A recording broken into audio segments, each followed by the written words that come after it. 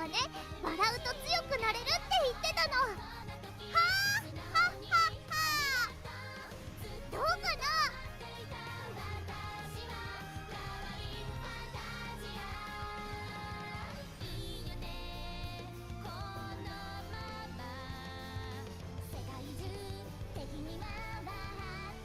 みんなとちっちゃい時の話をしたんだ。私は今と同じ。Alrighty. 知ってたよ。 Shush. God damn it. Where am I? ウマ娘プリティダービー。 Oops. Press the wrong one. Hello, hello, hello, and welcome back to some Horse Girls anime stuff. ウマ娘プリティダービー。 We're back at it again. Haru has the easiest career to complete. I know, she does. It's the reason why I've yet to do it. Because I want to go into it with, like, as much power as possible to just... I want her to win. Alright. I want her to win. So, I've played a little bit since last time. Not much. Yeah, no, exactly. Haru, you do not need to win to get her career done. I want to win. So I've actually been, like, doing, upgrading characters specifically to improve Haru's run when I finally go to do it. I'm not even kidding. I'm 100% tryharding it as much as I can. Well, there's one thing I could do to try harder, but yeah. Anyway, so I've played a little bit. I've not been hugely successful because I've not spent as much time on it as I would have liked to get really, really far along with things. However, trying to think the best way to showcase it. Where is... I have, completed our run fully and successfully. Just one so far with Bakushin. That was actually relatively easy, I gotta say. That was not a hard one to, like, get right. I've done decently with some of the others. I'm getting an idea of stuff. I'm starting to understand more about, like, the mechanics as well at the moment, which is nice. I'm getting to that point where, like, I'm very, very closely soon gonna be able to just, like, start tryharding things if I want, which will be fun. Oh yeah, don't I have one of these? Yeah, sure.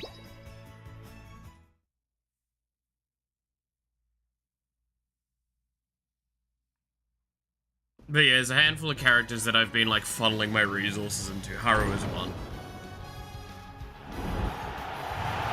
She's often referred to on Reddit as the noob killer. Oh yeah, I'm already kind of got an idea of what's going on with her.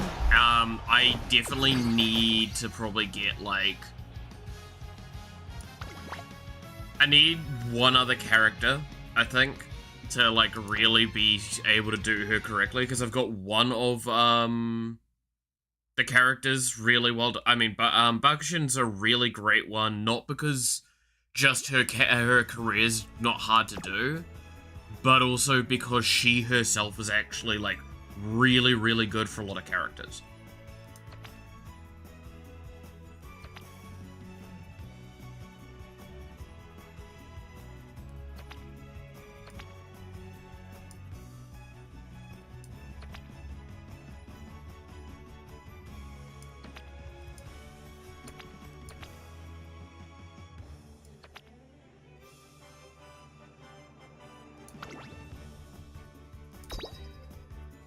Pulling already? Yeah, I do have 2 10 pulls I can do to start off today. So I'm gonna just do cards though. I'm gonna be a little boring. Because I've got enough characters at the moment, I feel. It's cards that I'm behind on. Like, I've not got, enough cards, I feel. It has no gameplay in a joking way and fans went mad. That's amazing.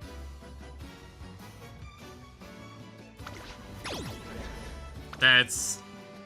Man, I'm gonna be honest, right? I feel like I could genuinely... I could make a joke at that. I could make a very simple joke that the gameplay of this is no better than a fucking cookie clicker.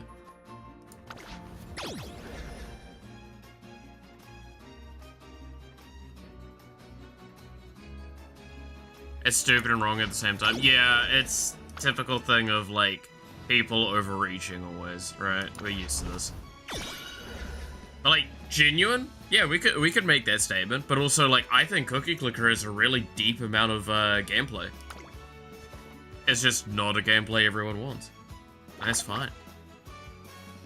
Surprisingly enough, not every game is designed for every person. But also, Horse Girl Game is great. You can't convince me otherwise. I love it. Save me from it, please.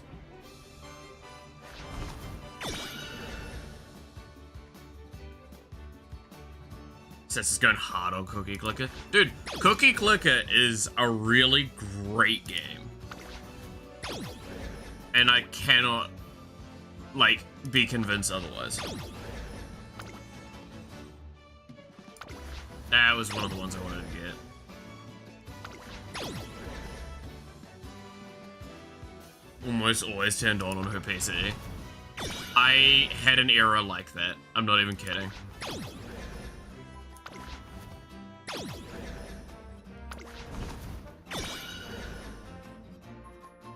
Marvelous Sunday.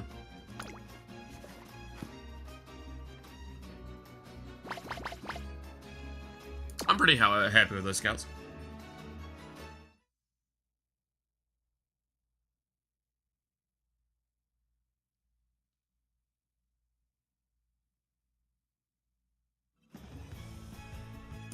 Alright.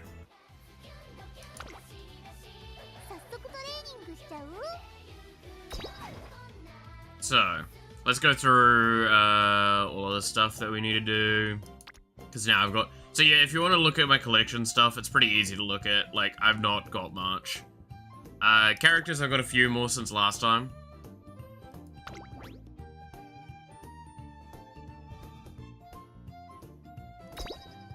I said 10 scout. I'm gonna be honest, I probably have like a lot more scouts I could be doing right now because I've not been doing much of the story stuff. And when I do the story stuff, and call me a heretic for this if you will, I pretty much skip everything. I've gotten to the point where like I'm mainly here for the gameplay loop. Because I've played a gacha game very similar to this one before. Like, very, very similar to this one before. And, that's why, like, I know there's a very optimal strategy to how to make your account. And I refuse to do it. Because it's foul, and it is the reason why I will call out games like this. Is you should not give players as many resources off the bat as a game like this does. And from that, you might be able to gauge what the hyper-optimal strategy is. I'm curious, who thinks they know what the, like, the super-optimal strategy for these kind of gacha games is?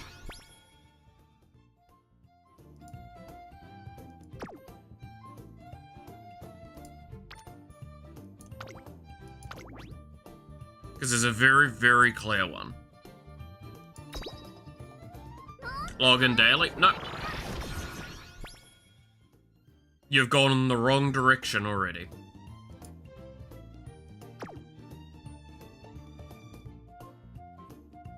No, it's really foul. Alright, you ready? The hyper-optimal strategy for gacha games like this, re-roll your account. Oh, you didn't hit the right thing initially? Delete the account, make a new one. Repeat this process until you get a perfect opener. Because you get so many initial resources, it can justify it.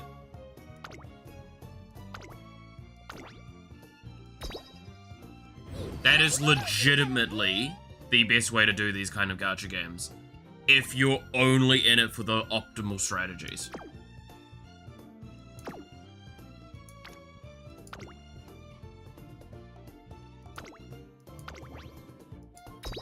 There was a game I played for a long time, Valkyrie Connect, where basically every patch, like major patch that came out with new characters, or a new character, it was delete your account, re-roll until you got that character, because they were that strong.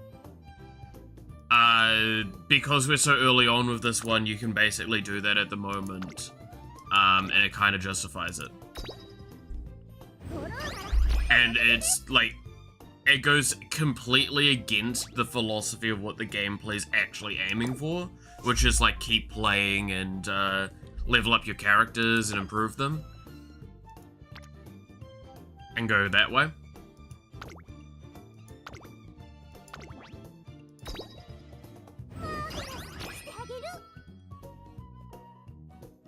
So yeah, it's why I don't personally like allowing that being a play pattern.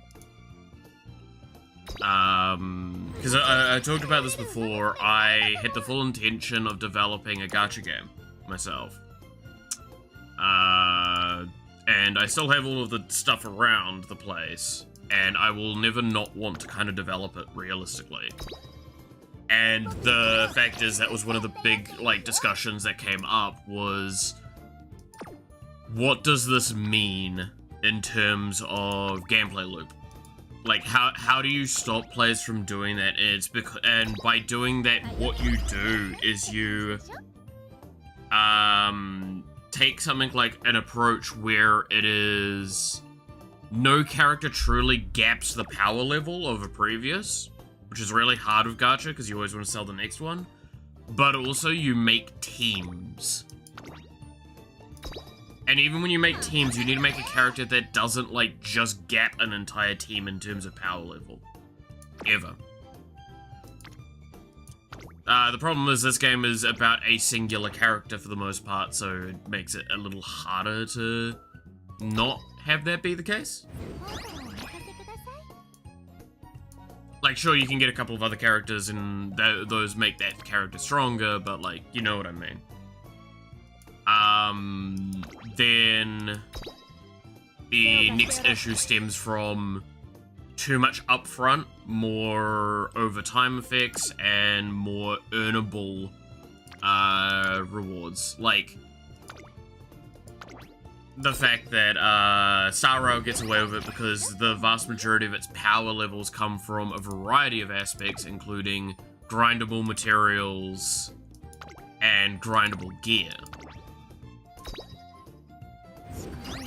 So that no longer is part of the gacha. Or, what's it called? Azure Lane gets away with it because you can grind up more effectively than any rewards thing would give you to get characters just by playing the game normally. Like, if you reset an account in Azure Lane, you're normally just hurting yourself.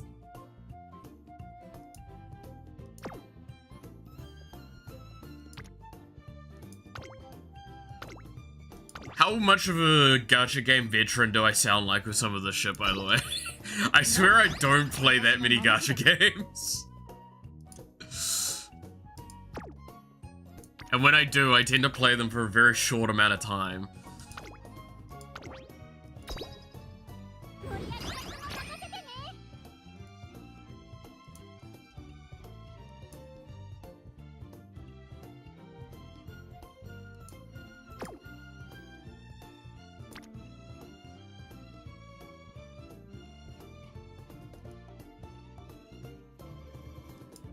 I only have a gacha I played with Sword Art Online. I also love that, and I'm assuming it's because it's impossible to type it out without it replacing it, that you keep going, gotcha.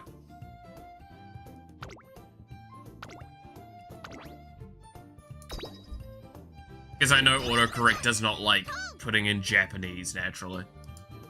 Especially knowing gacha's not like normal Japanese. The term. It's not standard Japanese.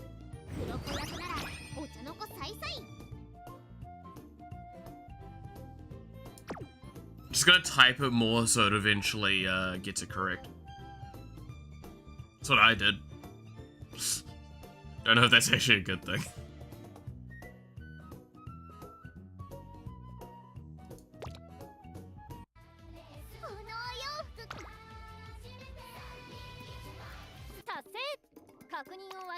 Yeah, we'll get into a career soon, by the way. I'm just getting all the, like, last bit of stuff that I was trying to get done before stream out of the way. Like quests and stuff. Oh yeah, showed the stuff off, because I'm sure, like, there's some curiosity for this, at least. I do have a lot more songs now. I think initially I only had, like, The Legend and Make Debut. But now I have, like, a bunch more.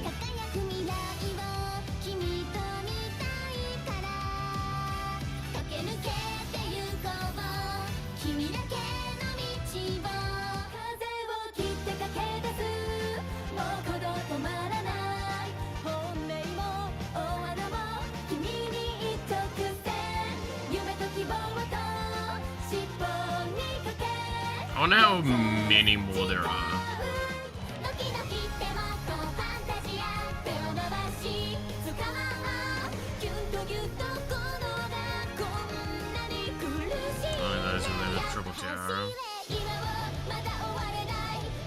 Oh, this one was great, by the way. I like this one a lot.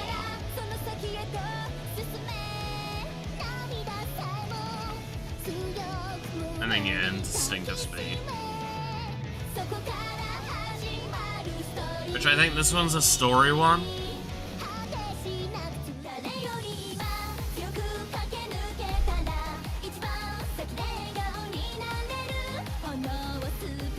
But yeah, Winning the Soul is great. I love that one. Because it was like, it's so different from some of the others, so it just made me like it a little bit more than I probably would normally.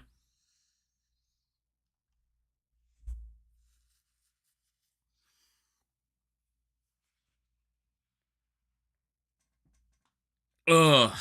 But yeah, no, like, I've been learning what stats do in this game. I've been learning all sorts of stuff, so like, my brain is chock-a-block with random info of this game now. Welcome to how I play games. I sit down, I research an excessive amount, and I almost optimize the fun out of them for myself. Yeah, I should put that there. There we go.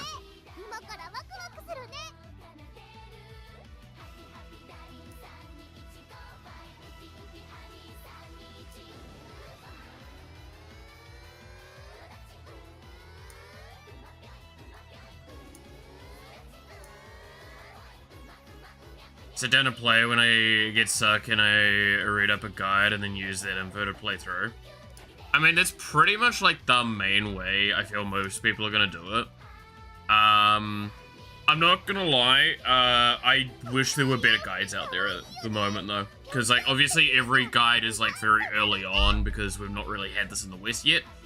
And it's not quite, like, I stand by if someone has a way to host it, I'll happily sit down and try and program a site for it. Because, like, there's the, Prodwin one for Star Rail that I think is a great example of how this stuff should get done. I'll bring this over and show it. This is what I think, like, these, guide sites need to be. Like, it goes through, it's got all of the information, it's got tier listing that's done by community resource gain. It gives you a list of characters, it'll show you a new character. It'll give you kind of a rough idea of, like, where they stand in terms of power. If I click on said character, you have a profile that shows basic info about them, a review kind of like done community-wise as well, build and team again generated from the information given, based on like stat usage and best ones relative to thing, stat expectations. So again, like, you can kind of reorganize this and it would be very similar to how you do musume. Yeah, like synergy things, teams, like that just gets changed. Statistics, calculations, compare things, stuff like that.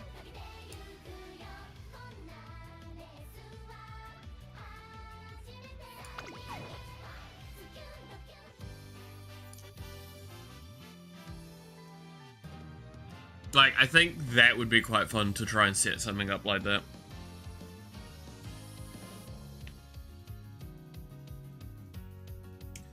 Like, legitimately, this is one of those times where, like, if I'd already switched over to the new PC, I would probably turn my old PC into a server, and it would probably handle that.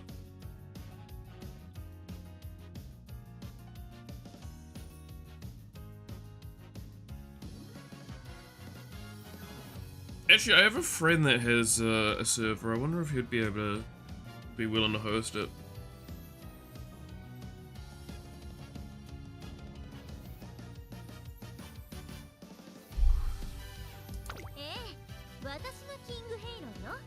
But yeah, so King Halo is the last one I was trying to do some stuff with, but like I haven't got my head around her progress yet. Doing a sprint late character is really weird.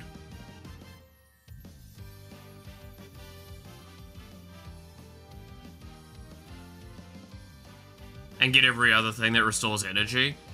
Yeah, it's rest as infrequently as possible, and use, like, the wit training most of the time was one of the things I've learned. I mean, wit training as well is also really valuable.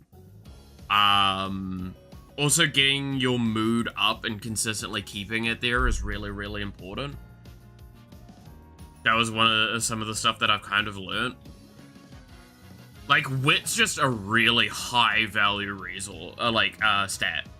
I found, like, if you're not at, like, 300 on any character, you're, like, kind of hurting yourself.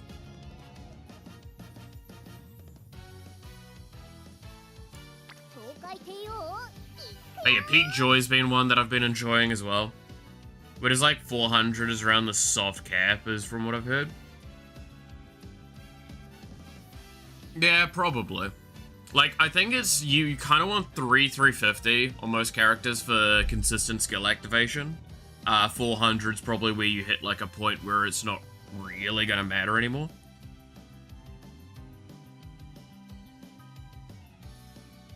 Yeah, pace, medium, and turf.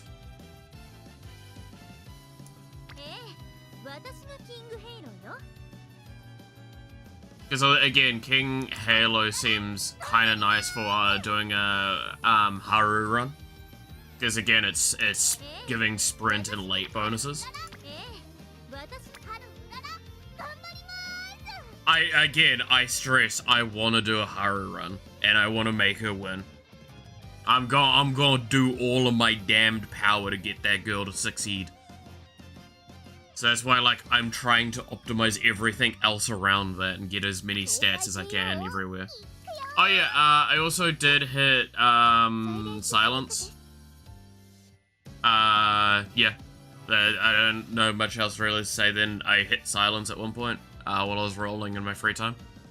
I haven't actually played her yet. Turf, front, mile, medium. Interesting. She comes with a lot of speed and guts. Jesus. Her power is awful, though.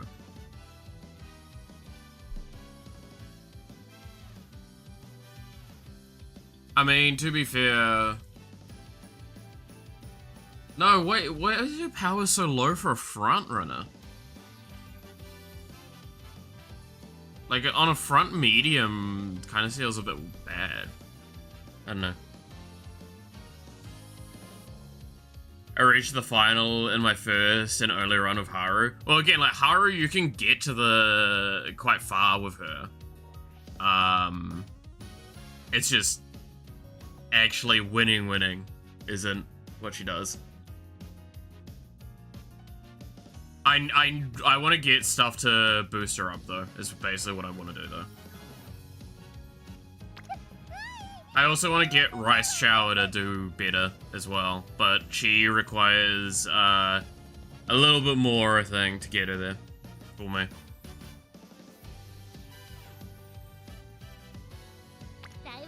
Like, Scarlet's done me well. Vodka did pretty well one time, and she's also now potential too, but I've also got Peak Joy's, let's do a Peak Joy run. Fuck it.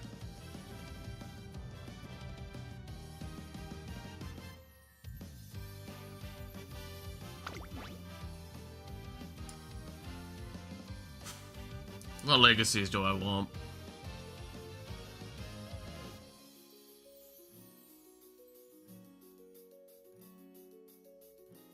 I want... so a pace medium runner wants stamina, speed, and definitely wit. Right? Power's a little less... it depends on how I'm trying to do it. If we're doing medium runner pace, I feel like power's... Fuck, it's basically everything but Guts. But that's because Guts kind of just doesn't do anything in the global release currently.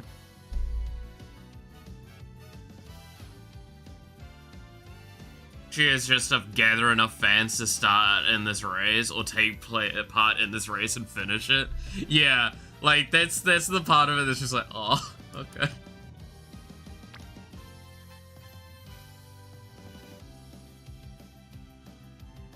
Like, I don't want to buff Mile. Do I have anyone that buffs medium?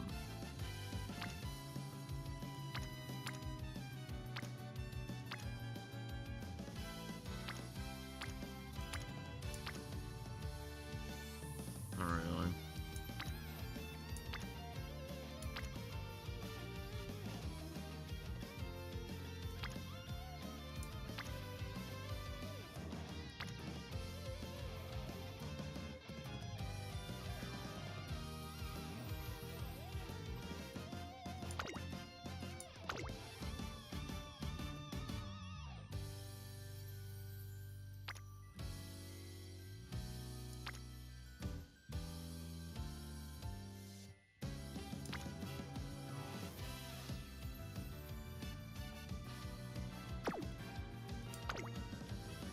I think it's just run her. Oh, yeah, Bakshin. Yeah, and that's gonna be, that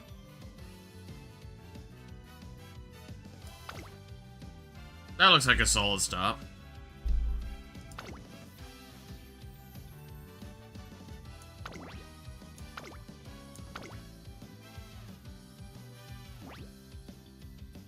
And then... what did I say? Stamina... speed, probably want wit. So yeah, we definitely put this in. I'm gonna put that one in because that gives us, oh no, that's Guts, sorry. Forget the symbol sometimes.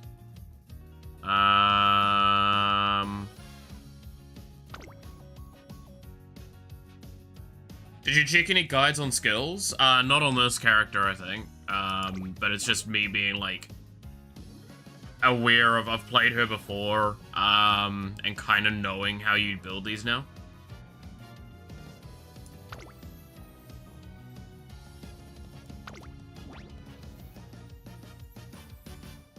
That's my best speed that I can offer, probably this.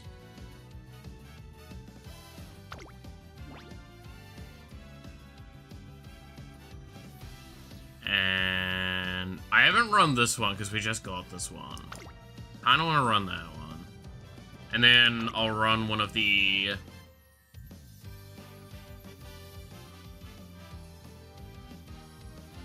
that one. We think that good?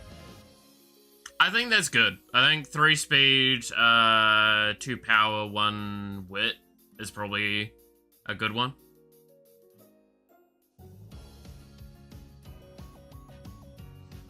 For a pace runner, medium length.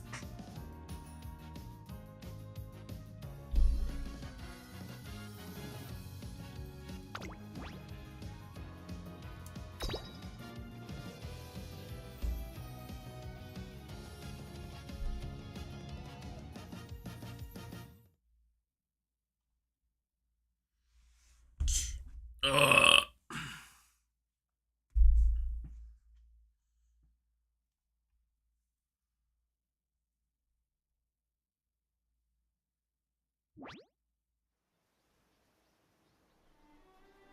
Okay, I've got a wild question I'm gonna ask. How often do you guys skip this bit?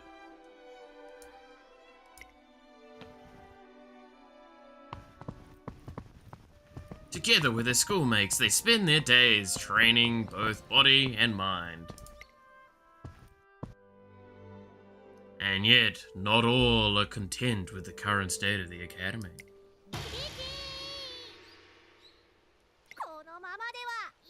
Just want to inform you that I am literally going to copy one-to-one all of your actions. Oh, don't you dare. That's gonna take for... Oh, God. I wonder how, like, the run would go differently then. Is because of all that. Anyway, I'm gonna...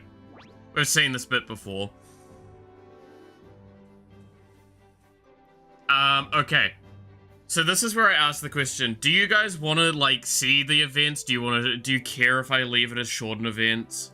Because, like, I'm not gonna lie, this is where I say, genuinely, I have it on double skip and fucking shortened events when I'm naturally playing. I don't think I should do that for stream, though. I think we can run shortened events.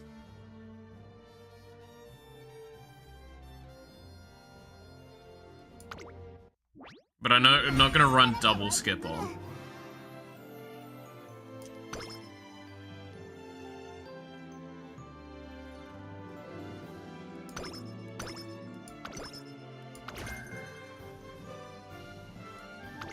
Yeah, Blue Rose Closer is an interesting one. I don't think that's... Oh, no, that is a pretty decent one for this stuff, isn't it? As short scenario events. I can change the setting in a sec. My days with the ultra-talented Tokai Teo have just begun. She admires the student council president, Symboli Rudolph. She's on a journey to surpass her role model and become the ultimate runner. It gets skill points. I put it at 2 times speed if I've already seen a specific scene. I've seen so many scenes at this point. Like, again, this is why I say, I love this game a lot, but, like, so much of its story is the exact same. Especially if you're using, like, the same, like, cards as well. It just becomes, like, the exact same thing. So, we have this one.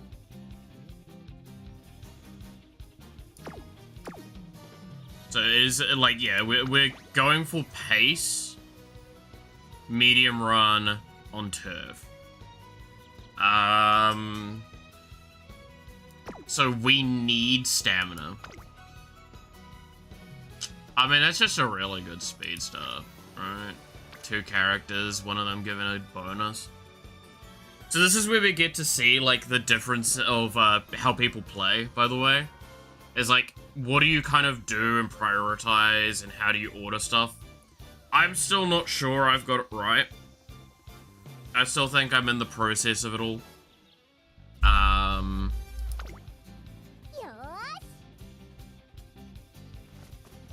Right. I think it's a progressive thing, getting it, further and further along. Getting it, like, right, changing every time. Got hint of growth. Which one was this one? Huge lead. I don't think I want huge lead, do I?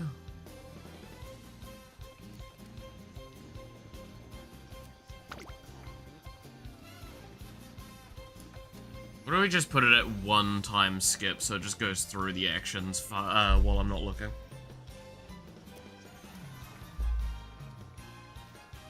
So I can read chat a bit easier. It's worse, I can go look at the log, right?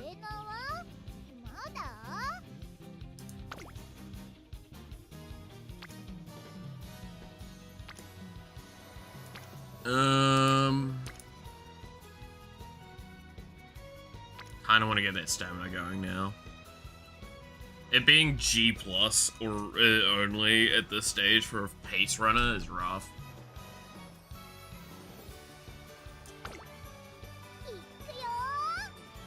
So, actually, that's where I'm gonna ask as well. What do people know about stats at this point? Like, I'm curious.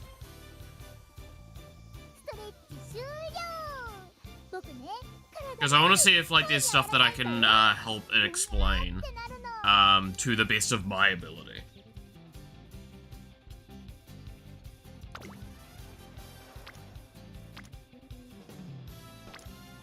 Damn, I kind of want to do wit here.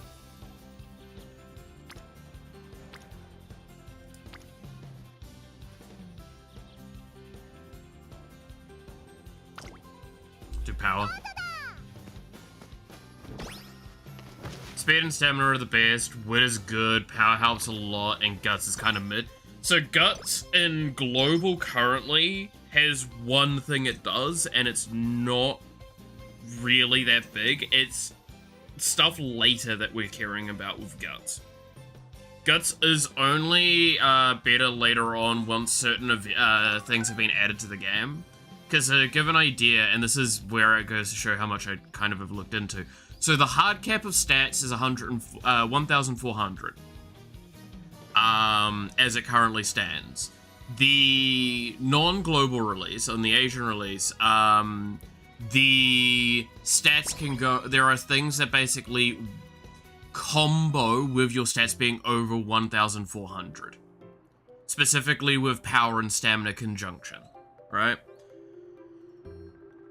Just level speed, and if it doesn't work, somehow stamina and wit. So speed, I have a question for you guys. Do you know where speed affects the race? Because speed actually only affects 2 phases of the race. And yes, there are phases of a race. I'm sure some of you might have understood this by now, but... There are 4 phases in a race, right?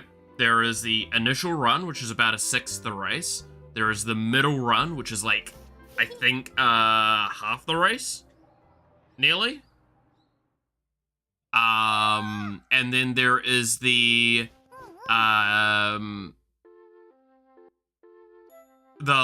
late race, which is about 1/3 of the race, and then the last bit of it is the end race, which is like when the camera, the UI disappears.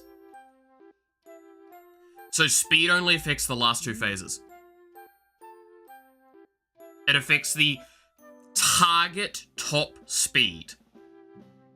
I'm going to use those words. That's what speed affects.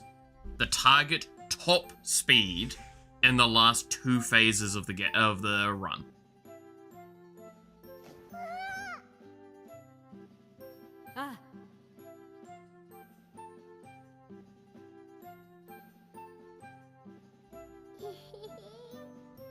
There's a reason why I say target top speed. Do we know why it says target top speed, not just top speed?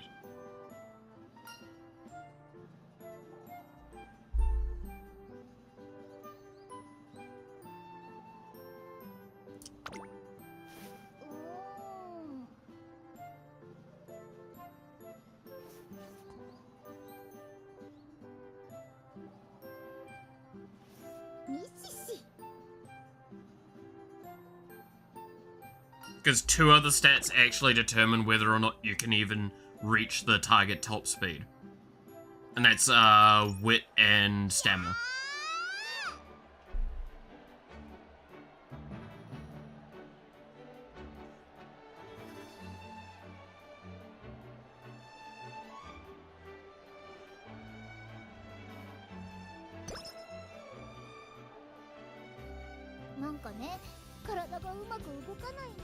Now, at the moment, power actually doesn't do that much for your characters by comparison to what it will do later once we can get the stats much higher.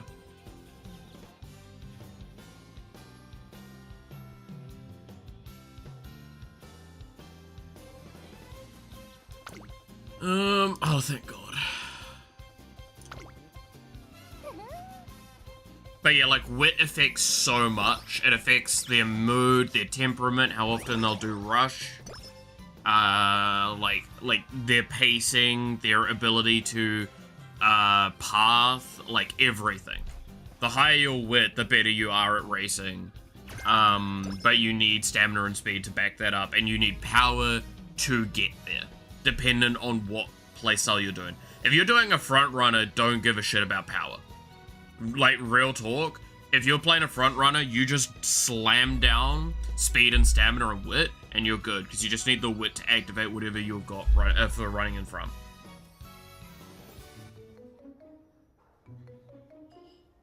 That's how that kind of works. Welcome to me, again, like I said, over-researching things and, like, finding out way too much. I'm fucking spooky when I get into something. I find out statistical, like, bonuses and stuff that you can do. Hey, Nogi West, how's it going?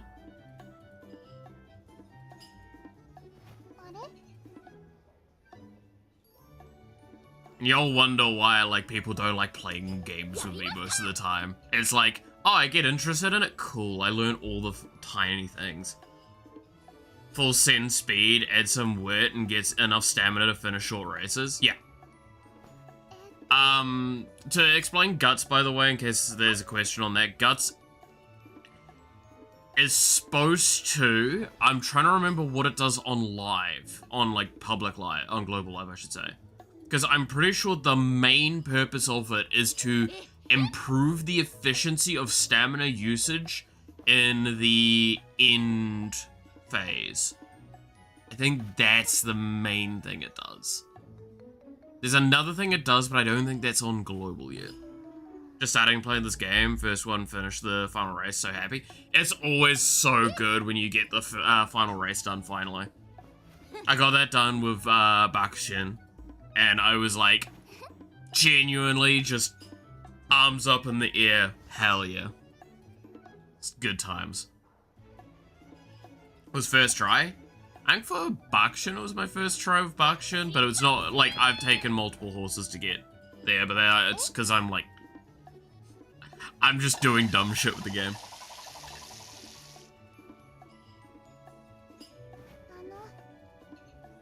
I'm playing around with horses that I probably shouldn't be as well. That require a lot, like, higher stat requirements.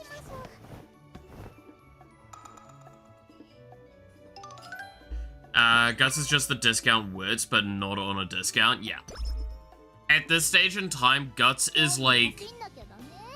Guts does basically nothing, but like long term, Guts is gonna basically be a second Wits. But the difference is it's going to be targeting end of race instead of Wits targeting all race. So, Haru? Yeah, well, Haru's Haru.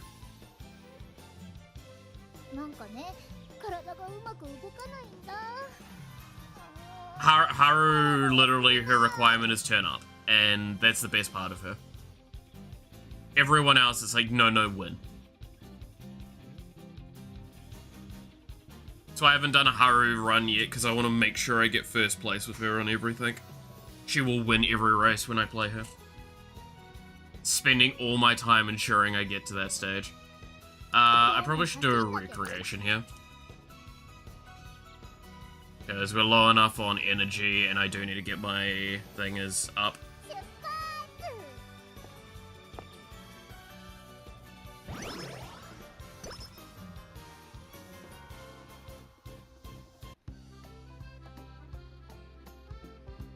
Growing up time, okay.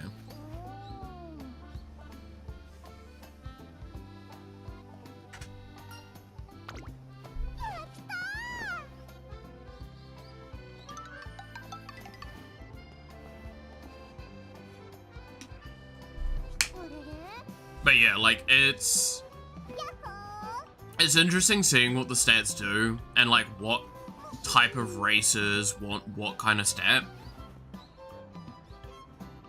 Because yeah, it's funny, you'd think speed's like super essential for like a front runner, right? But like, it's actually not that impactful.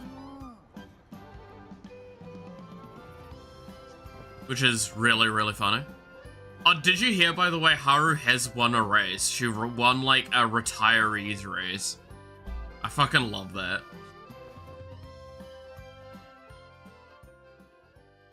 I also saw a thing that is getting memed about at the moment that I think is fairly old, which was like a bunch of jockeys for charity doing the run for the races things. So it was good. I was talking about it from the start. Yeah, that's right. I was just seeing like I saw a full-blown like talk about it recently. And it just reminded me. Hey, look, I'm trying my best. I can go for some sweets.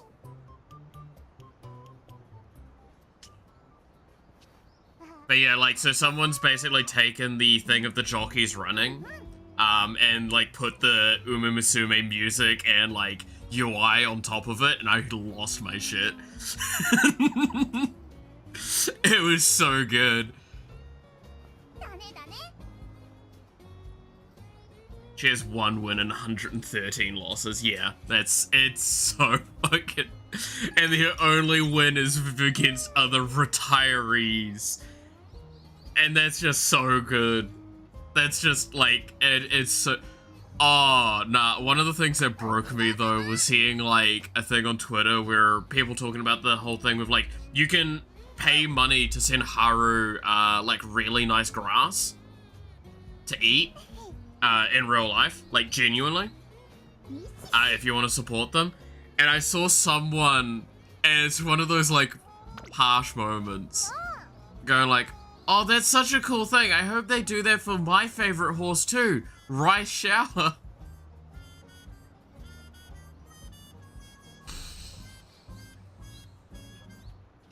And just their only response I saw is, who's gonna tell them?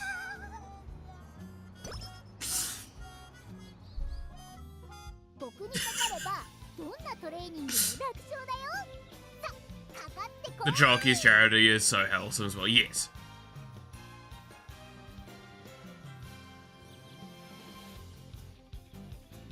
I finally won. Yeah.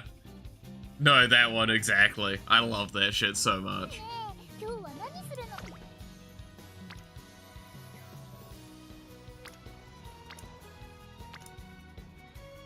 I'm gonna just do another recreation. Or recreation, yeah. Oh yeah, look at her go.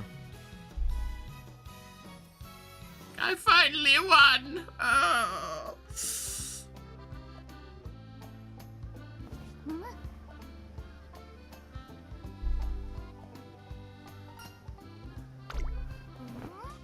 But yeah, no, absolutely, like... There's some great stuff. Great stuff.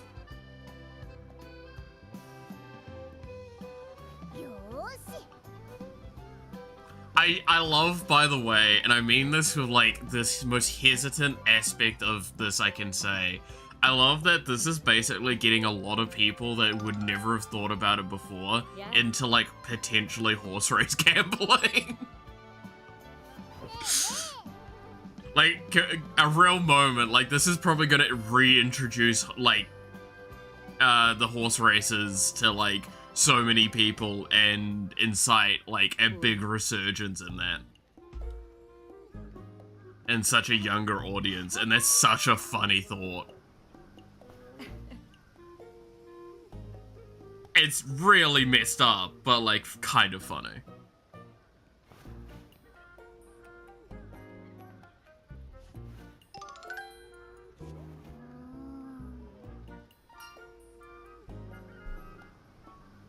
Don't buy it.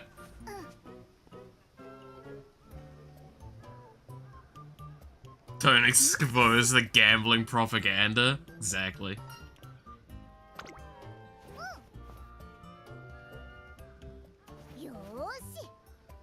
It's all just big racer. Instead of big farmer, it's big racer. Their plans. Oh my god, no.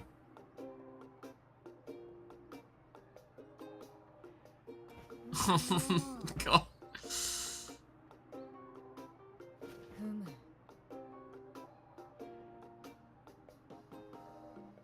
Oh no.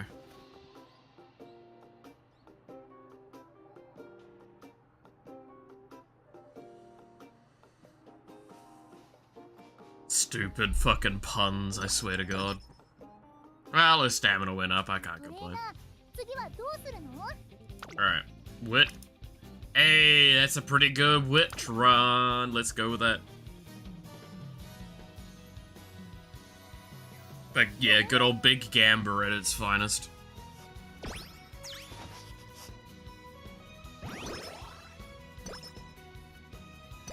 Oh, stretch.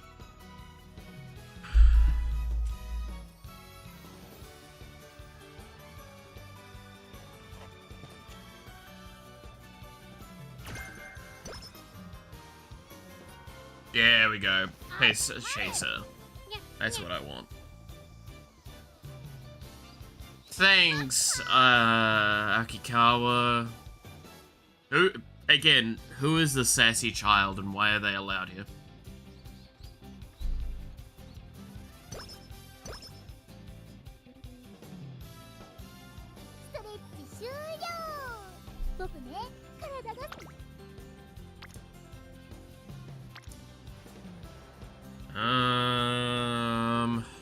What do I want here? I'm gonna just do speed. Speed's still like, it's only F plus at the moment. And like, I need her stamina to be a lot higher, because I think every run I've done with her so far, stamina's been the thing I keep missing on.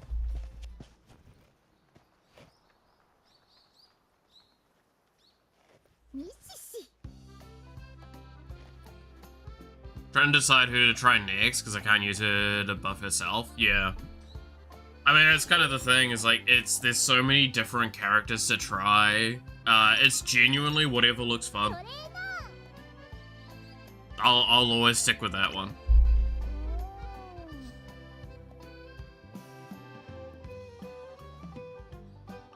Like, some characters are harder to do than others. Like, as we talked about earlier today, like, Rush Hour is really, really hard to play without, like, the proper setup, which is kind of what I'm trying to do at the moment.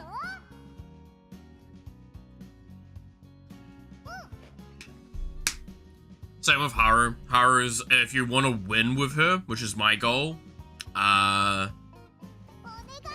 need to do a lot of prep work. Finishing her thing, that's not hard.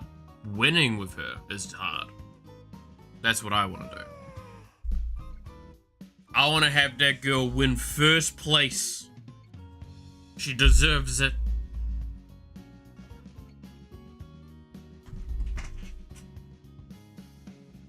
I won the final 3 races, yeah, but I want to win every single race she turns up to. That's why I'm saying, like, I need a lot of prep work for it. It's my goal is that she goes through and just sweeps.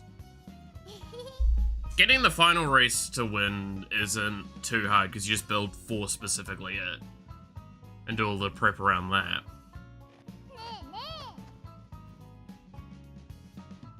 Yeah, that's why I'm like, I just need to work on characters. I need to set up a lot of better, like, long-term characters designed specifically to enhance her with the things I need.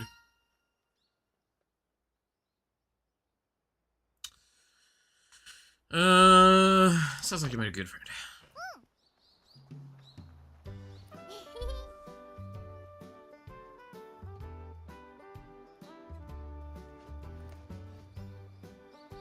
You go into an opening like whoop, then break away like swoosh, and then you just whoosh. Vavoosh, sorry. Yes. Whoosh, whoop, whoosh, vavoosh. got it.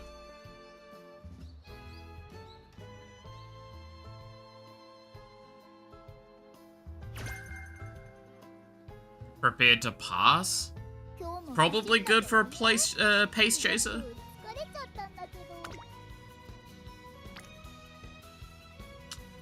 No characters. Oh well.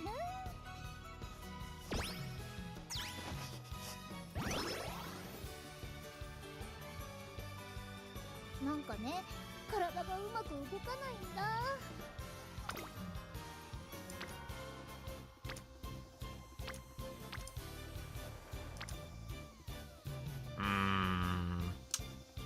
I might actually just have to rest here. I'm not happy about that.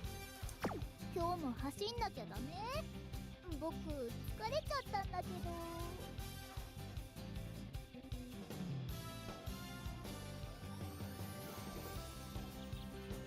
Yeah.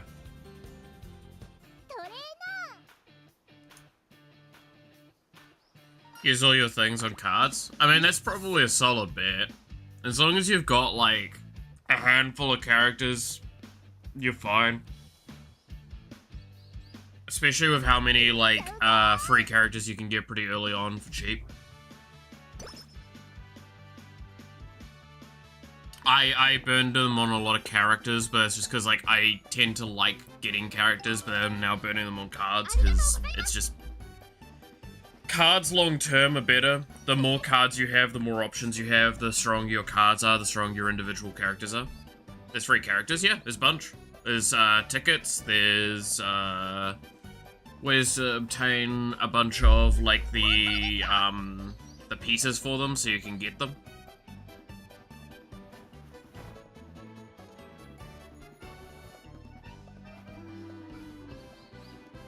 I mean, there's a pick in SSR, isn't there?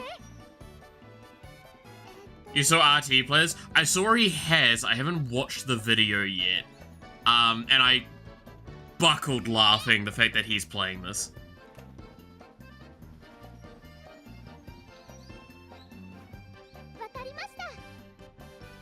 Like, I genuinely, I love that. His super streamer look, and I wanted to eradicate him when I saw him pull stuff I want.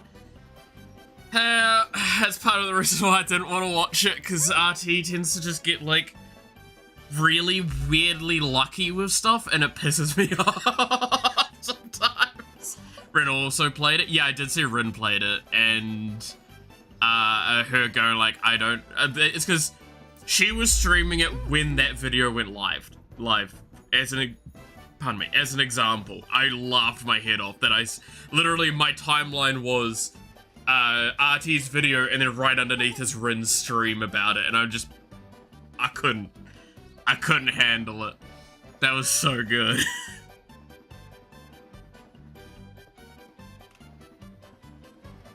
Now, there's certain, like, games and certain things that, like, no matter what, I can't watch, like, even my favorite content creators with that stuff.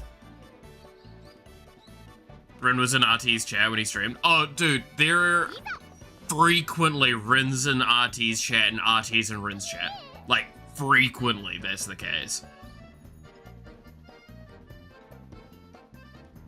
Like, those two are very good friends. And it's very funny. Because they absolutely want to both kill each other and, like, play games with each other. And it's great. Like, they share so many interests, it's, like, almost painful. I know that feeling. I've had friendships like that where you're like, I want to murder you, but also it's so fun.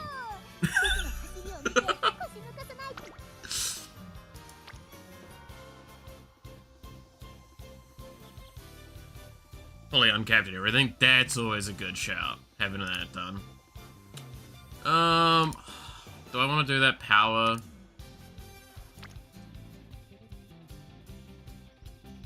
I can't remember what she gives.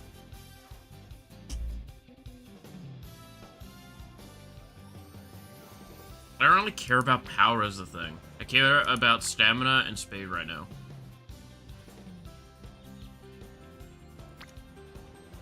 I feel felt like I should do just speed. Because I can get I can potentially get a level up soon on one of these. I actually can't remember the condition for leveling up the things. I think it's just the amount of times used, right? I mean, we're gonna ace the first race. That's not for debate.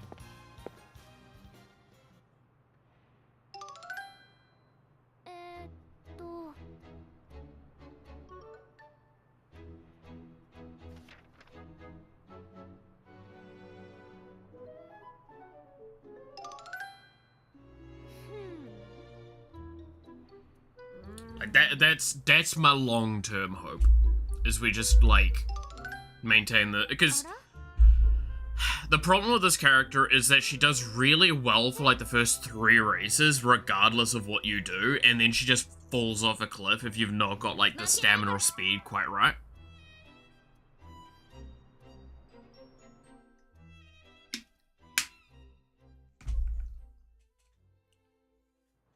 That's my experience with them so far, I should say. Because, like, one of the races I had, she was doing so well, and then just her stamina capped out. And it really was... It's very noticeable when they just run out of stamina. And calling her evil and intimidating horse, and when reading her line, she was doing anime villain voices. Oh my god, really? Type 0 string theory, huh? How curious. What does Rin's anime villain voice sound like? I can't even remember. Oh. You're approaching me.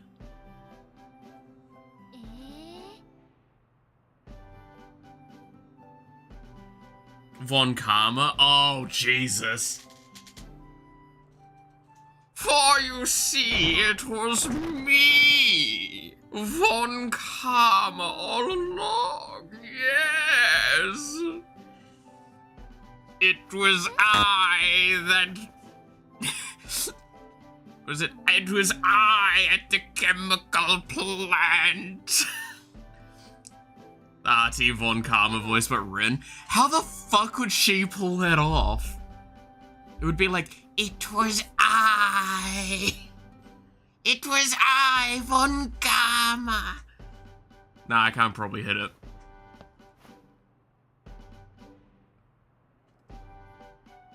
For you see, it was I all along. I fucking...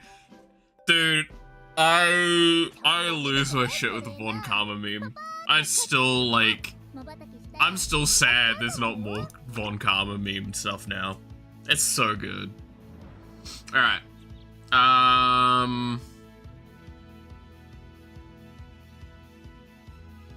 So, is there anything I want here? I would love that. I would love that.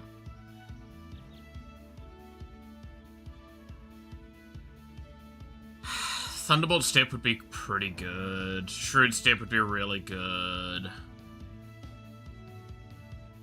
Haze Chaser Savvy's really good. I've got a lot of good options here. Do I want to grab any yet?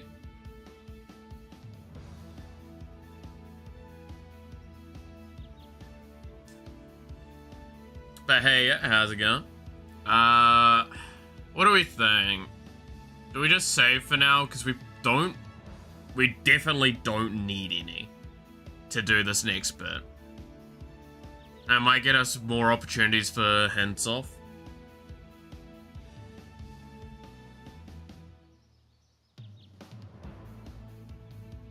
See, the voices for musume girls are in Japanese.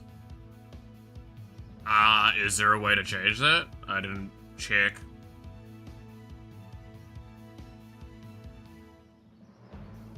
I mean, I could... It's one of those things of also I don't see why I would.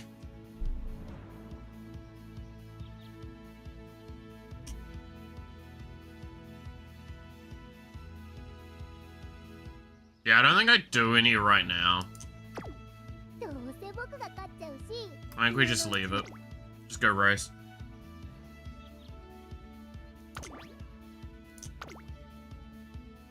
So I doubt we come anywhere other than first in this race.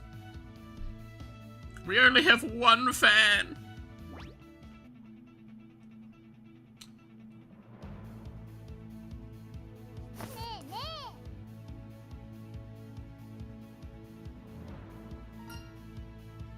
Are you nervous?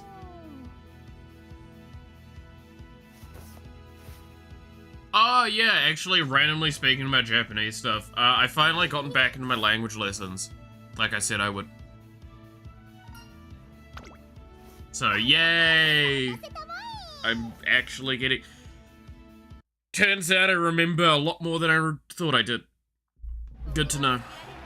Alright, so we're definitely going with Pace Chaser. I don't think I changed anything here.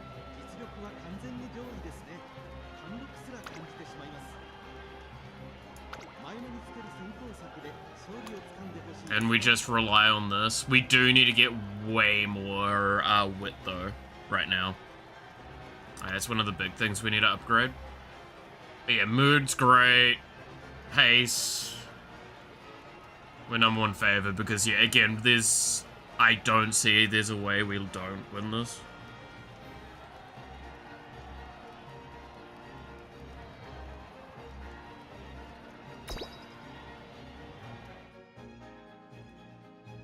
Taokai Teo is sometimes written in Japanese as... I wouldn't be able to...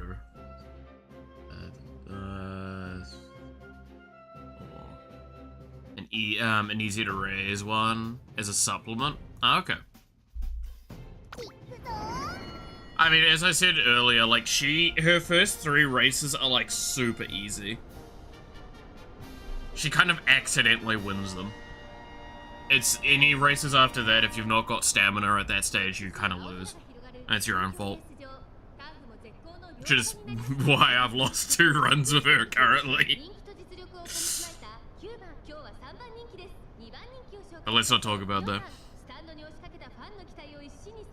Like, I'm pretty sure this race with my stats, as a pace chaser, I might still just be in first like half the race. There's a very good chance of that. Just because my stats are just so damn fucking high.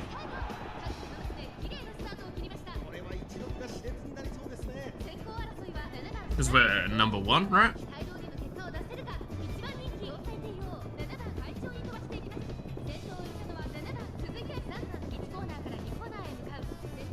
What is it? Was it 2 or was it 3? Was it 2 or was it 4 front runners? I know it was 4 pace chasers. My assumption is that it's 3 front runners and then like the rest of pace chasers and then 2 end runners. Maybe? I don't think I've actually played an end runner yet. I think I've played like a final runner, but not an end runner. Is there any end runners? Do I own any end runners?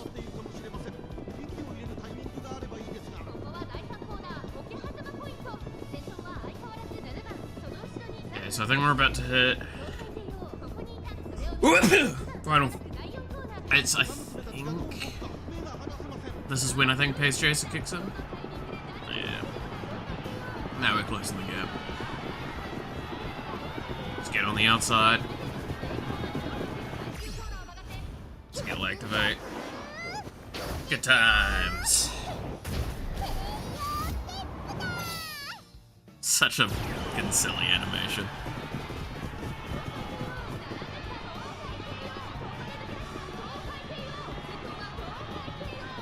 There we go. Yep. Like I said, early ones are very, very linear.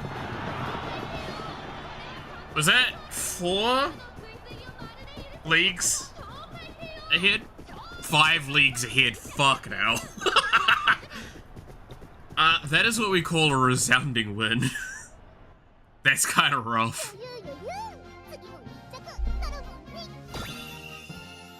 That's actually funny.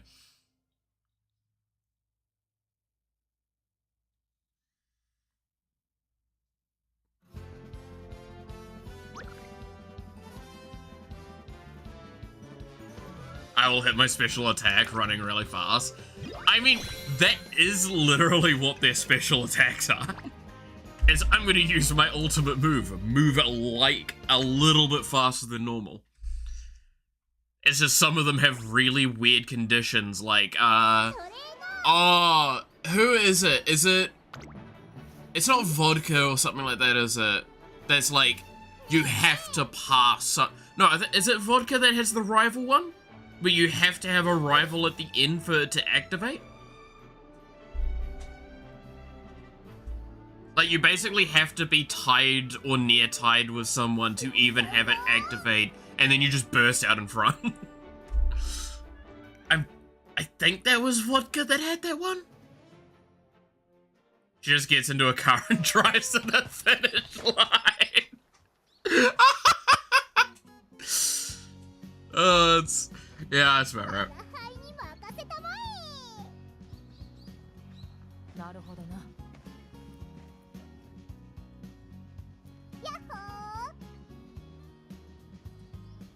Vodka is the rival one? Yeah, I was pretty sure it was vodka, but I'm like second guessing myself. It's been too long. Because, like, I'm trying to remember, there's one of the one I've used, and I'm trying to remember her name, like which horse it was, but there's one of them that's just like, oh, is it Scarlet, or is the one that's like, while she's ahead, she stays ahead?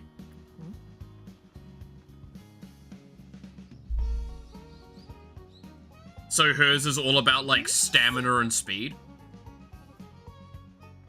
Or no, mainly stamina, so you can just get to the end and then just win. Because I think hers is the...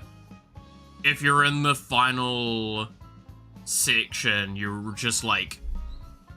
You literally just win if you're in the front.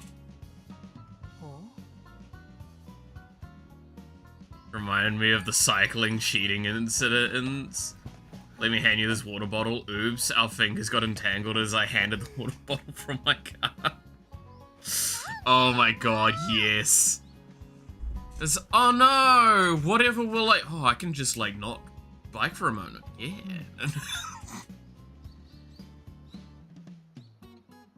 It's literally that one, that one episode from, My Wife and Kids, where, which, okay, real question moment, do any of you know that show? I just realized that I said a show that, like, might be a little older than the rest of you. Vodka speeds up if she's near rival at the last 200 meters of the... Yeah, it's literally, if she's near, like, a rival, she'll just kind of try and win. But, like,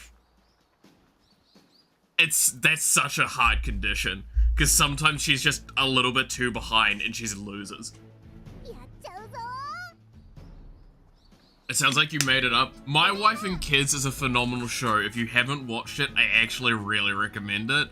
It's, like, it's so good. It's from kind of like Fresh Prince of Bel-Air era of TV. It's really fun.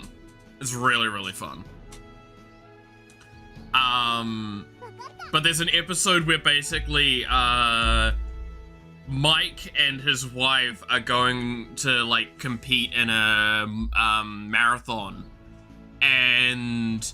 he keeps basically, he keeps treating it very much like a humorous thing. Where, oh, it doesn't matter, I can just, like, I'll win naturally, I'll keep carb loading, is what he says. But she just keeps eating, like, really junky food and not exercising while she's actively training and, like, doing all sorts of stuff to it. It's so good.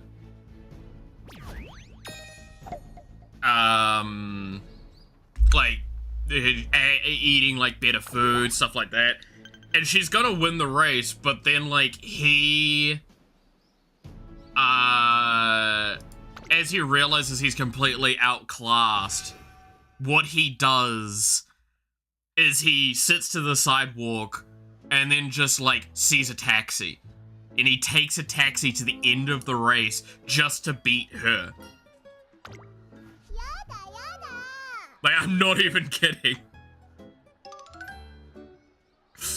It's so funny. And then she finds out something happened, like he cheated somehow. Keeps asking, it's like, oh, it's the carb loading. It's like, the what? The car loading. The what? The car. Okay, I used a taxi. Do you want to perhaps add each other? Sure. I have no reason not to. I think I've got like 2 people that I've even followed on this.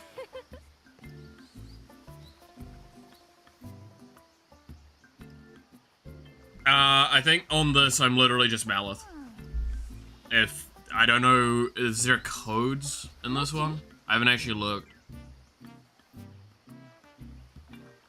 But yeah, no, My Wife and Kids was a really good show. I don't think I ever watched Full House. But no, it was, I guess, probably kind of like that. Again, it's very family-esque show. Yeah, codes probably, yeah, I assume there's probably codes.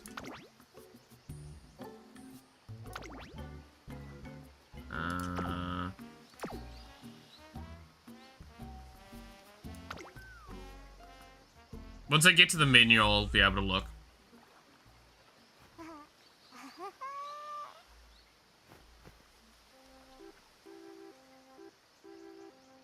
And that goes for anyone, by the way, if you want to... I don't think I've set up my profile correctly, though. So I probably don't give a very good card right now.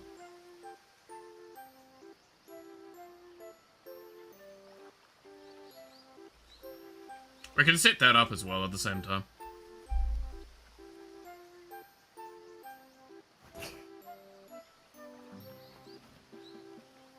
We can't thank you enough. I love it.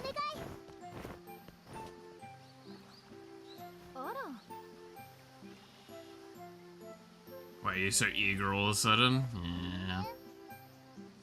Oh, that's cute.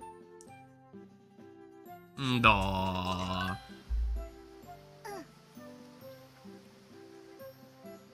I'm very down for PC versions of gacha and mobile games. I think there is a space for mobile games on PC that people do, like, a lot of companies don't recognize currently. Because, like, the ability to prioritize, being able to prioritize the mobile aspect of it means that you don't lose out on PC aspects. Unlike with a console, normally. It means you actually have to have better optimization, and you just need to have an emulator shell. Because that's what this is. This is an emulator shell. There's a reason why I have a bunch of problems trying to capture this game, using OBS. Because it's an emulator, so it doesn't work quite right. But they've done a really good job with the emulation of it. Like, overall. But I'm sure everyone knows BlueStacks, which I think is like one of the most common mobile emulators that gets used. I've played games via that. I played, was it Honkai Impact 3rd from that? Alright, now I can save and exit so we can go get the code. I think legal emulators are something that there needs to be more of, and I think it's a really, really good opportunity for a lot of things.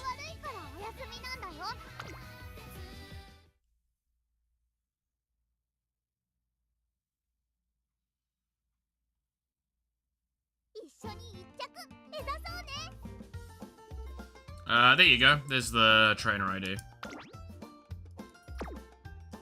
Give me a sec. I should be able to post to both chats with this.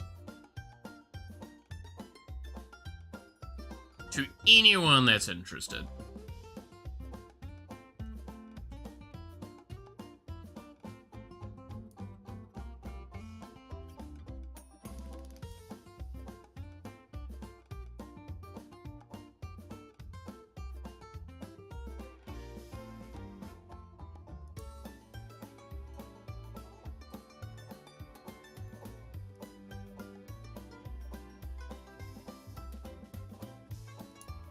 Oh no, I can't do that. Okay, I have to post on YouTube separately.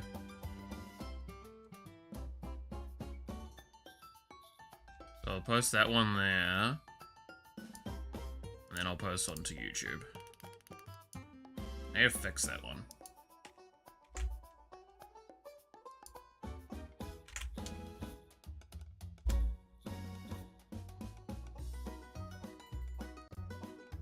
Remember when Sega or someone else put a retro game and it just installs a public emulator as a company?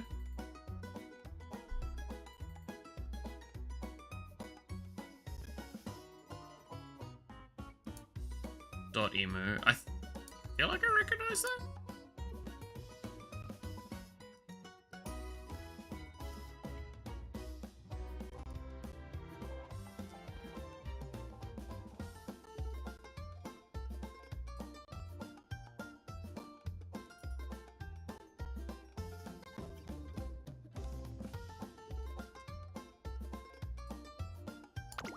Alright, what's the support card that we've got currently? It's Baku. What would be a better one? Does anyone have anyone? Let's see. Actually, I think that is my best one that I can offer. Other than, I guess, the specialty one.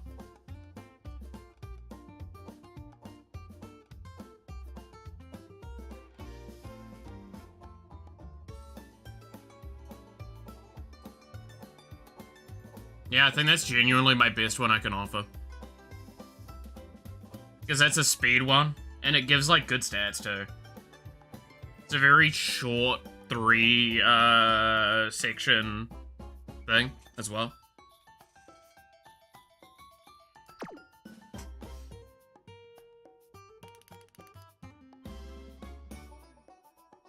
It was Windjammer's release, made by .emu. Yeah.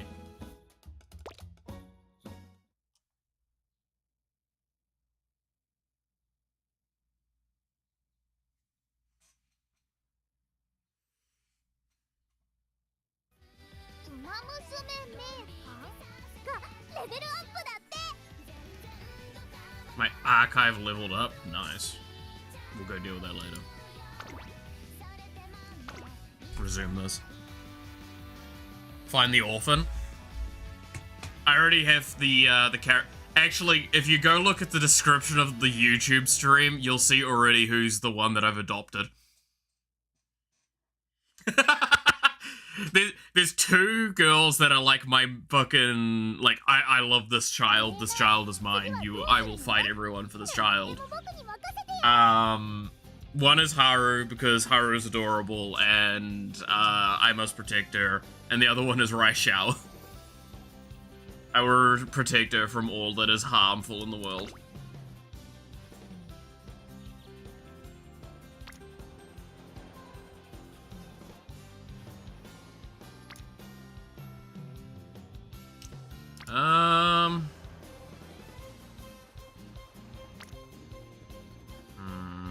Really would like to get the wit up a bit, but I don't need to do it right at this moment. Doing it right now is just kind of unnecessary.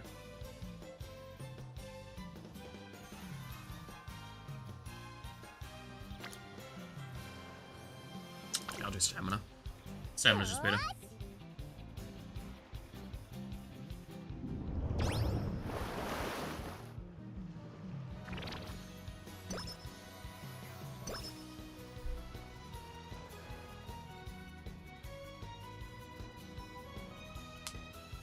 But yes, I will protect my children. I will adopt all the orphans. You cannot stop me. I mean, I can't like the main character because she constantly talks about her parents. So that means they're still around. Why is this becoming my, like, fucking advertisement? An Uma Yomasu. Don't you dare. They're better as horse girls.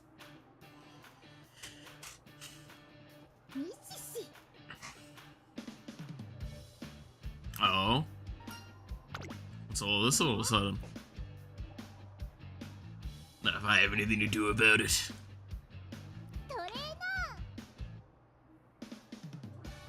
You can make the parents not be around if you set your mind to it and a gun. We're gonna defeat you with the power of friendship and this gun I found.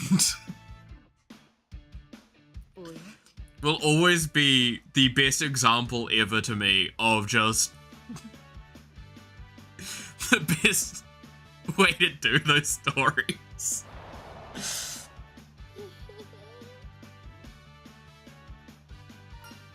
Convince me that's not kind of how we beat Kefka, by the way, in Final Fantasy. Like, genuinely. Convince me that's not how we did it. It's, we're gonna defeat you with the power of friendship and this Ultima spell I found. Wait a minute.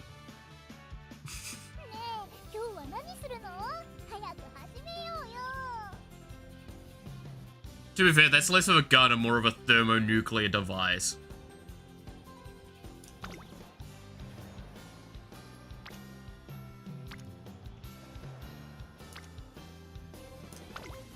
The fact that I've not leveled up speed yet is rough.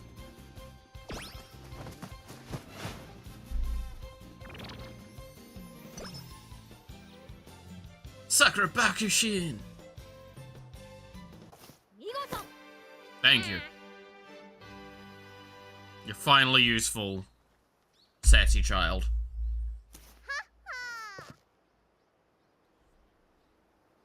As long as it works, exactly.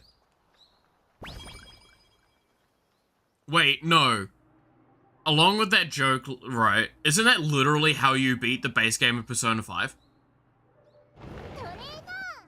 Like, not even, like, in a somewhat joking literal sense, like, an actual literal sense. Isn't that actually how you beat the final boss of, like, the base game of Persona 5? The power of friendship and this gun I found.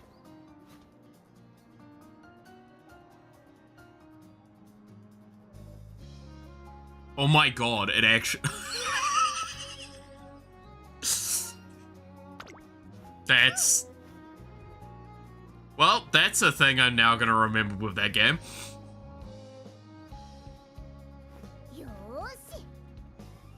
You shoot Satan in the face? No, no, no. Correction, you shoot God in the face with Satan. Get it right.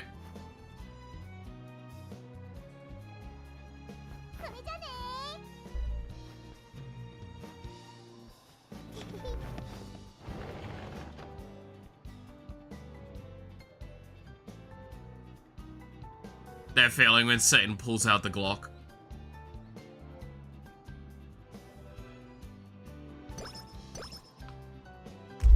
So stupid. This Persona ends with power, friendship, and a gun I bought. From a shop where it's totally real fake. Ah, yeah, my bad. Yeah, how could you get that wrong? How could you forget that we gain the power of Satan to kill God? Oh, explaining that game to anyone that hasn't played that game is so gonna be an experience. Right? Like, I'm not the only one thinking about that right now, going like, yeah, no, I don't see how you do that without sounding like a crazy person.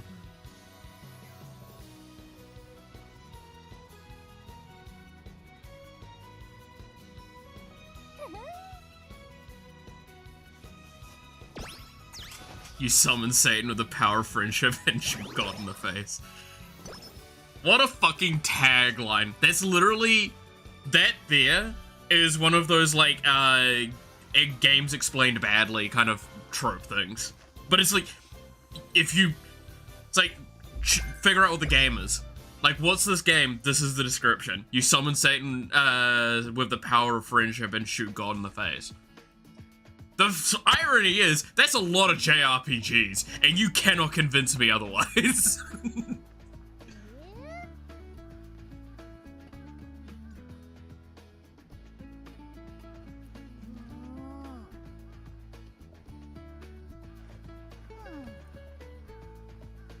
Like, it's a scary amount of JRPGs, that is their plotline.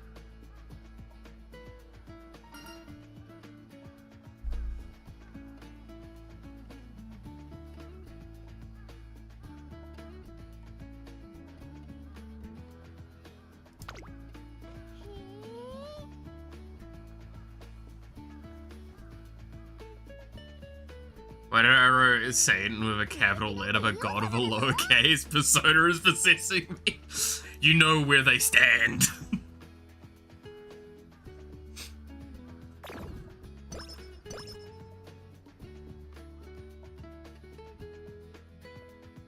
Also, isn't like Satan, if I remember correctly, isn't Satan like the only ultimate persona that isn't a world persona, on top of also is one of the worst ultimate personas of all of the ultimate personas of the protagonists in it, right?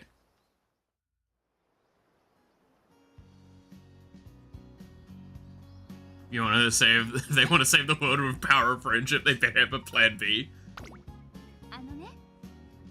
And a plagiarize. True.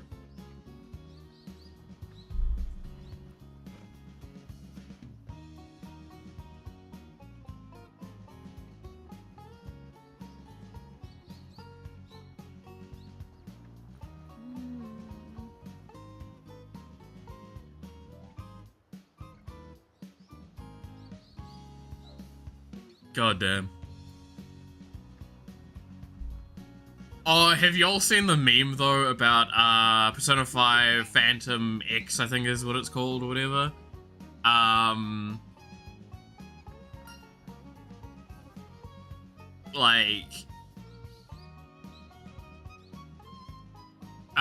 Versus, like, musume, like, rating at the moment? Is YouTube eating the comment again? Probably. I assume I know what the comment was, though. Work on her baseline endurance, teach her how to use her knees properly.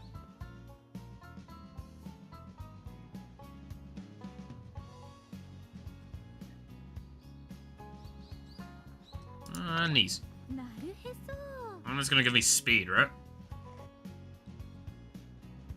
Oh, it's power? Damn. I was hoping that was speed. Because the other one was probably in, like, actually just straight up stamina. I probably would have preferred stamina over that. Well. I got it. I've obtained a new recipe. Oh no, early lead? Oh. Do I want early lead? I don't want early lead. I'm a pace chaser. Damn. That kind of sucks.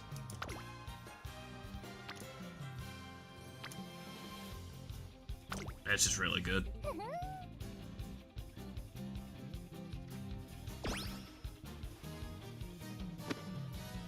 I'm not gonna lie, I also kind of like playing a game like this because I don't have to focus much on the game. Probably banned and on 10 lists. Same.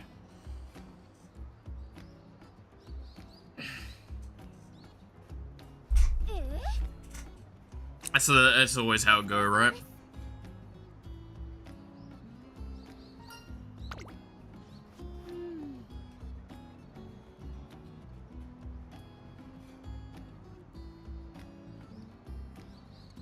It's just like that one meme from Legends of Adventus? I can't remember their name, their group name. The D&D group that has like Once Upon a Witchlight. I think it's their main one, right?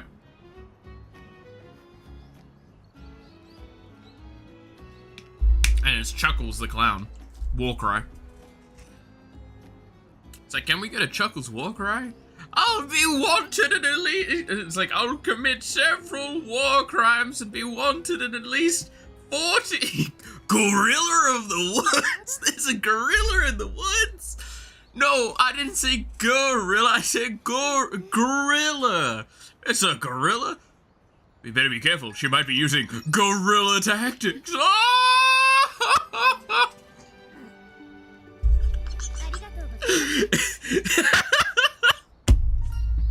I'll always stand by that, it's such a good group. A groomer, 1%er, and the president. Yeah, it's basically the summary of a lot of that stuff. And then the plagiarizer, yeah. Wasn't there someone else? Oh yeah, no, there's also a policewoman.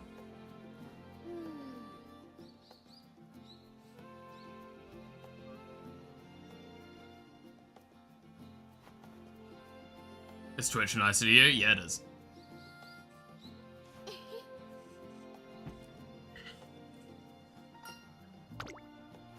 And then we'll go to the ball. Oh, we have to be careful though. Apparently there's a wild gorilla on the loose.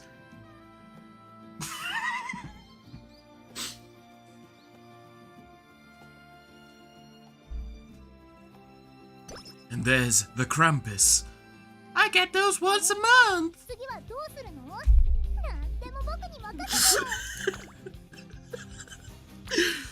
To anyone that doesn't know what I'm quoting, by the way, I highly recommend looking up, I think it's Legends of Advantis.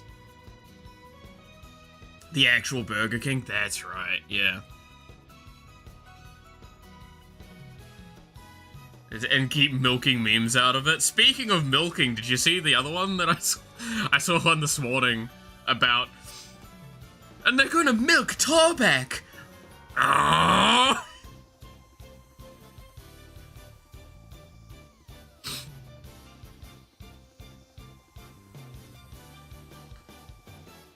Torbeck is interested.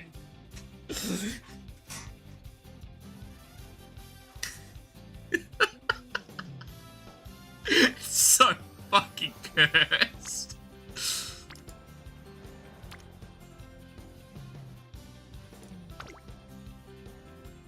Advantris, there you go. The Legends of Advantris, that's it there. So good. The amount of times I've just rewatched some of their highlight videos is, I think, too often, honestly. I love their stuff so much. That's 100%, I want to stress, if I was to ever do, like, D&D, I want it like that energy. Like, I want it that whoever the DM is for it is, like, actually wanting to, like, stab me in the throat at any given moment. Because of how actively stupid I'm being. One of these days, I'll convince some parts of my group to do a D&D session. It'll be fun. Just setting up time and shit for that's so hard. And I've said before, we've talked about it a lot on stream, but I kind of want my first experience with D&D to be off stream. Because I feel I'm gonna fumble and stumble in a lot of ways. That I would prefer to do that in an environment where I'm not feeling pressured to perform better. And I know that's not kind of what's happening, but I hope you understand this, like, that's my way of explaining that, right?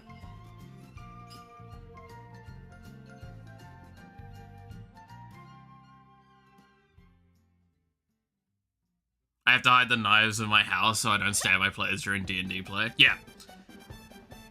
That's a good session in my eyes.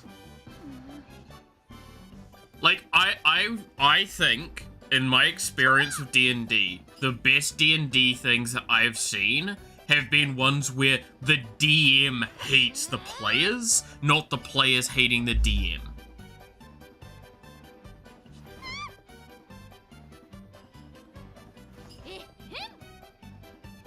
Also, you remind me, they call nocturnal spiders to fill in for their missing party member? Goddamn.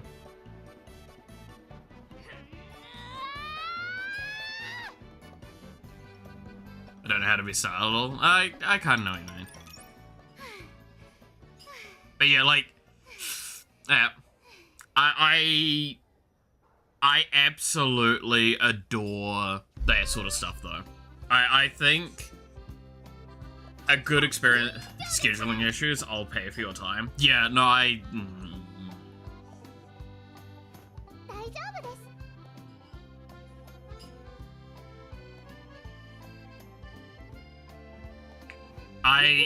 dislike, I've said this before as well in some things, when it comes to content creation and, like, working with other content creators, unless it's like an actual paid project and shit like that, I do not see a reason why money should ever be involved. At this point in time, I've frequently been asked for, like, or not frequently, I've been asked to join in on collabs, and my statement on it is like, I'll probably not stream during a collab, I'll just turn up. Because I'm quite happy to just have fun in a stream environment, but not be the streamer. Because, again, Jin especially, like, I know you've turned up and seen it, I don't act a huge amount differently during a collab, like when I'm on someone else's thing, but I'm also just kind of like, I don't have to be in charge. I can just be quiet, I could sit off to the side and let things happen, I can just vibe. And it's great, but I still have, like, the funness that streaming has going on in the background.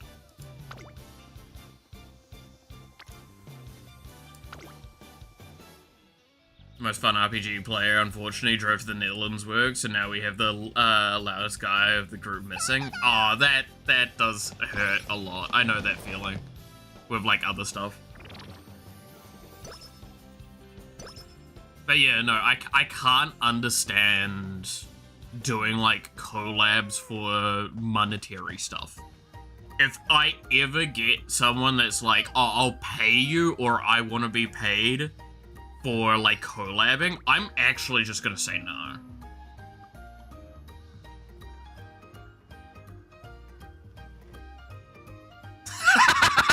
I can just sit as a cashier, pretend to be the most efficient cashier ever, while the streamer dupes step ladders and climbs on top of the building. Exactly, right? Like, when it's a game, especially like that sort of thing, you can sit there and have your fun. By just, like, vibing and playing the game as a normal player. And do that. And I like that. I think that's a great way to do that sort of stuff. I think that's one thing I'll always, like, sit and think on. Ironically enough, yes, by the way, this does mean if I got to a level where I'm popular or have enough friend group stuff going on, I would probably stream a little less, but I would turn up on streams more often. I 100% acknowledge that would probably be something I would do.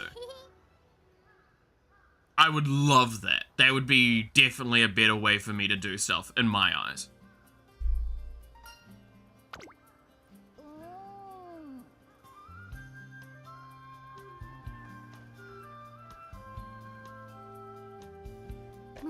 Like, I've actually been asked by a few people, admittedly we've never, a lot of the time the scheduling doesn't work out for it, but I've been asked by a few people to just come and talk about game dev.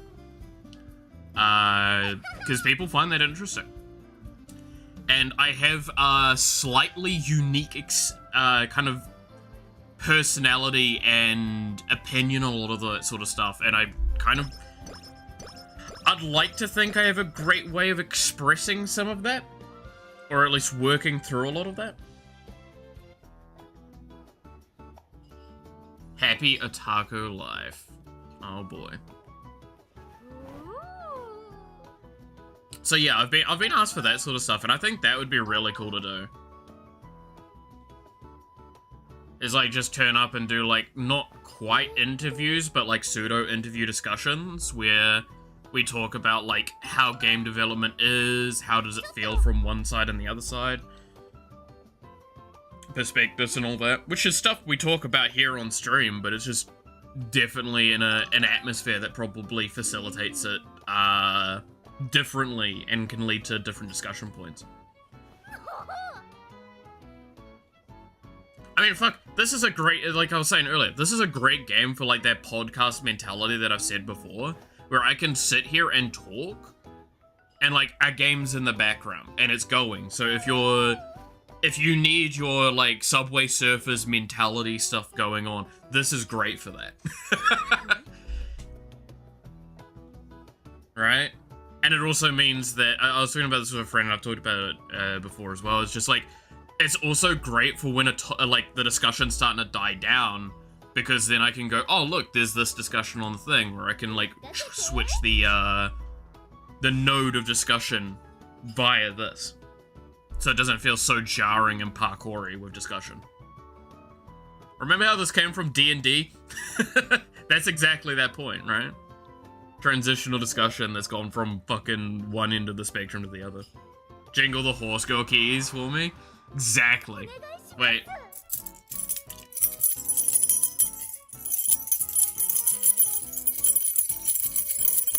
Does that help?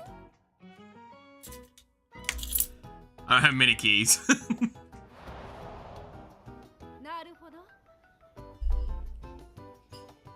It's jingle jingle.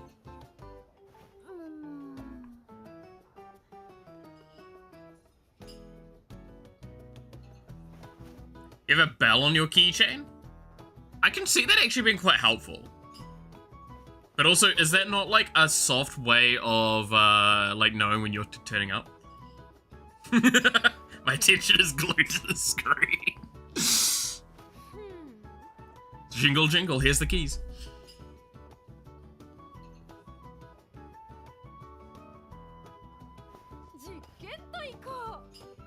How do you feel about working with me as a test subject?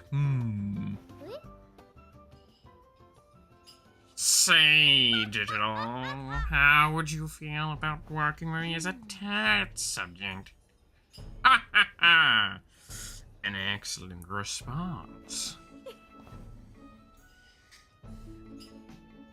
For you see, it was me all along. I was the one that owned the chemical plant. Can we? Okay, real moment. Like, what the fuck was Von Karma's, like, plan?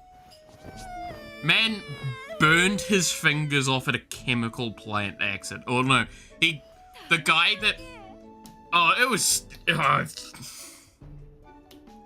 one of the most obscene consequences. You use a metal detector so he loses because you check his arm with it. So dumb. Someone who was called the serial killer in the college for being deadly silent while getting water from the kitchen. I don't mind the bell that much. You know, that's fair.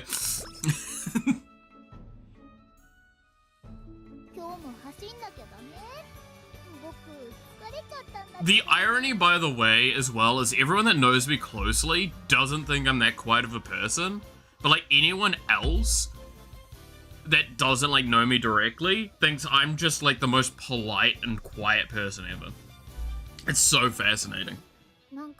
I still have that to this day. People genuinely think I'm, like, super nice and polite. And I'm like, damn, I'm really good at hiding it, huh?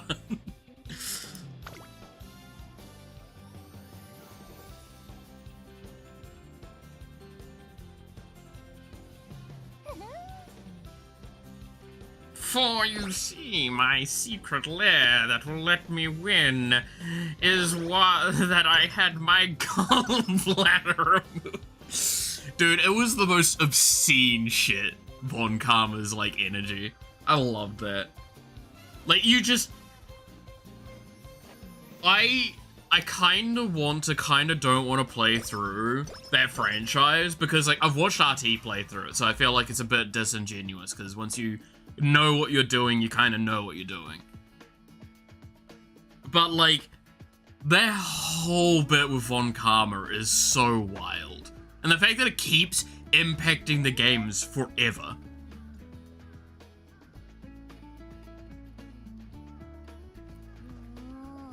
It was me all along. It's like such a weird dramatization of court cases and how that just isn't how that works.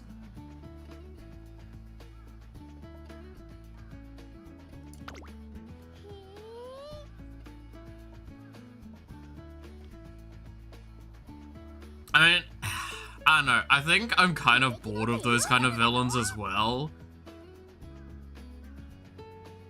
That's like, it's... Okay, let's compare, like, Von Karma to X-Death for a moment. X-Death kind of planned everything out and he did all of this stuff, but he's still, like, accommodated for the fact that a randomness occurs. right? なんかね、体がうまく動か Damn, I don't want to have to, but I'm gonna have to.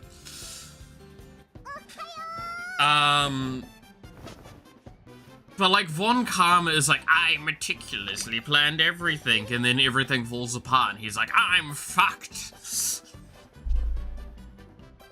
And he's not a very great villain. Because he just seems like he put in an excessive amount of work in the wrong ways. Like, he made the plot too confusing and complex that it fell back on itself. Phoenix Wright, yeah. Phoenix Wright Attorney at Law, I think, or whatever the fuck it's called. It's that franchise. Ace Attorney. That's what the franchise is called. Yeah. No. Phoenix Wright Ace Attorney. Yeah. No, the other one, yeah.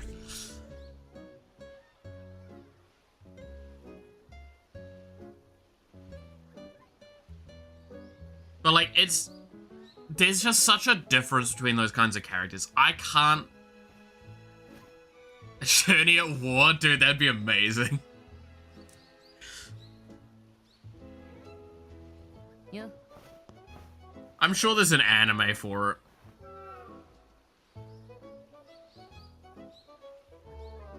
Dude, can't wait for the isekai anime where it's a lawyer gets sent to, it's a lawyer that gets sent to another world. Where's that isekai? Actually, wouldn't that be kind of interesting? Like, we've had, like, ones where it's just generic office worker or, like, managers and stuff like that. And we've had, like, other things like that. Imagine just a straight-up lawyer. Lawyer goes to isekai medieval. Von Zarovici. He can wipe out the heroes if he wants at the beginning, but he wants to play with them and kind of wants to, like, okay, so there's one of the Final Fantasy games that I'm probably spoiled the most for, and I'm gonna only briefly touch upon this because I don't want to create a spoiler too much for myself.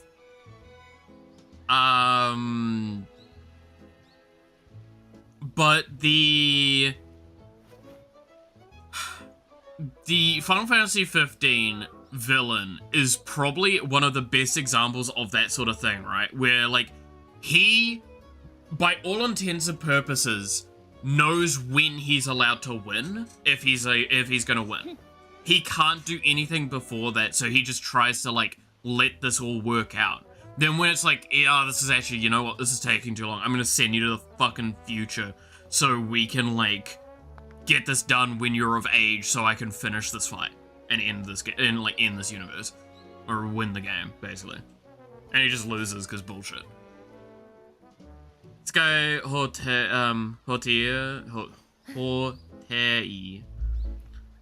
Hanabaku no Ihoi Bengoshi. Classroom in another world, the rebutting strange lawyer.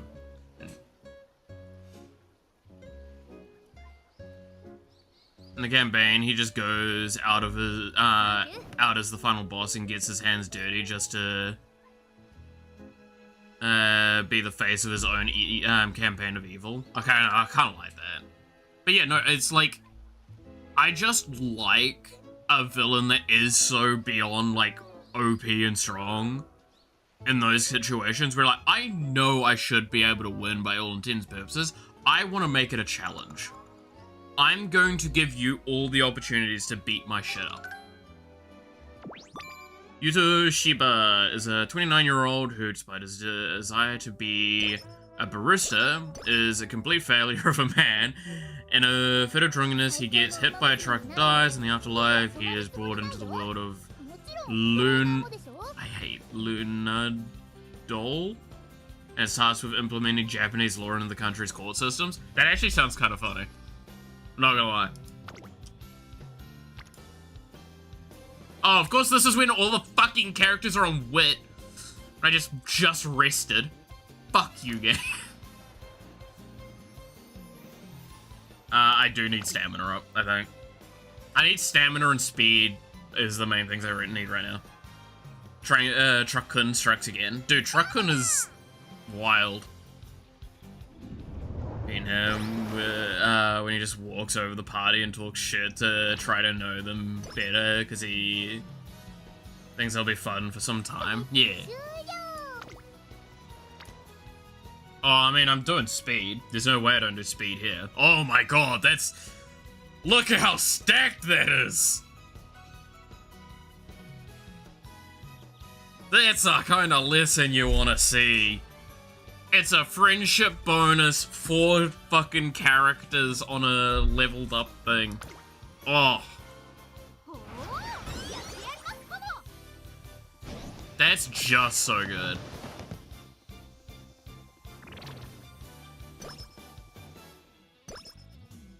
Maxes out Bakushin's friendship. Let's go.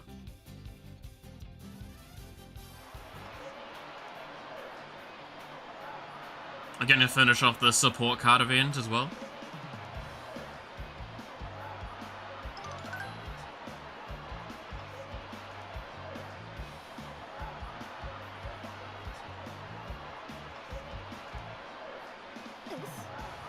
But yeah, nah, gotta love a villain that's just out to have fun.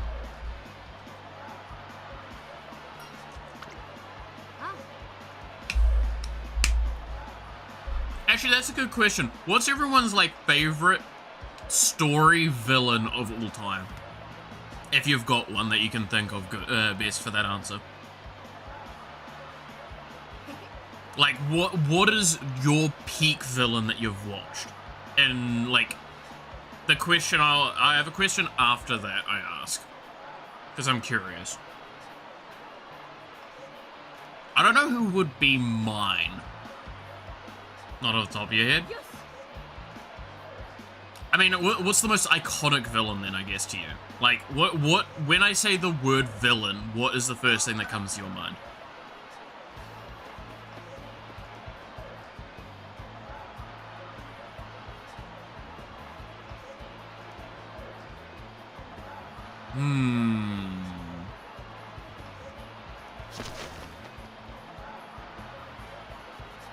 I know Arthas is pretty up there for me. Arthas from, like, the Warcraft franchise.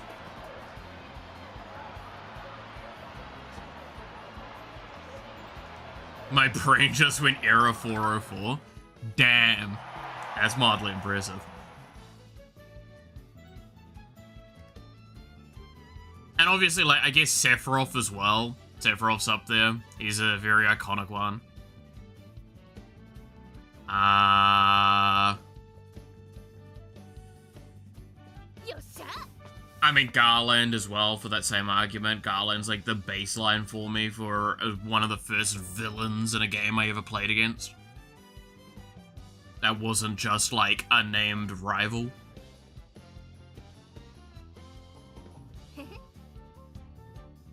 Saruman? Saruman's a good one.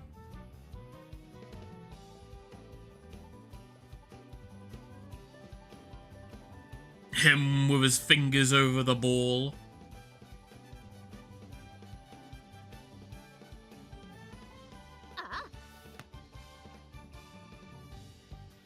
Vilgax from Ben 10?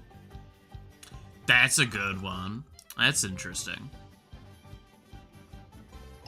I like that. That's a cool answer.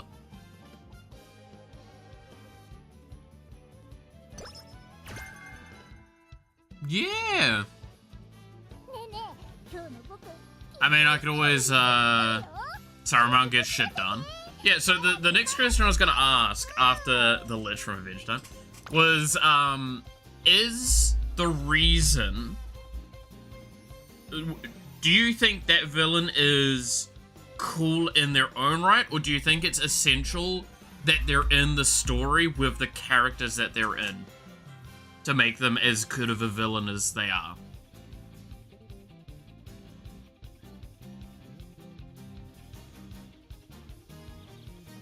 That thing about fingers and balls sound a bit weird. What do you mean?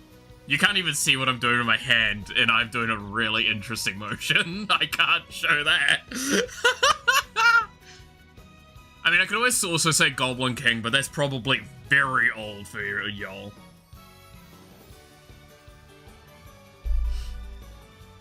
Is a serious death-bringing force of destruction in a show that was so lighthearted before his appearance? So there you've gotten, like, the Lich itself isn't the reason why they're a cool villain. It's the fact that the impact the Lich had on that world. That story. That's interesting. Because I think most of the time, I stand by the best villains are villains for their stories, right? I think the most memorable, most impactful villains are normally villains for their world and the impact they have for that. Because I could say Dio as well. And shit like that, right? But like, Arthas is a great character for Warcraft because he was a force that was going to exist regardless. It just happened to be such an influential figure. And he did some really fucked up shit. And it led to some really interesting storytelling because of that aspect. And the fact is, technically you're playing as him as a protagonist. Even though he is, like, clearly a very clear, essential villain to the world. Vilgax, I think, is, like, one of the most basic set villains that you could ever have, but because it's juxtaposing such a comical and light-hearted nature of Ben 10, it makes him so much more valuable as a villain. Zuko from Avatar? Zuko from Avatar is a great example as well. It's the same kind of argument I would do with Sephiroth in that sense, where it's less about the world at that point, which I know what that saying that means with Sephiroth. I'm gonna ignore that part, because again, that's getting into spoiler territory, and I don't want to explain that much. But like, it's less about what Zuko means to the world, and more about what Zuko means to Team Avatar, right? And that's what makes him so good of a villain. Fuck. That's great. God damn. I mean, I was gonna pull out, is it the Clown King from, Tokyo Mew Mew?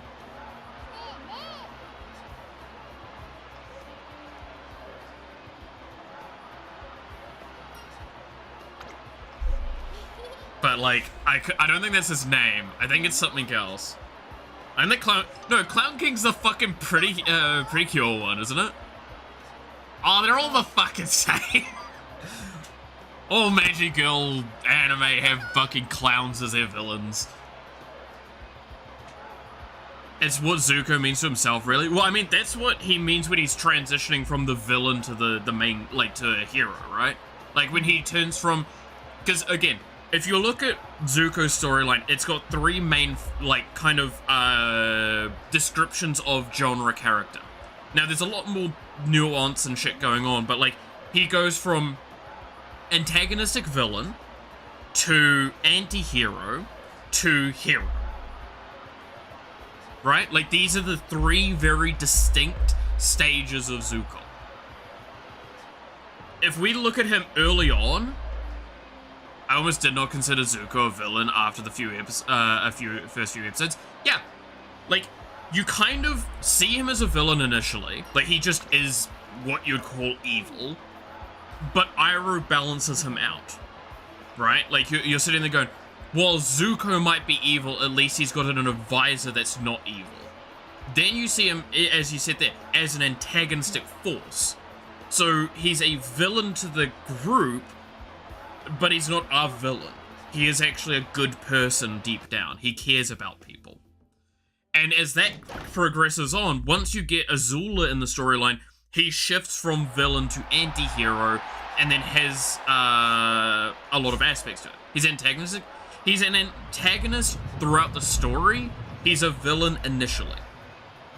Okay, let me correct. He's presented as a villain, but he's just an antagonistic force.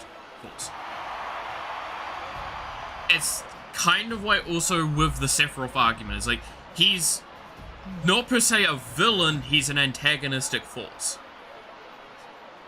So there's a very clear distinction there, yes. But you can't deny looking at him as a villain for an aspect. If we're talking in that series, the very clear villain is the Fire Lord. Well, not Fire Lord, but Ozai. We'll just call him that.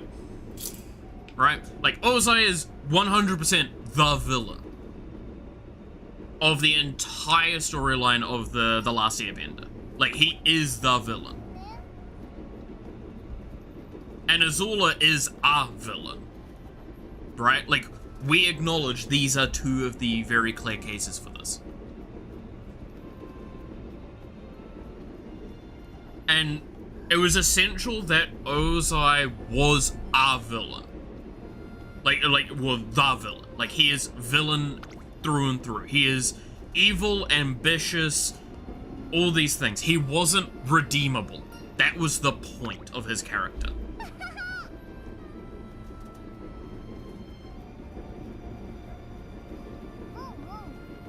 Because they needed a character like that to fight someone like Aang. Because that meant no matter how much Aang would fight against this aspect of, I shouldn't beat him, everyone's like, no, he is actually just evil. Because that leads to the beautiful character growth moment that is what Aang becomes. Is the point of, regardless of how evil you are, that does not stop anything from being the case that you are still a person. Finally completed the special week career, and she even won the URA final. Nice! Fuck yeah, Sweeb. Well done.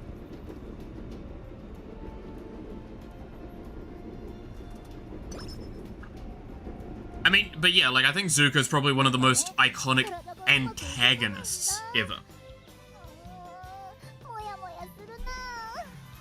Right?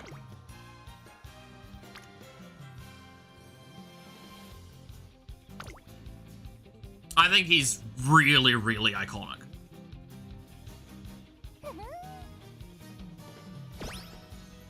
But admittedly, that's kind of because all of us fucking grew up with Zuko.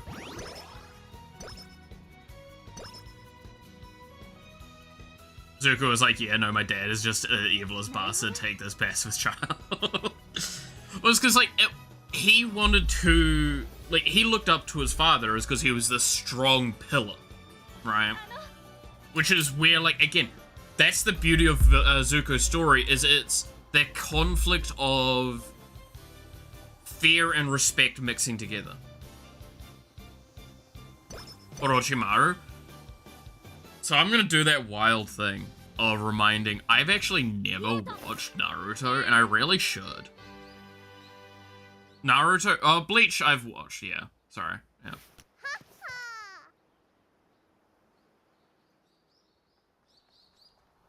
What was... Wait, is Orochimaru the Bleach one or the... No, it is the Naruto one, right? He's the, like, really evil Naruto guy with the eyes. And isn't he, like, okay, me trying to do my best. Is he the one that they have to go to war against, and he basically, like, fires a meteor at them, they use everything to beat it, and then he's like, cool, I will do something that's, like, more insane. I'm gonna fire a second meteor. Is that the guy I'm thinking of?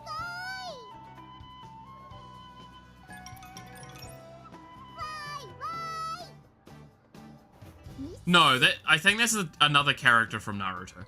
But yeah, Bleach, I'll never like Bleach truly, the more I look at it. I like its concept and its, like, magic system. I think it's phenomenal. Snake Guy and Naruto. Oh, no, okay, so that's a different one. Yeah. Aizen. Aizen is so cool. I love Aizen. Aizen is... Okay, so while I will shit on Bleach, Aizen is the first instance of me coming across a villain in, like, anime that I like because, simply put, he actually makes a lot of sense when you kind of... That's the ancient evil? Okay, thank you. Mandara, yeah. But like, Aizen's phenomenal because you kind of get where he's coming from if you look at the grander scheme of his storyline. But also, like, he just straight up does something in anime that just didn't get done at that point. Which is, in Bleach, the series, he has,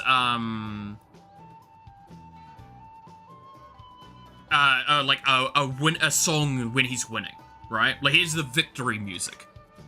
You start hearing it and you're like swelling with pride, you're swelling with the moment, you're like, yeah, let's fucking go, let's win. And Aizen, with 2 fingers, grabs his blade and stops both the attack and the music. Something that you'd understood up until now is, you hear this music, this is like the final push, this is a win. This is something is about to happen, hugely positive for Ichigo. And then it is stopped.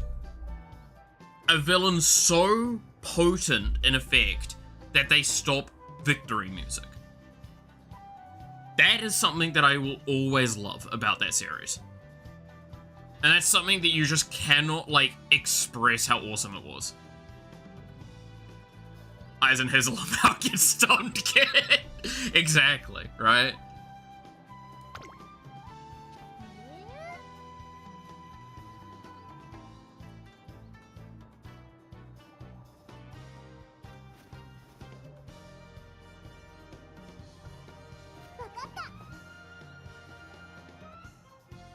Like, I loved that about it.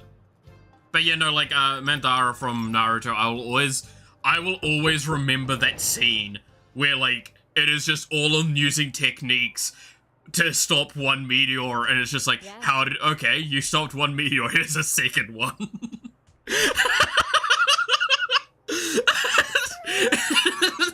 That's just the dumbest shit ever.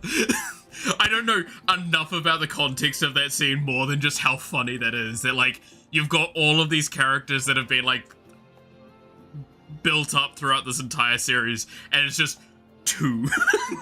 It's like, want another one? I love that. Because I think that's the end of the series, right? Like, the end of the main series? To be fair, I could be still fucking wrong on that. That could be, like, midway through. I don't fucking know.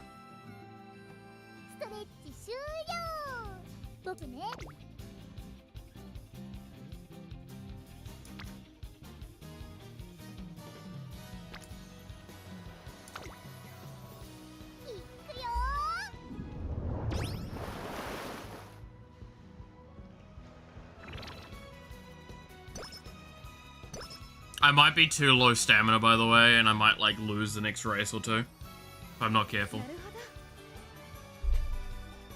I don't think I'd lose this race, but I think I might lose, like, another race up after this, if I'm not careful.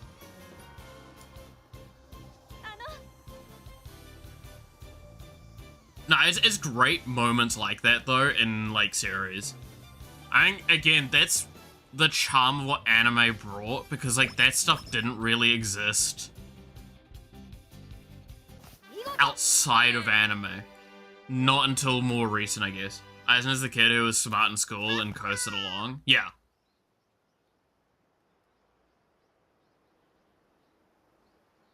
No, 100%.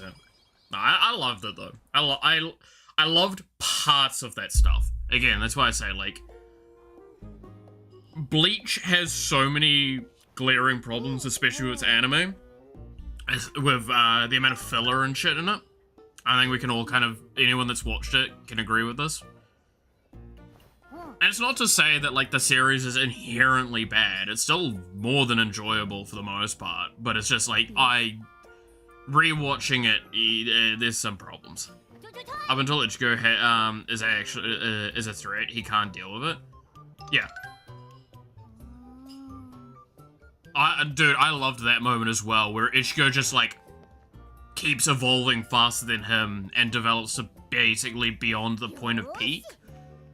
Well, theoretical peak power. And just Aizen's, like, going like, nah, this is bullshit. Nah, that's fucking bullshit. How did you do that? Fuck you. This is bullshit. How? I loved that.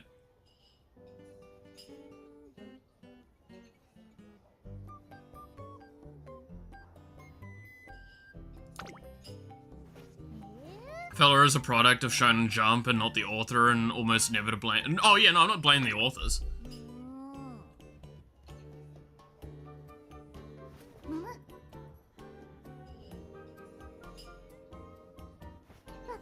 Like, I will... The only things I can ever say, it's like, okay, that's probably a choice of the author, is like a certain story choice. I mean, you can even make the argument of, like, not ending a series sometimes is not the author's choice. It's they're probably getting so much fucking pressure from higher-ups and money and stuff like that's coming in that they're not allowed to stop the series. We don't talk about soul vampires. Alright, we have a lot of skill points in reserve. What do we want to grab? We want to get stamina-related ones, so we definitely want to get Stamina Spear.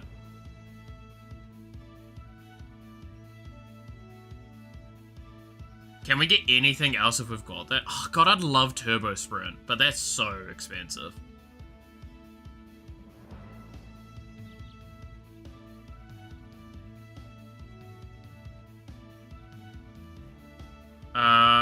I mean, we could get Shrewd Step and Stamina to Spare, and that would probably set us up.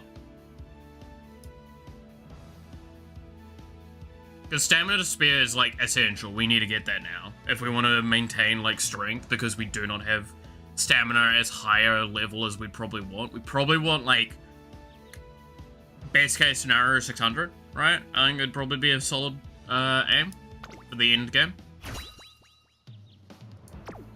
That probably lowers it to like 550, 500.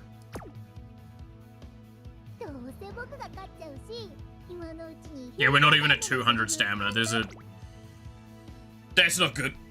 That's really not good. We need way more stamina for these races.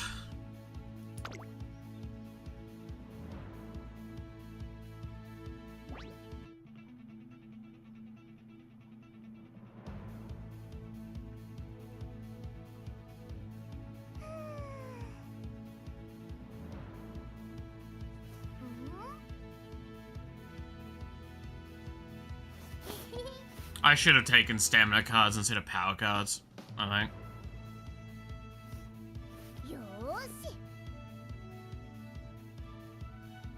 My problem is I don't have any, like, good ranked stamina cards, I think.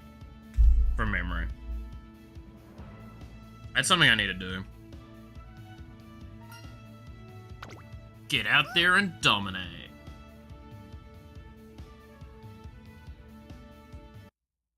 I mean, if we're not to talk about a series, by the way, that's like the most we can blame the author for. Do y'all remember, what's its name again? Shaman King. Have y'all seen the endings of Shaman King?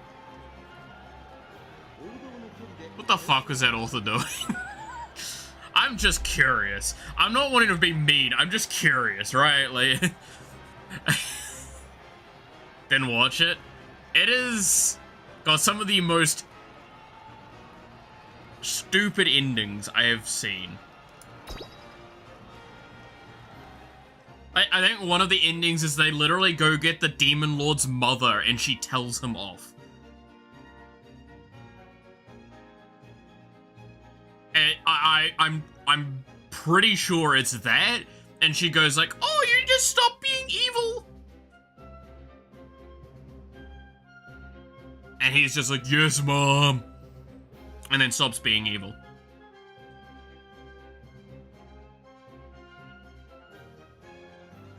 Because I think the first ending is they all lose. And then, like, it gets changed to, oh, that was just a dream, and then they go do it.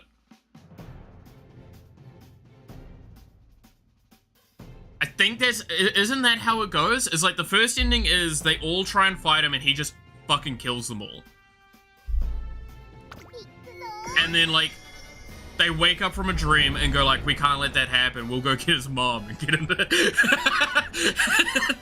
I think that's Shaman King's ending.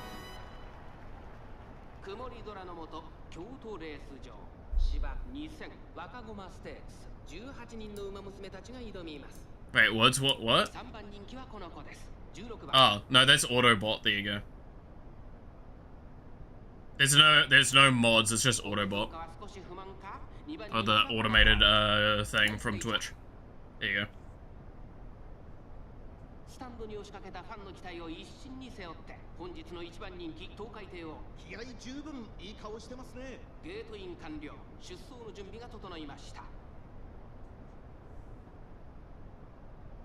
Now it's slightly out of order, but we kind of get what you were saying, yeah.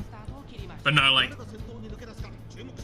Yeah, anyone that's actually, like, experienced Shaman King knows what I'm talking about with some of that. It's so bad. Oh, why'd you rush? This is why I need more wits.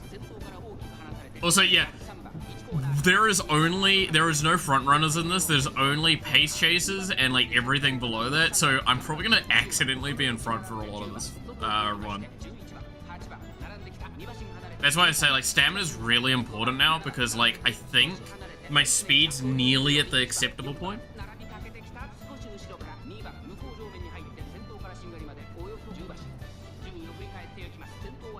I wanted so bad for that shonen kid to get his story, yeah.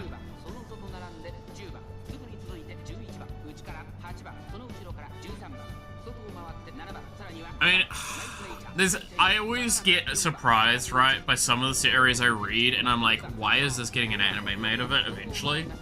One of the ones, okay, Wild Thing, one of the series I read ages ago, and I just didn't expect it to get an anime, was, the one where it's, like, killing slimes for 200 years to hit max level, or, like, level 99, or whatever the fuck it was. And it's got 2 seasons now, I think, right? Like, that was not one I expected an anime for. Yeah, I need more wit, because she's not getting activations. I think I'm gonna get second here. Yeah. I need top 3, though. Get stupid endings, one of the few ones I remember Soul Eaters. I still haven't watched Soul Eater. I still need to watch Soul Eater. Wild statement, I know. There's, like, a lot of really iconic series I've never finished. Like, never watched, I should say. That's one. The anime that convinced me the power of friendship is worse if they don't also have a gun. Exactly. One of these days I'll sit down and actually watch it. I know I will enjoy it. Like, it definitely looks like a series I'll enjoy. Yeah, 1.5 leagues is rough to be that far behind. I think it was mainly stamina for that.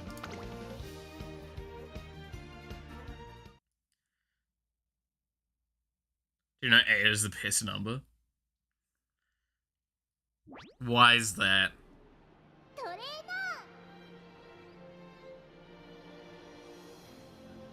Is it because if you turn it on its side, it's infinite and or boobs?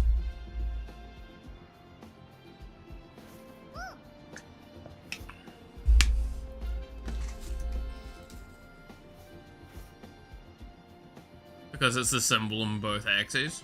It's symmetrical on both axes. Yeah, that's a good point. Oh, yeah. I mean, technically so is 0, right? Unless you're oh, okay. No, unless you've got that line through the 0. And then 1 if you've got the little dash. Yeah, it's the only one that, like, in every way it's written, it's consistently, that way.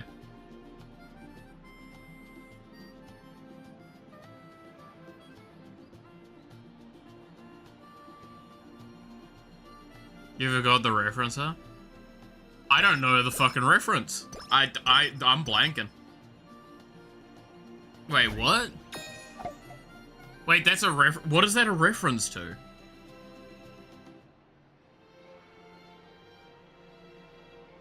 Wait, how much? Wait, I'm actually having a moment.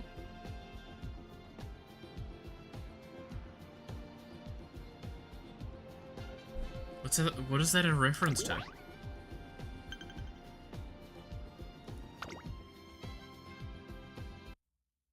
I'm feeling so, like, lost right now.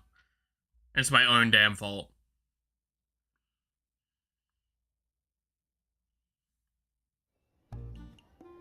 It was relevant to the topic we're talking about. If it's Soul Eater, again, I haven't watched Soul Eater, so I won't know. If it's a random anime.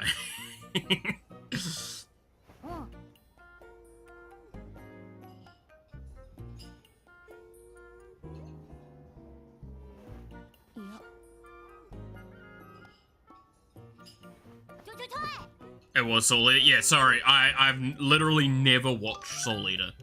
I've seen, like, maybe in my time, a total of 20 minutes of Soul Eater. As an entire franchise.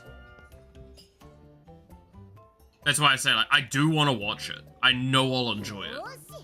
Because I know it will be a series I'll enjoy. It's the same with, like, Assassination Classroom.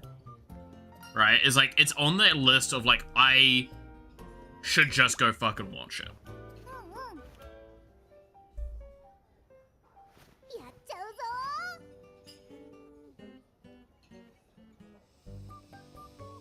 Oh, we need 2K fans, and we have 4 turns.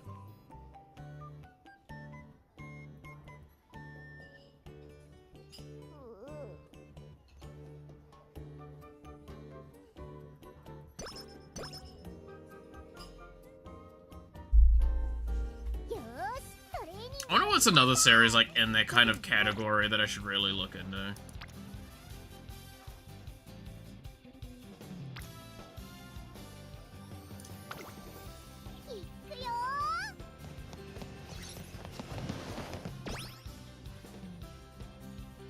Of, like, series that are super iconic that I haven't watched.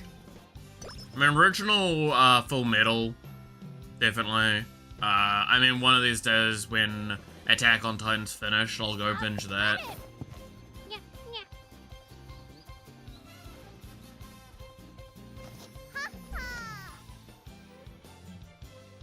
Theoretically, I should try and watch Naruto and One Piece. Hellsing? I've seen Hellsing Ultimate.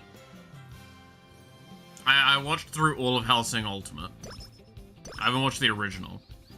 Actually, no, I'm not gonna probably watch One Piece unless a lot of the early stuff gets remade. I'd probably just go read that, right? That's the better way to do it.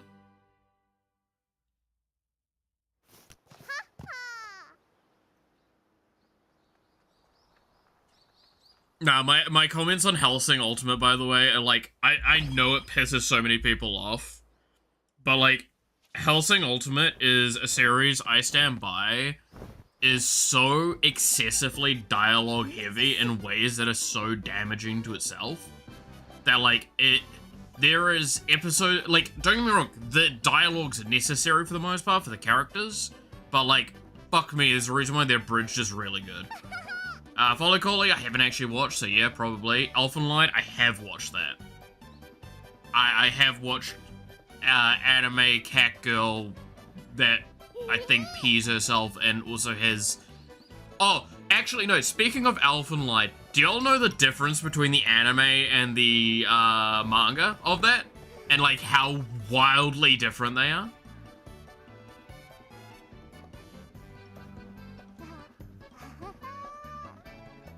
Like, real moment. Do you guys know what that difference is? Well, Alchemist is good, but it's not a must-watch. I consider it kind of in the category of not must-watch, but definitely, like, iconic. And it would be hard for me not to, like, get into. Or, like, I should get into it, sort of thing. I experienced both and forgot both. So, the difference between Elfenlied anime versus manga is in Elfenlied anime, she has, I think... normally you're only supposed to have, like, was it 1 or 2 arms, and she has, like, 4. 4 or 6 or something like that. And they have, like, double the reach. Right? To anyone that's wondering, it's basically a trait of her and other ones, like, of her species have this, like, psychic arm.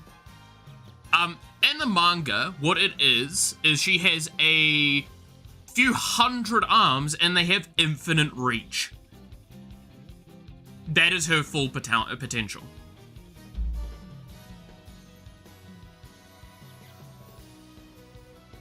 Like, it's basically the difference between, like, oh, I'm, like, maybe 2-3 times more powerful than everyone else, to I am unimaginably godlike.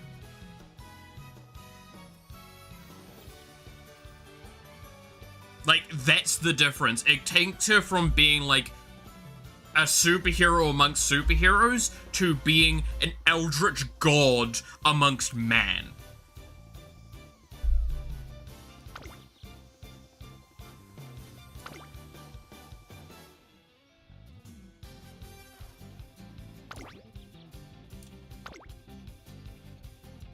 That is the difference between the anime and the manga. Like, I want to see if I can find the screenshot of the manga where it's like, it's just hundreds of arms reaching over the planet.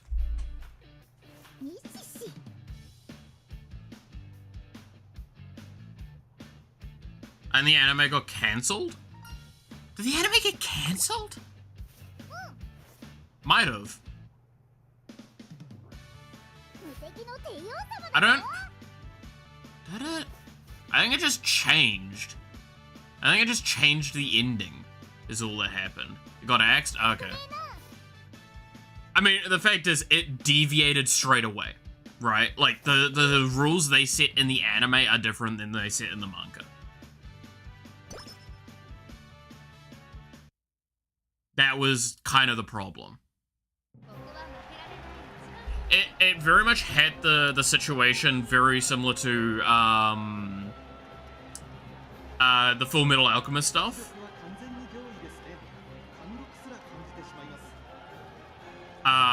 Where it's like it deviated because of a variety of reasons, but like,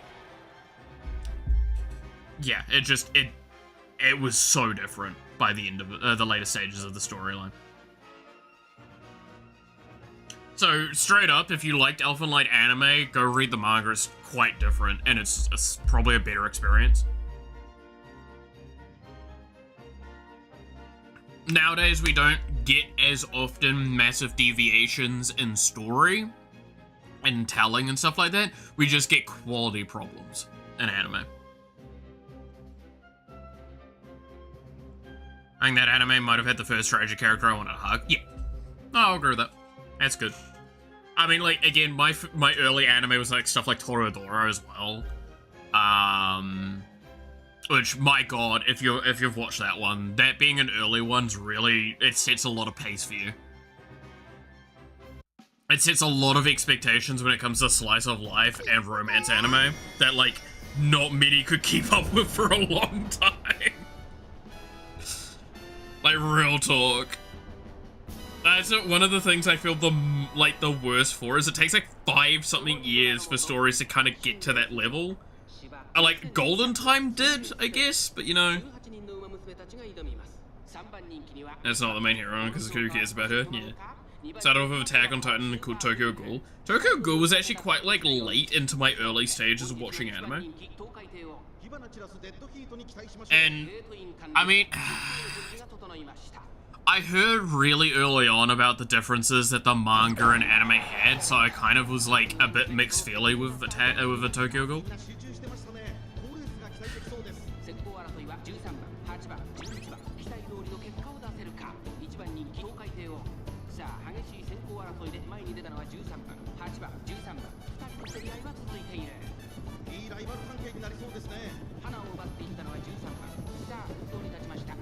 My most emotional trips was on novels. Yeah. I think anime got me into a lot of things, but I think manga primarily got me a lot more into, like, Japanese media and stuff. Thank you, Clanad. Oh my god. Dude, those that have either just watched the anime, like, you've missed out on a lot. It's the same with, like, Fruit Saya, right? But, like, my god, yeah, no, I still remember so much of, like, Clanad After Story. That the second season, that's, like, that part of the storyline will always be in, like, my head of a series, like, of a storyline. I don't think I'll ever forget that one. Because, specifically, Angel Beats, Fate, I Can Make a Kill, yeah.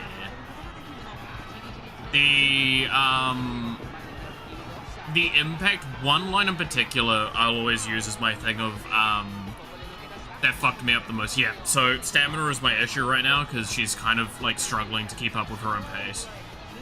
I don't think I get a very, no, she's got, yeah, cool, she got skill activation. But, like, the line that will always stick with me is, the only place it was the place where she was allowed to cry. Okay, I think I got second there. Yeah, damn. Yeah, I just didn't have the stamina or speed. I'm losing out on both right now. I think more speed is the priority. Does that give me enough though? Because I'm also gonna be kind of low stamina after this. I don't think I make it through the next race. 3 leagues behind is rough. Yeah, I think that's not enough fans. What was the quote again? So from Clanad After Story, it's the quote from the child saying where the locations where she was allowed to cry. The only place that she can cry is in the bathroom and in her father's arms.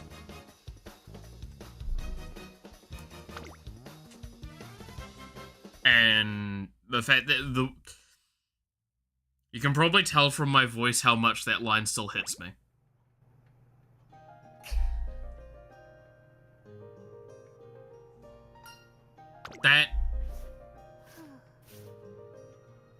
That line is a hard line to forget. Especially for someone that kind of was never given even that, right?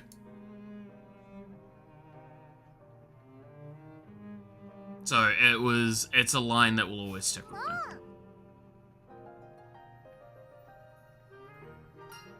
I think I remember crying at the end of Angel Beats though. That was back when I was a lot younger though, so I cried a little bit more often at things. I got a lot more older and grizzled as time went on.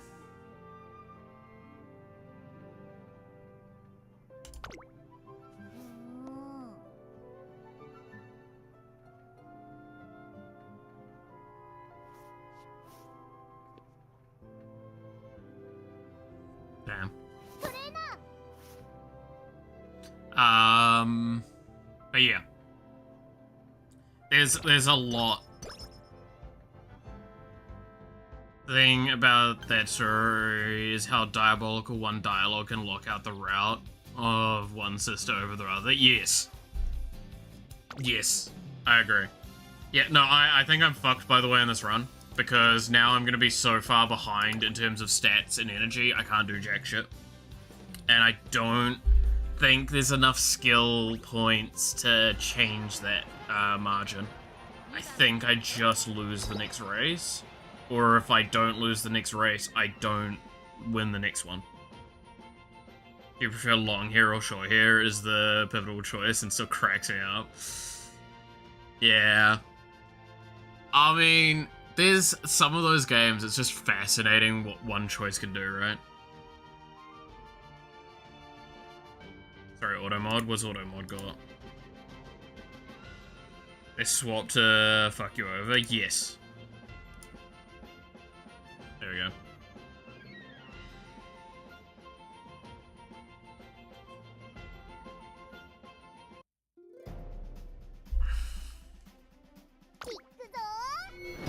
If I don't win this, I don't probably get there.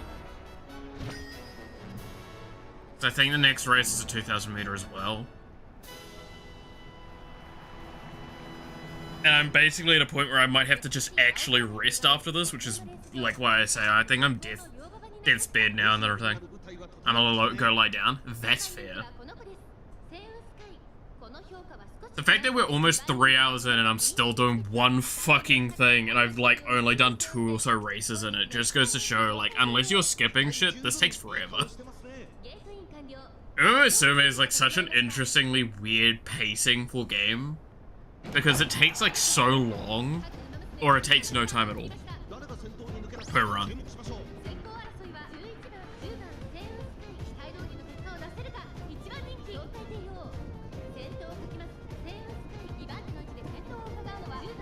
Send prayers and anime grass for your girl to eat. I hope that that is enough. But I have a feeling I'm gonna have to do a second run in a minute.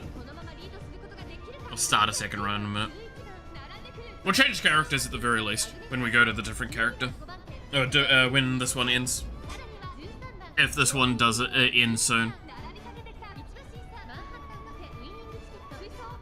Like, I think I don't make it past 2 races though. 2 story races. I don't think so, because I think the next one after this one's like a 3-day. Or it's like I think it's a three, what do you call it, turns? I'm also locked in. I don't think she gets out of that position very easily when we're about to hit the last section. So now we're in the last, so we're now hit final.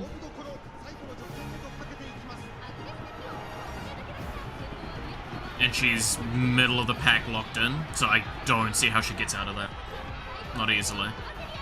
Yeah, she's locked in. She's actually just boxed. I'm fucked.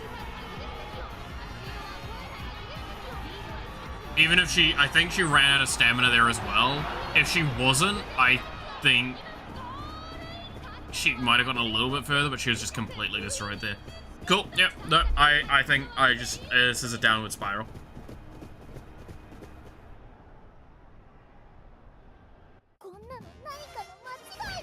17th.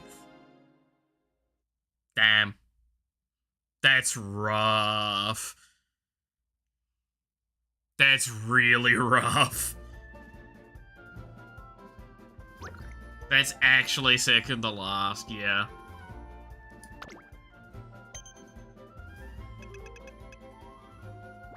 Oh god, that's still not enough.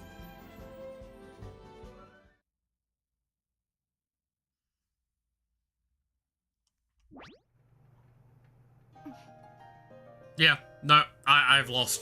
I might as well concede this run. I need 200 fans. I have no, because I have not lost the energy from this event yet. I think I'm just dead. Like, irregardless of anything happening, there's nothing I can do here.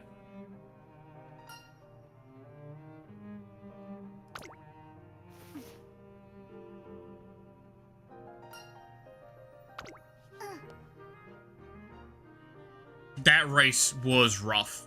She got boxed in, and I think that ran her stamina as well a little bit fast. Where's your streamer luck? Yeah, I just got minced there. Yep, I'm out of energy. Nah, I'm dead. I'm just dead. I'm out of energy, I'm out of everything. She's got 1 turn left to get 200 fans. I think just for all our sake, we'll just concede this. Because there's just no way I get through this next race.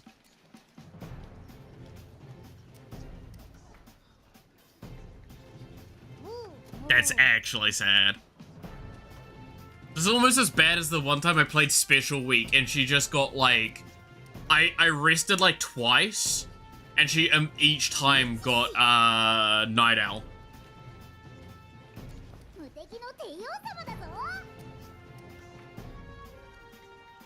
And, like, she would not purge it either. Like, I sent her, I think, 3 times or 4 times to try and purge it. And I'm like, I have to commit at this point. And I just lost because of that. That was my experience with Special Week, by the way. Fuck Special Week.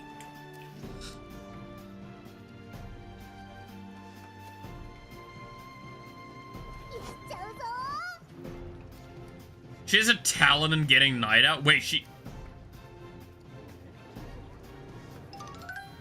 better fucking not.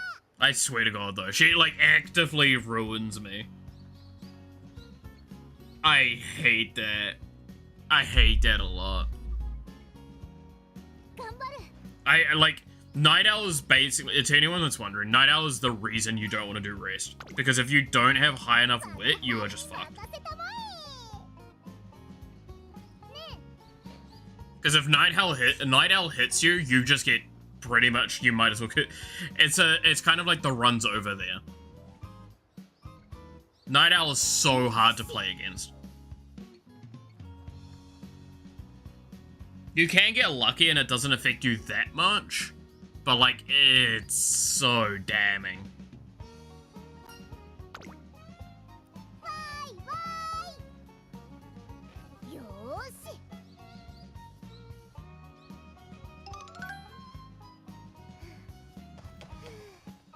You have to just visit the infirmary. It's a luck thing of if you get purged or not. But yes, you have to visit the infirmary to get rid of it, but it doesn't guarantee getting rid of it. That was what I was saying. It's like, when I played Special Week, I got it. I had to spend like 4 times getting rid of it. Then, I finally was able to start doing stuff. I did a race, I was doing okay.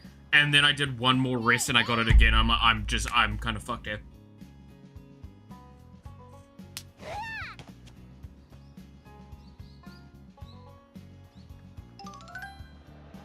It is so rough.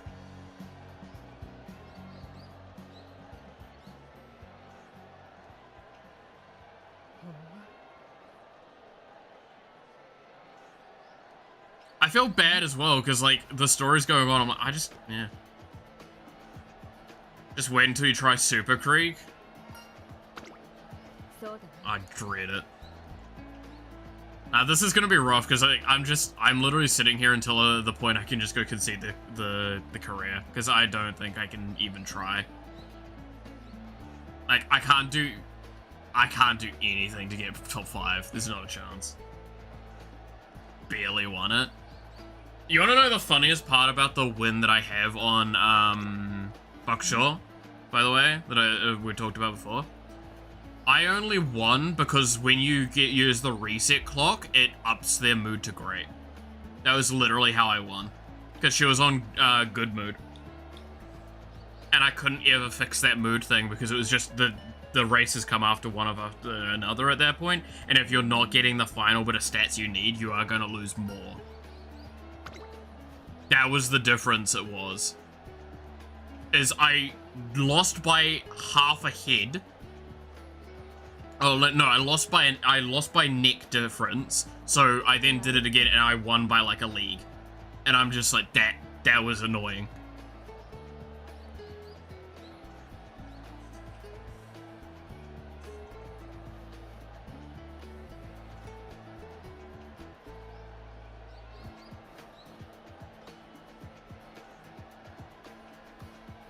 So yeah, no. I guess the question now is, who do we play next? Whose run do we want to do after this run? Because we're doing another run. We just have to start another run. We're gonna have to go through it faster though, because like I can't do this for too much longer. I can't do another 3-hour run to lose.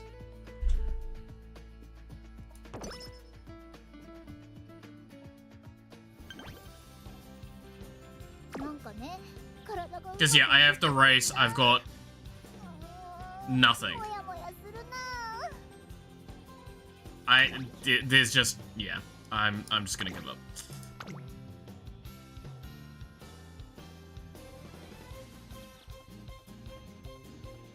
Literally looked like a tie. Fun fact, do you know how I don't think this is... I don't know if this is in the global release yet or not. Also, yeah, hey Kit.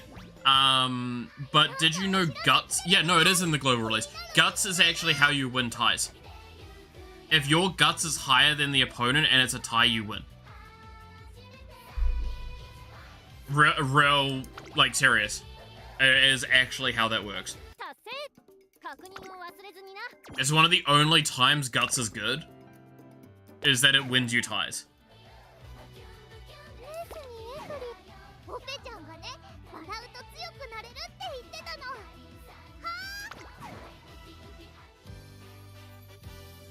If I had one to propose, that'd be Super Creek, but it depends on who you have available. Alright, well, let's look at our list. So, Special Week, Silence. Do I have...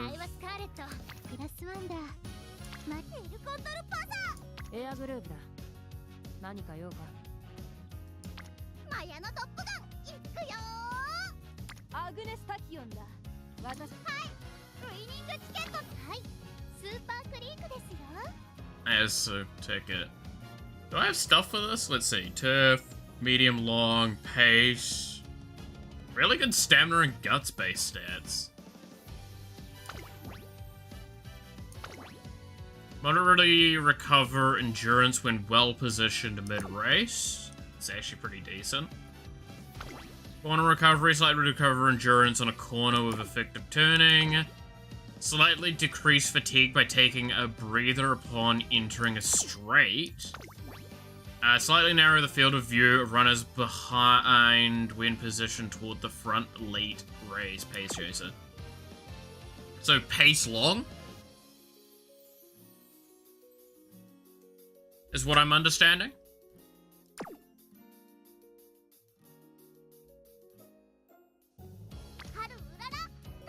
I mean, do we want to just win a run? No. She relies on wit and skills. Really? So, turf, medium pace. Moderately recover endurance when conserving energy on a corner in the second half of the race. Moderately increase performance over standard distances, multiples of 400 meters. Slightly decrease fatigue mid-race. And slightly decrease velocity of runners ahead when positioned towards the back late race. Interesting.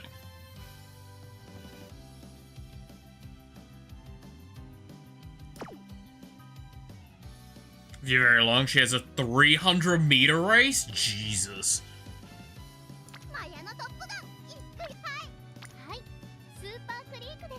So you play very stamina then for Super Creek.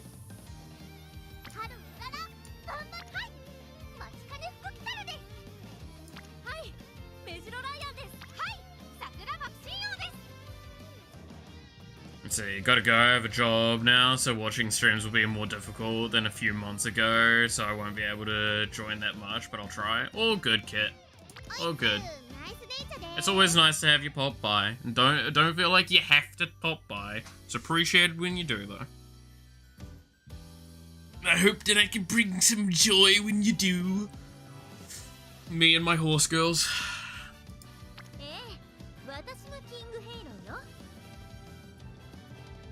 How do you do sprint late? Like, that seems like such an awful combination. Like, how are you supposed to make a sprint late work?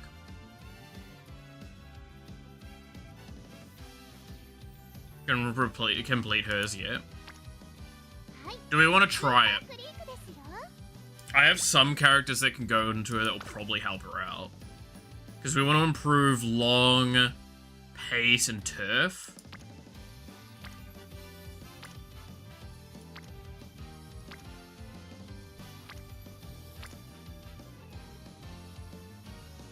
So definitely that one.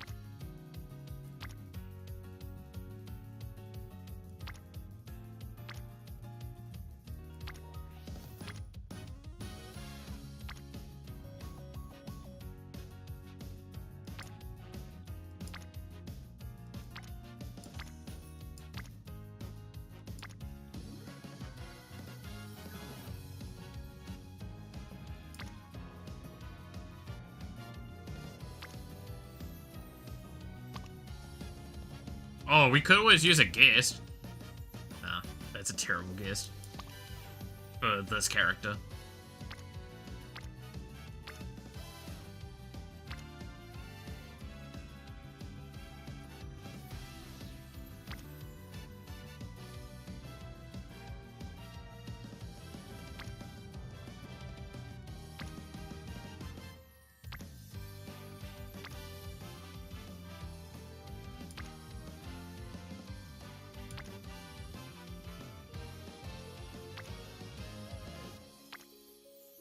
I think it's those two, right? This and this.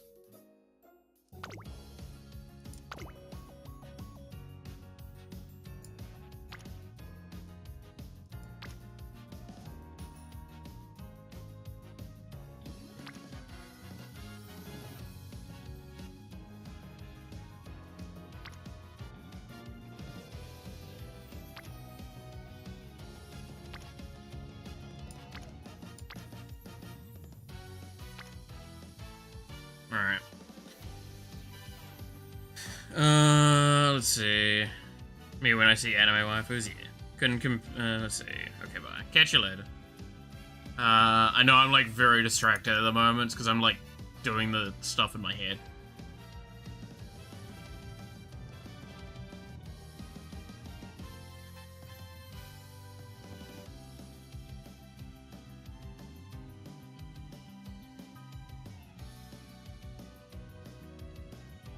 Doesn't really help me. 5, 5, 12 versus 15. Yeah. I wish I could get... I feel like that's just the best one, just for stats. Even if it's not got, like, great follow-up stuff to it.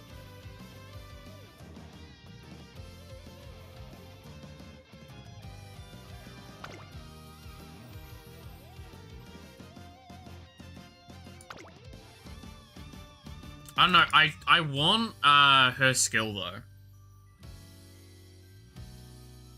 not gonna ask, just grabbing the horny bat, don't worry about it. Cause yeah, like, I think Blue Rose closer would be really good here, right?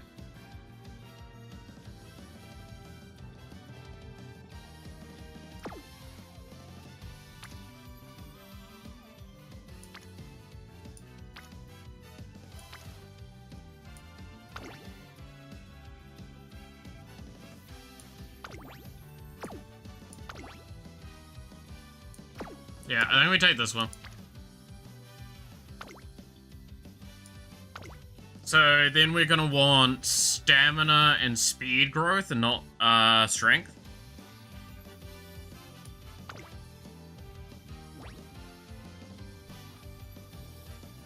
Yeah, I don't have any stamina like SSRs or SRs. That sucks.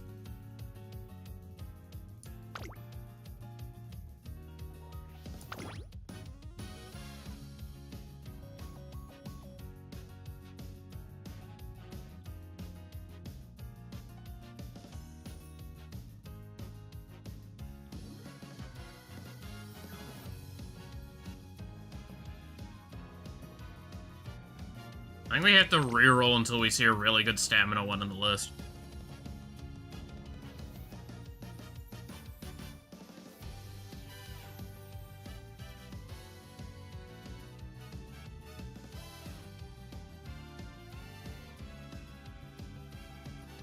Because I think that's where we're locked in at this point.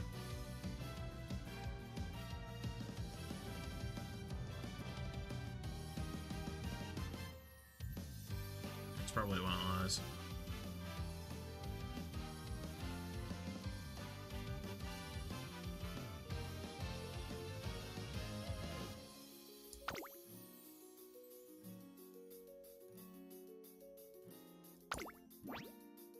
Do I have another speed one? I'd be happy to toss in then instead. What's that? So 3 speeds, 2 staminas, and a wit. And that'll probably be it.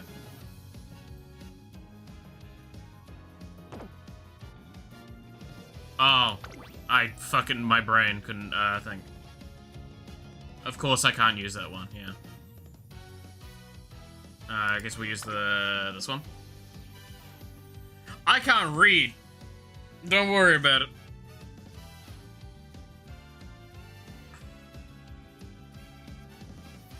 Yeah, I think that's what we go with, right? Sakura.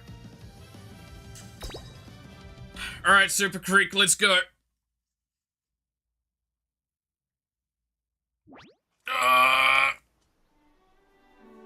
Okay, I'm gonna probably be a bit more aggressive on skipping around, though. So I'm gonna shorten all events. And I'm gonna leave some of the skipping on.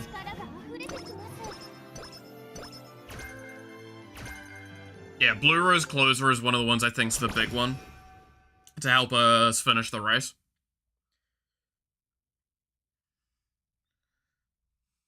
So we're gonna need... We're probably gonna have to rely really heavily on speed upgrading.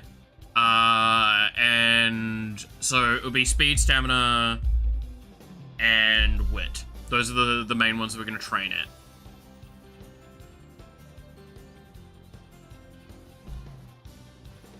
It's Blue Rose is the easiest speed up to trigger. It's just such a good speed up too.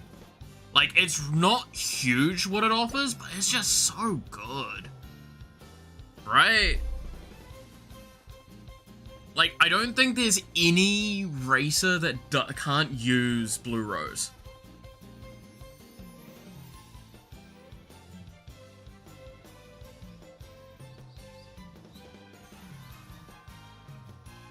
Right?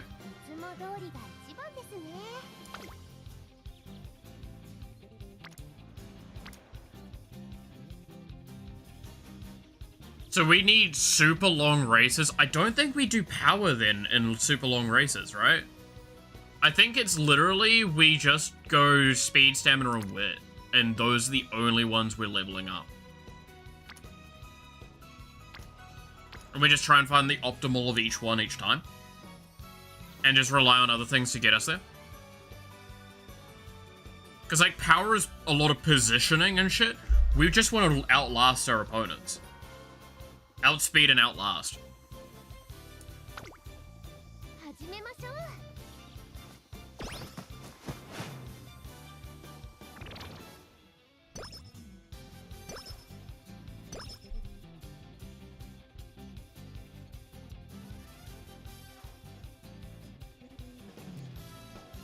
And wit's probably how we get around a lot of, like, the other problems that we might have.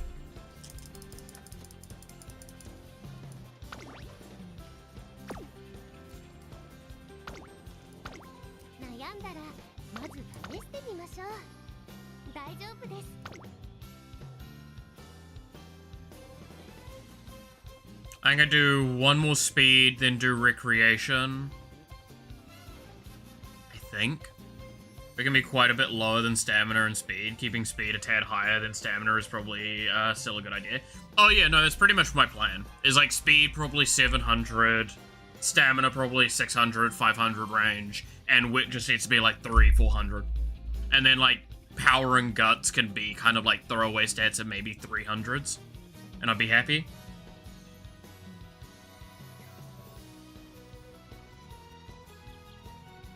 Mindlessly nodding. Yeah, so if you're wondering, Matthew, this is the big new game that everyone talks about.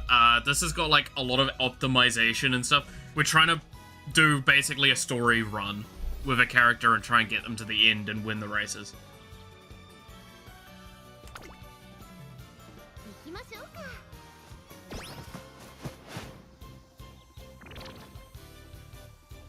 Don't trust me too much, I couldn't complete a career after all.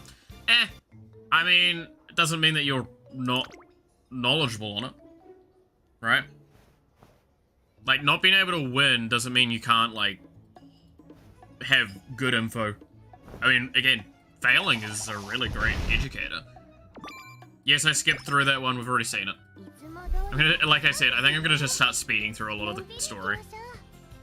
So now our recreation, because we need to get that, mood up.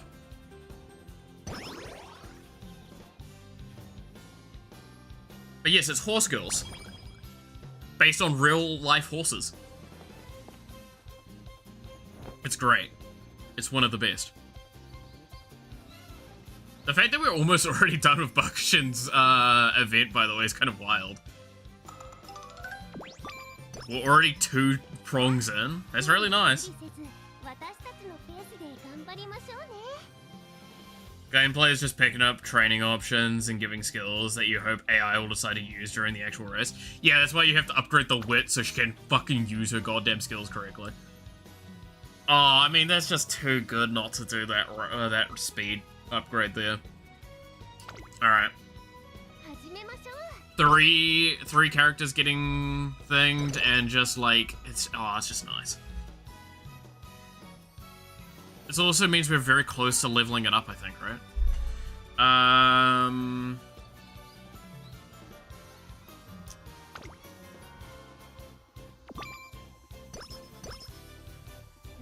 Yeah, I was wrong, because that gives me guts. I don't need guts.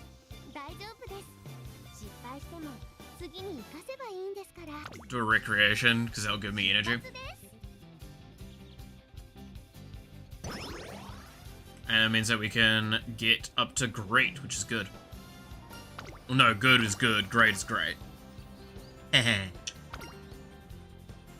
Because this is one of those soft reminders, in case people don't know. Your mood amplifies how many stats you get from training. So you get more stats the better your mood is.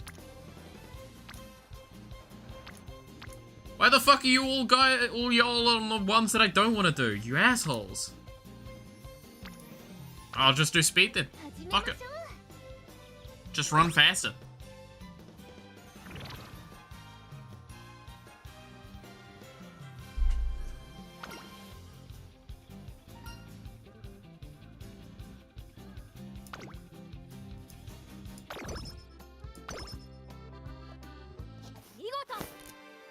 There we go. Training leveled up. That was the main reason I wanted to push speed there.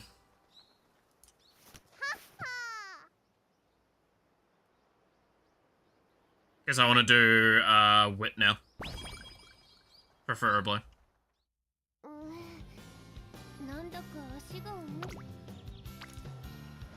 Damn you.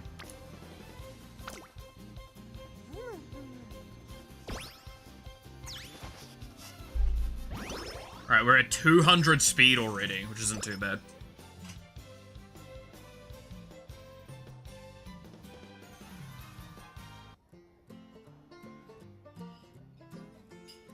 And now Bakushin is finished. Nice. You get 5% when mood is good and 10% when it's great. Definitely worth it if RNG doesn't decide to screw you. Yes. So the stats, I think that's the stats in when you're running.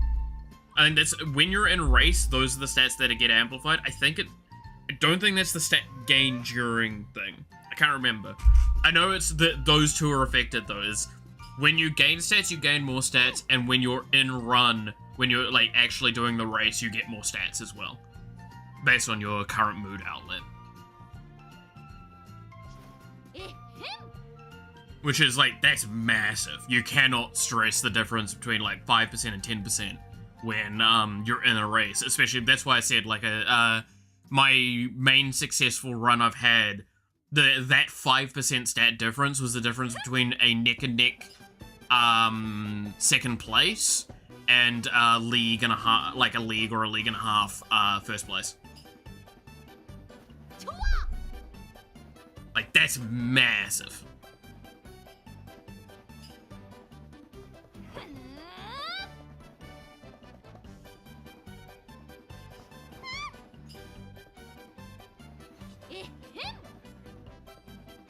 Man, I can't wait this to, like, get so bad that, like, I start having to spend money in this game. That's gonna be so good.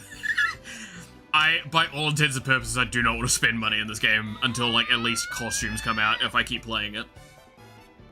If they make cosmetics and they're paid for, I'll consider. But, like, that's only if I'm still playing it at that point. Otherwise, hesitation is high.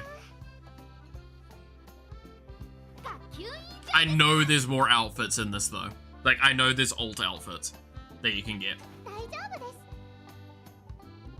Speaking of, I totally didn't spend money to get the one for Firefly and Star Rail. I would never do such a thing. And you have no way to prove it. If you spend money on this game, there'll be a bet. I mean, I've only played it for a week, so there's no... I don't spend money on games like this within the first week at the very minimum. I want all the pretty outfits. Oh yeah, no, this is what I'll say, right, is if I keep playing this, I'll take it as the mentality of like what I did with Azure Lane, which was like, I put a little bit of money into it from time to time, and most of the time it was just to get outfits. Because, like, that's pretty much all the money is for. It's that or marrying the ships. Don't ask me about that mechanic, by the way. That one's a weird mechanic to explain. Shorthand is, if you don't know what it is, how do I explain it quickly without sounding, like, lunatic? In the game, you improve your relationship with them. If you get it high enough, you can give them what's called a promise ring, and then they get a wedding outfit if they have a wedding outfit, and they get more stats. 3% more stats. There's nothing more to read from that, okay? I may have married the Enterprise. And, like, 2 other ships. Don't worry about it.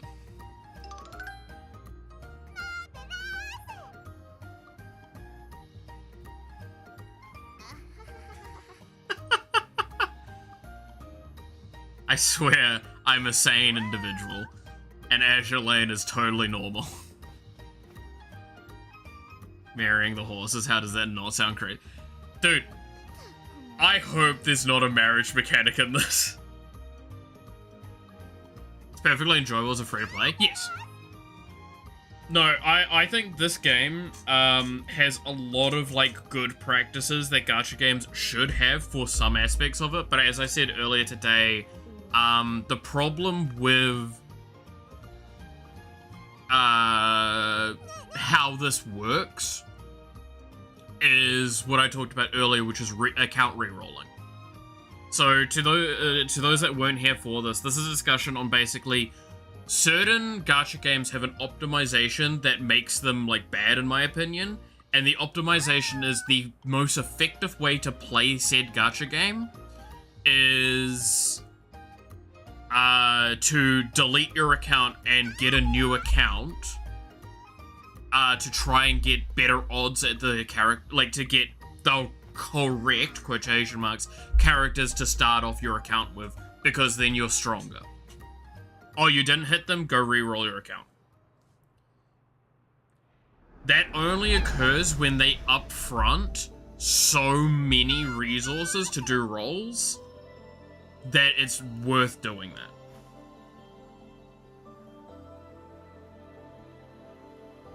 Right? And hearing your excuses sounds even more crazy. That sounds about right. I spent money on Star Wars MMO because they had nice outfits to buy. That's fair. I don't want to see you, don't you want to see your daughter in a wedding dress? Don't say it like that.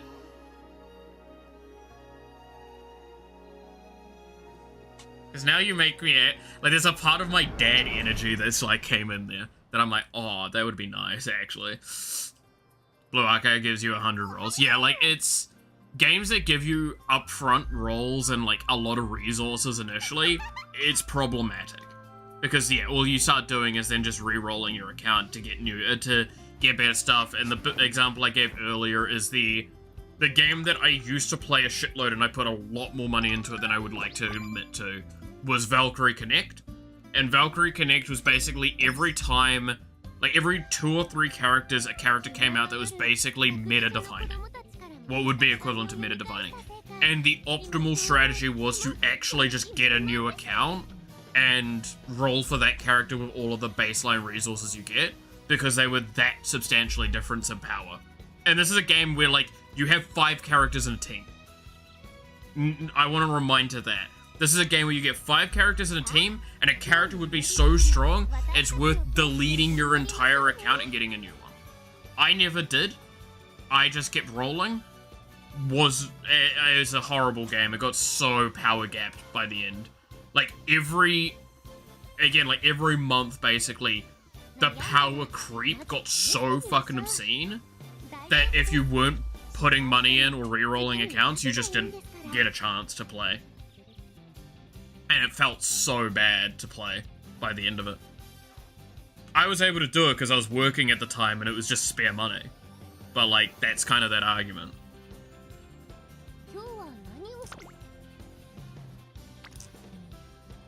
It's a 2% failure chance here. I kind of want to do it still. So yeah, I'll always speak quite poorly to that design in games. But, like, I still love this game, right? And I have a feeling that's going to change as time goes on, because I doubt they're going to gap the power of the Horse Girls that much. I think that they've got a very clear, like, baseline expectation for a lot of the power levels. And it only probably feels like that at the moment because it's got, like, its just released to the game kind of stuff. So there's a lot more resources available than there will be in, like, a couple of months' time.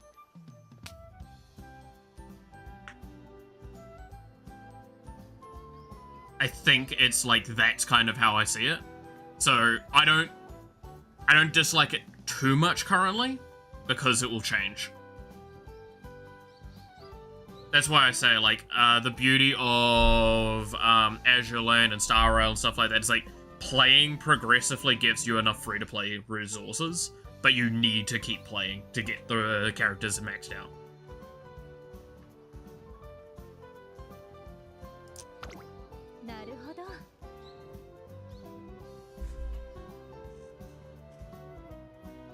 Just how long it takes for your account to level up so you can even get the better gear as well.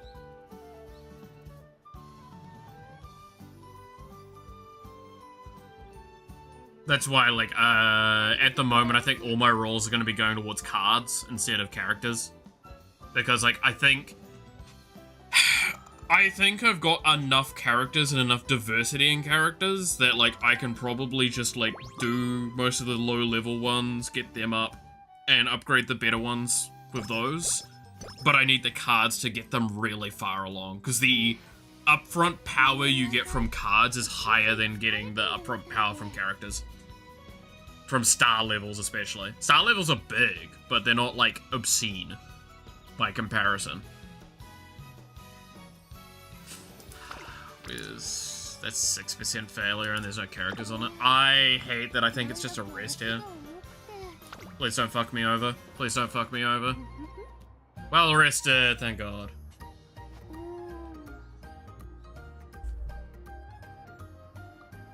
Did a scout, got a 1-star glue factory material and 1 copy of vodka. God damn it.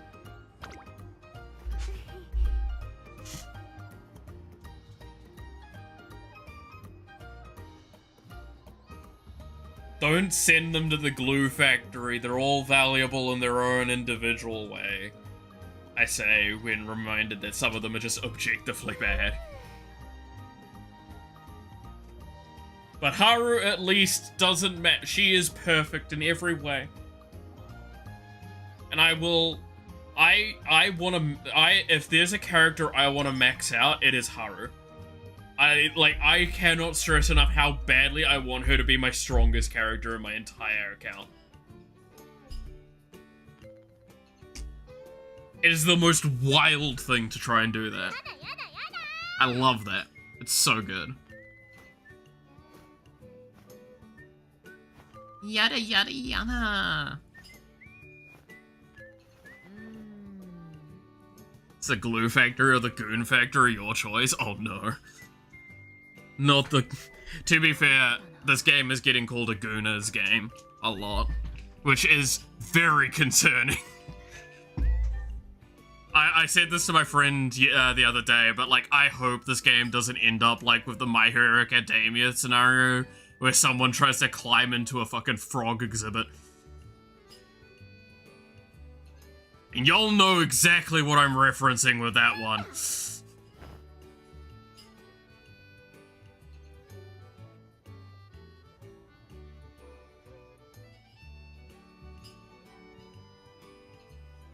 Having none of that. Having none of that.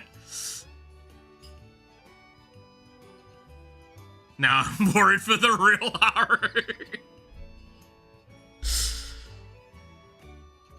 Look, just don't harass the horses in real life. You can go watch them, that's it. Send them the feed. Go send them the really expensive grass. That's how you support them.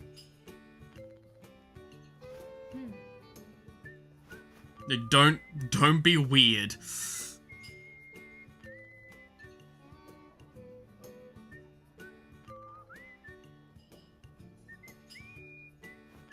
What is this music, by the way?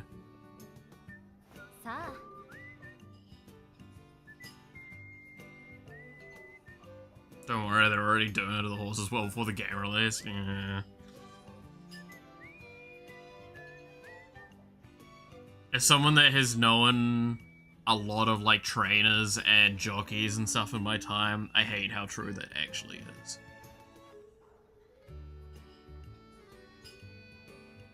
I mean, if you have whale money to travel all the way to Japan to caress a horse, all power to you. Don't harass the horse. Again, if you have the money to talk with the owner and go, hey yo, can I just meet the horse? Can I come up and pet the horse, all that stuff? And you have that kind of money and you don't do anything like harassing and weird, do that shit. That sounds great. Go and waste your money however you want. But don't be a bigot or a weird fella. None of us want that.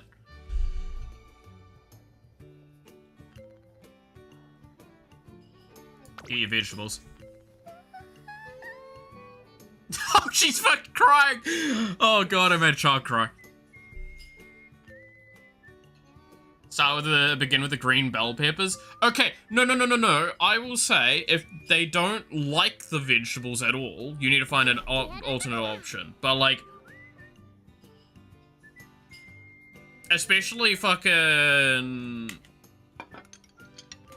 bell peppers. Yeah, no, I can see not liking those. Some people really don't like them. I really like them, but I would say no one does that, but I know better. Yeah, we know the internet. We know fucking way too much at this point about how people are actually stupid. And it's disappointing every time.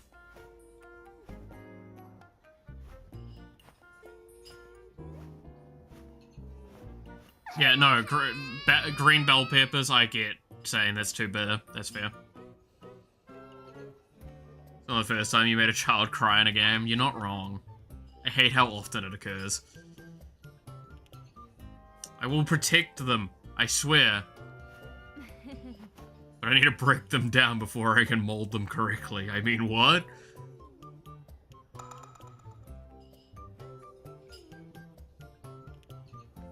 It's late, I should go shower too, so, see you soon, Chinese parent. Oh god, yeah, so Chinese parents gonna be tomorrow, that's gonna be a fun one. I've downloaded it now, so I'm gonna try and do some setup around that. I'm trying to think how I want to play it, if I want to play it off a new save, or if I play it off my current save, because it's gonna change a lot about the perception of that game. I think I'll explain both at the very least, like in more detail. God, I really want to level stamina here, though.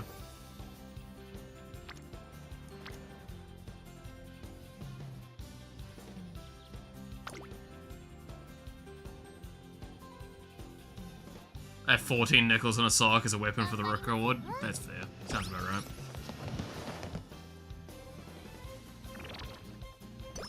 Protect them by making... Yeah. Yeah. Protect them from the harsh, is the word, by making them orphans. That's definitely a tagline for me. Really need to level up some stamina. Yeah, I need stamina. I think stamina is a big priority soon, but I really need... Again, this is the problem with these sorts of things. Getting that balance right is just hard. I think I'm gonna struggle after this race, at the very least, if I don't struggle in this race. I should be fine in this race, though, by all intents and purposes. But yeah, I do think I need to just spam stamina next.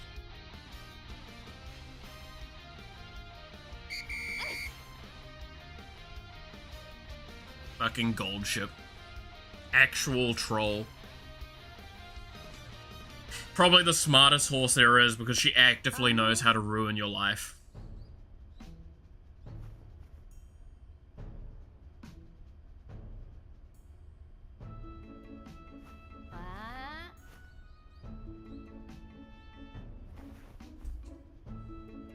That's how you know something's smart, is it knows how to ruin what's so good.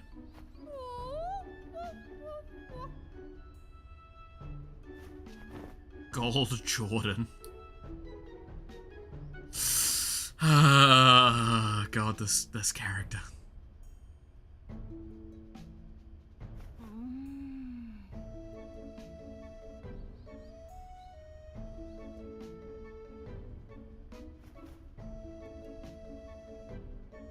It's around 200 speed and nothing else, unless RNG. Yeah, pretty much. Like, when you do the most... When you actually have, like, cards and lineage that's not, like, basically the baseline, you should normally just fly through your first race pretty cleanly. Especially knowing that you don't even need to, like your first few races, because you don't need to do much.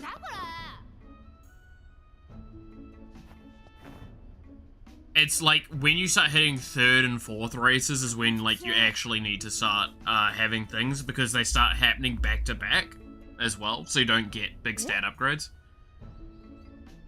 Good to know Golden Shiz know how to make it so Mel is the one making them. Pretty much. Dude, Golden Ship is like actually so bad. Like real life Golden Ship is like actually a mean horse.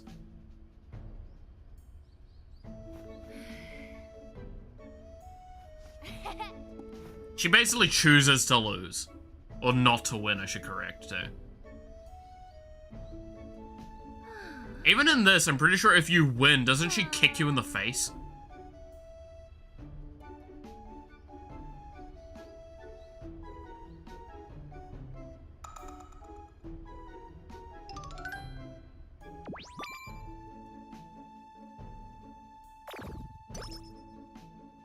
I'm pretty sure that's how she actually wins, is her animation is she kicks you in the face.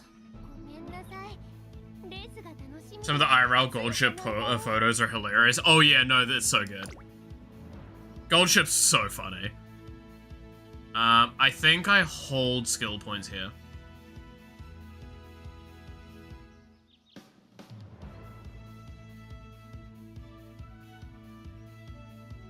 What a fucking power-up. Lucky 7. Yeah, I think I just hold. I don't spend points here. Yeah, we're 250 speed. I don't see how we fail the junior make.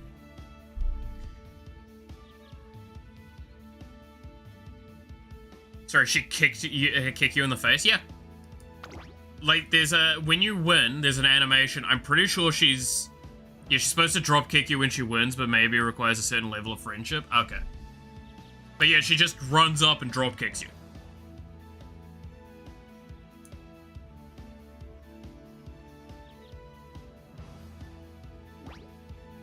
She is actually just an active troll.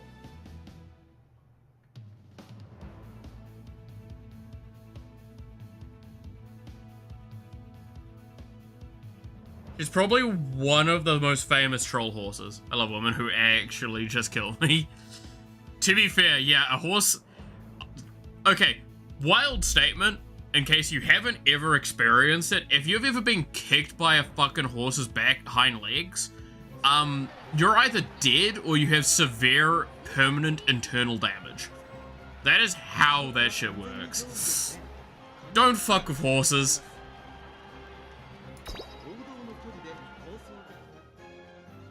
Like, ribs breaking is an understatement. The force that a fucking back kick can hit with is enough to just shatter a car, basically. Like, it will go through a car door.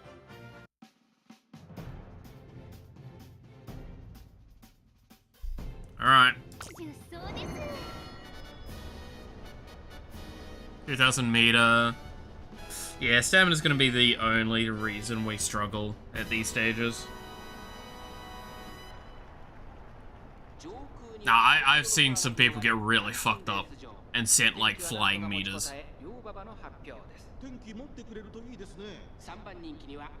It's always really funny as well, because, like, you try and warn people, and they don't listen. And then it happens, and you're like, I have no words for how dumb you've just been.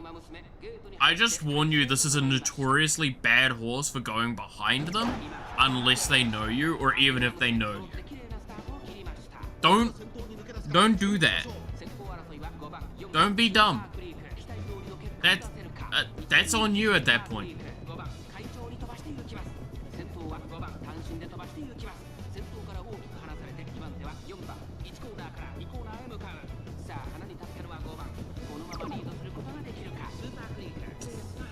Alright, we need to level up Wit. She's rushed.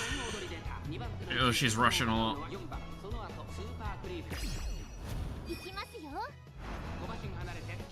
God, that's really good, actually, huh?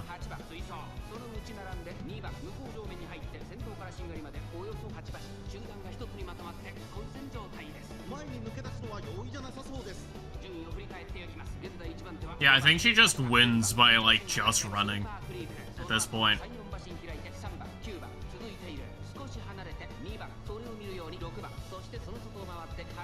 Because I can't remember, I think these two are front runners, right? That she's competing with right now. And she's a pace chaser. So, like, I think she's just gapping front runners before a pace chaser should be gapping them. Because it should be on here is when I win.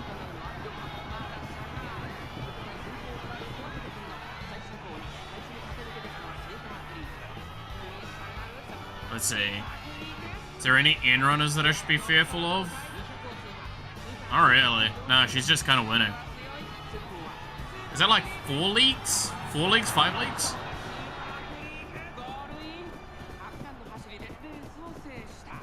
Damn. Oh, 3 leagues. Okay, it was a little less than I thought.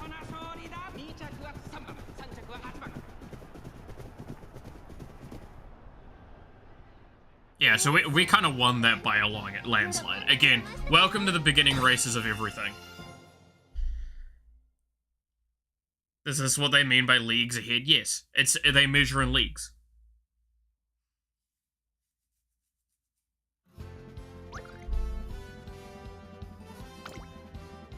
So that's what all of that is. It's 1L, 1 league. Because the measurements normally is, was it head, neck, league? I think are the differences.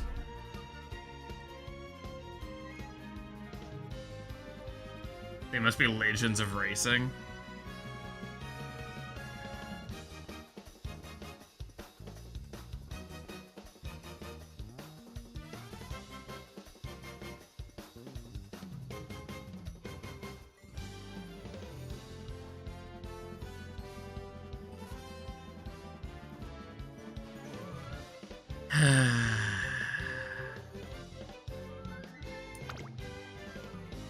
Let's move on. God fucking damn it.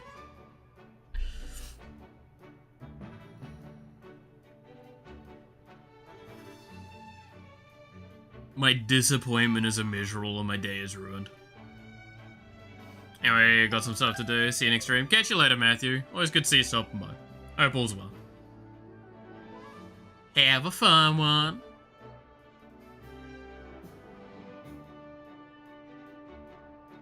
You know, that's actually a point. I don't think I've brought up magic today. Now that it's been brought up.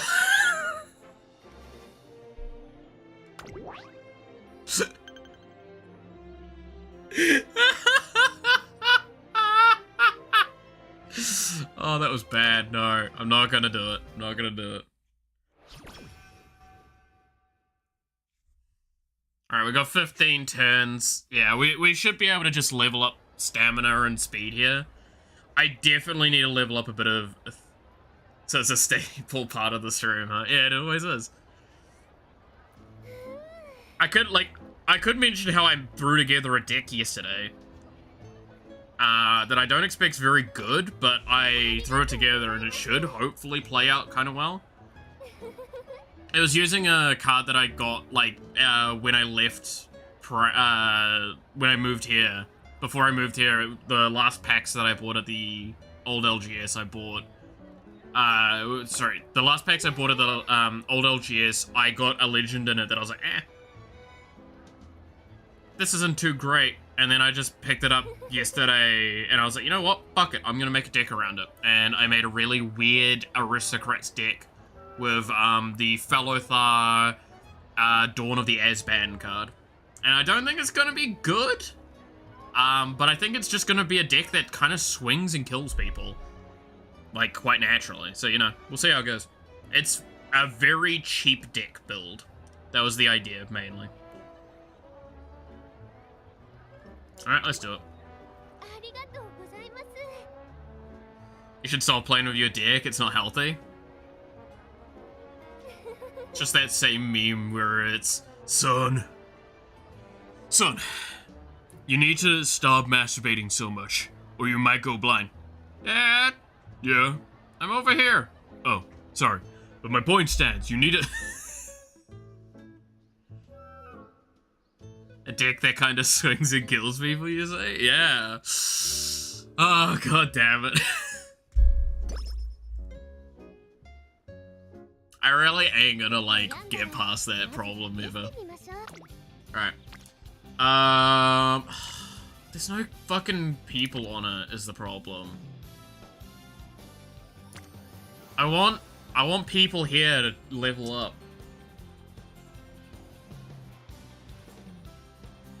Just do it anyway. We just need to be working on stamina.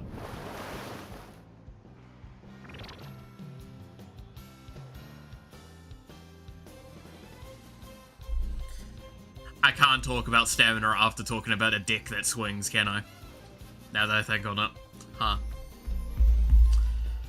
I did that to myself.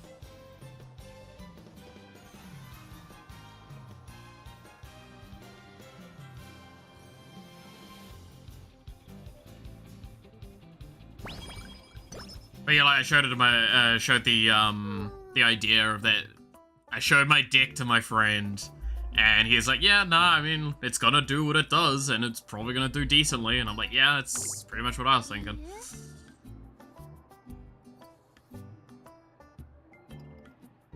Moments like this where I'm reminded of, like, accent, like, differences and stuff, right? How bad that sounds. Oh yeah, no, I showed my dick to my friend.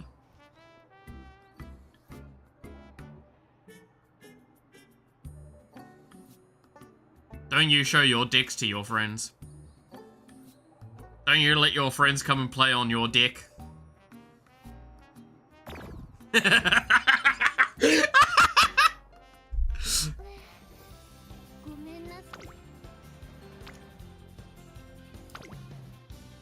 having the dick talk again, are we? Oh, the neighbors love my dick. Is it really a friend if you don't share dicks? Exactly. Like, my friend comes, helps my dick, I help his dick, you know? Gotta help each other's dicks out. Dick maintenance requires a lot of work, and it normally requires more than one person.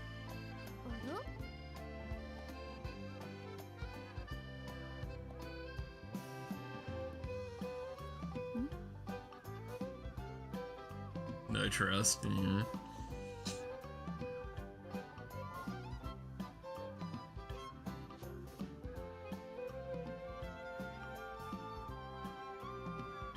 It will be evening soon. Does that mean you'll be running after dark?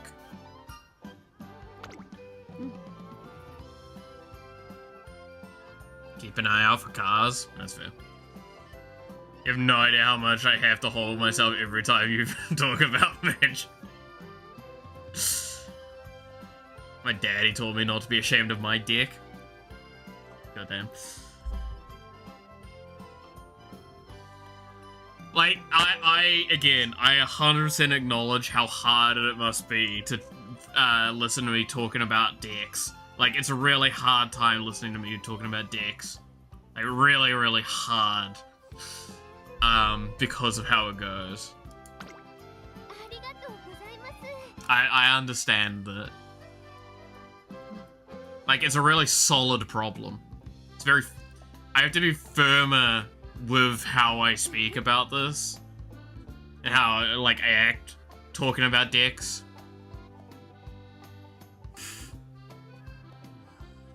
Because I know if I'm not...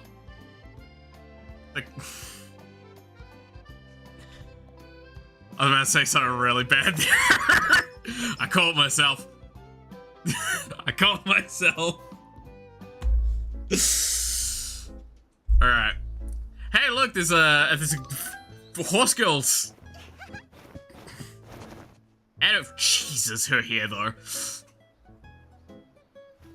Like, what a hairstyle.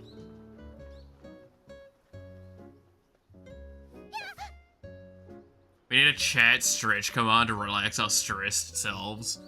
You know, that's a good point. I should set up some of that stuff. Ugh.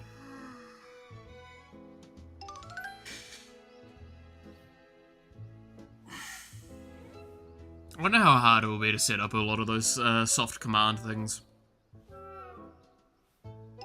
I mean, to be fair, with Twitch, it's like channel points are a really easy way of doing some of that stuff as well. I just don't think I have access to that right now. At this time, I only have one brain cell awake, and now it's thinking about dicks. Just people shuffling dicks. Dick shuffling ASMR. Yeah, Cauldron's into loss. But like, look at those hair things. Like the way like it's banded together looks like insane. Like, I get anime here, right? We've all seen hair in anime and it'd be weird and wild and wacky. What the fuck is that? It's such a wild, like, styling to do for hair.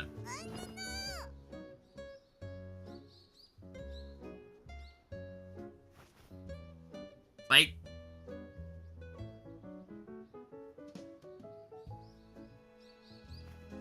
That's... Warhammer armor level of hair? It really is, right? Like, look at what happens when she knocks over her hand! The physics! Oh my god, the hair! How is that supposed to work? Like, imagine having hair like that in real life. That's actually just, you would not be able to function in day-to-day life. You wouldn't be able to get through a normal door.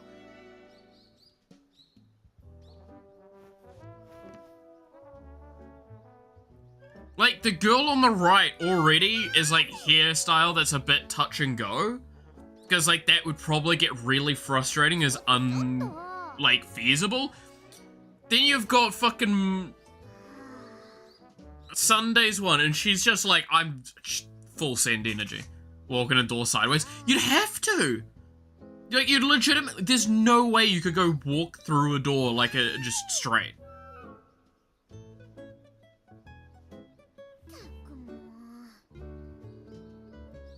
Like, I can't get over that hair. That's just so wild to me.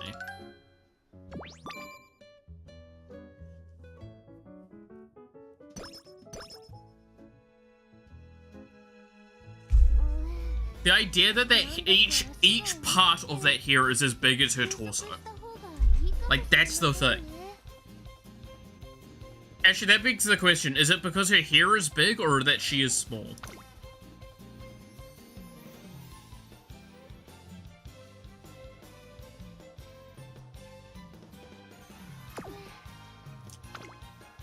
Yes.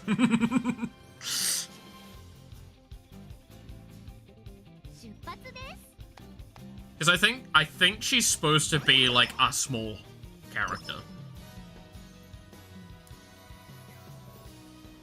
So I assume it's partly that her hair is probably like abnormally sized, but also she's tiny. So her hair's like still abnormally sized, but then it's even larger because it's on a tiny character.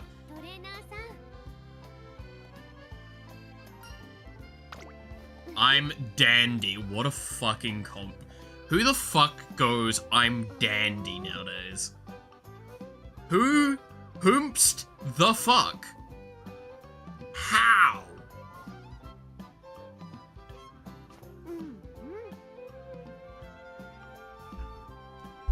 If I said I'm Dandy to someone, they would look at me and they would be concerned. Space Dandy when they introduce themselves. Yeah, that's different. Space Dandy's just cool. Space Dandy is an outlier in this argument. A normal human being saying I'm Dandy should be like taken out back and shot because they're clearly ill. You're not dandy enough to understand it? Oh, how dare.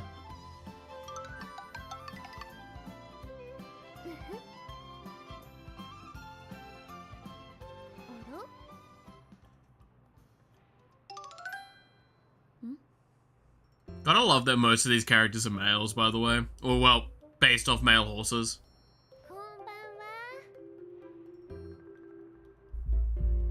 It's just that, like, it's so funny sometimes.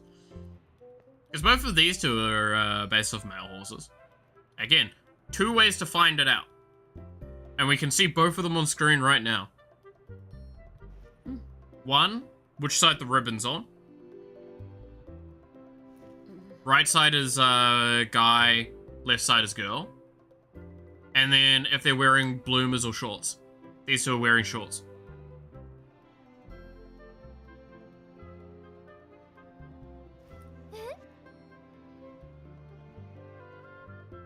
Game full of school children, universe, and no parent in sight. Yeah, Blue Archive's a bit of a concerning one sometimes, isn't it?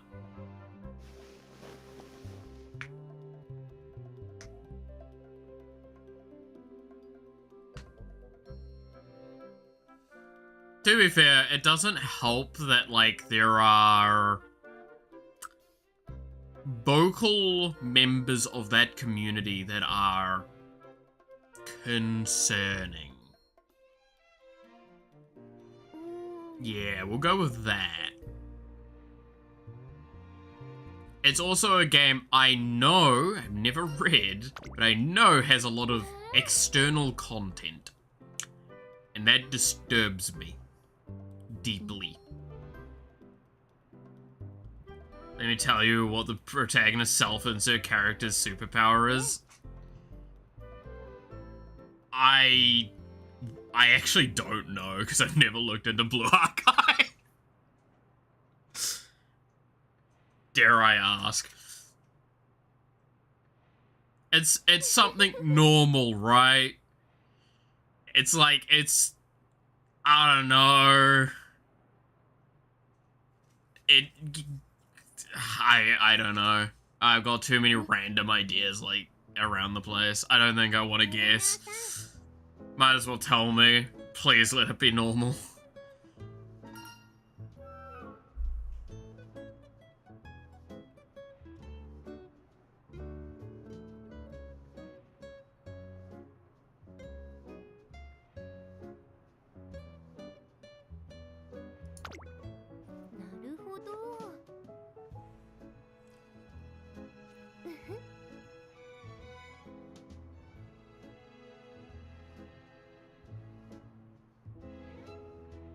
Because, yeah, like, it's... When I was huge into gacha-styled games, it definitely was one that came, like, across my desk of maybe I should try it. I just never did. Not really any grand reason why. Probably a similar argument as to, like, Genshin. It's just, I didn't... At the time, when I remember hearing about it, I just didn't. I was playing probably something else. Or I was too busy. Nothing, like, grander than that. That's actually... something I find fascinating is how often, like, people go like, oh, why didn't you play this game? Or, like, why didn't you play it on release? I'm just like, I just probably was playing something else, or I was busy. Or I just, like, didn't care enough at the time. It's me with Final Fantasy, basically. It's not, like, nothing against the games. I think they're great. I just never played them because, like, I didn't play many games when I was young. Oh, no, correction. I played a lot of games. I just played very specifically the same ones over and over again. Nowadays, I kind of like to diversify what I'm playing as much as I can. But, like, I still have some, like, locked-in ones that I play fairly frequently.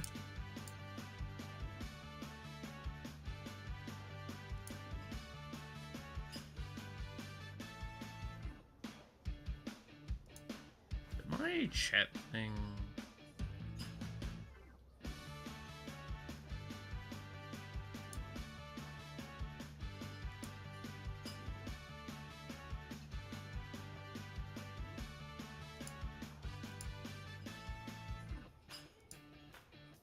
So I see there's a message on Twitch, but it's not come through to me. But yeah, I see the black credit card. That's kind of funny. I mean, that's a lot more normal than it could have been.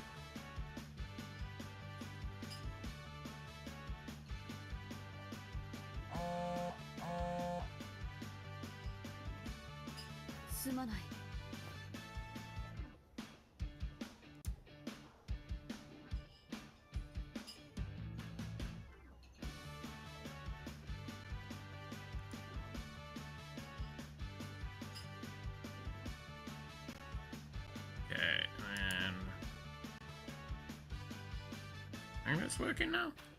But yeah, I see the black credit card comment. Concerning, yeah, like... look, you can't tell me not to be mildly concerned when it comes to Blue Archive, just because it is very, specific style of a lot of characters in it. Right? We understand that. We don't need to dive deeper into that. Not saying that, like, anything negative to the game or the people playing it or the developers or anything like that. It's just there's parts. Again, it's the reason why I say a portion of the vocal community of that game are concerning individuals. And I hate how vocal they are. But every game has those problems, right?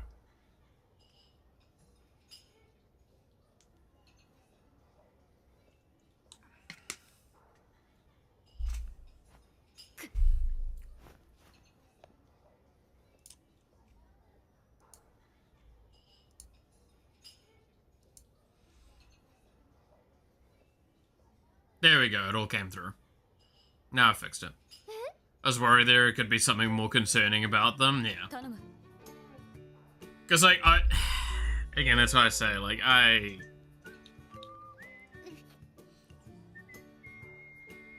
mean, you've also got, like, is it Girls Frontline? Is that the one I'm thinking of? What's the one where it's, like, the, like, cover shooter with anime girls?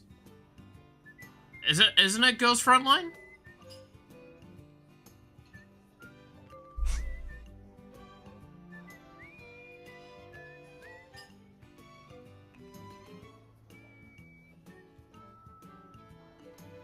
Or Nikkei.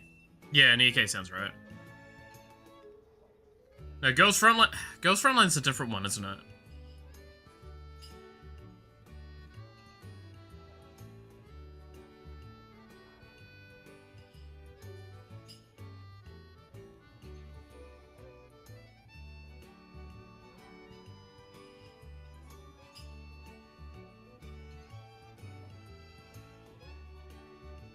It's... I'm trying to remember them all now. It's Azure Lane with guns. Sounds... yeah.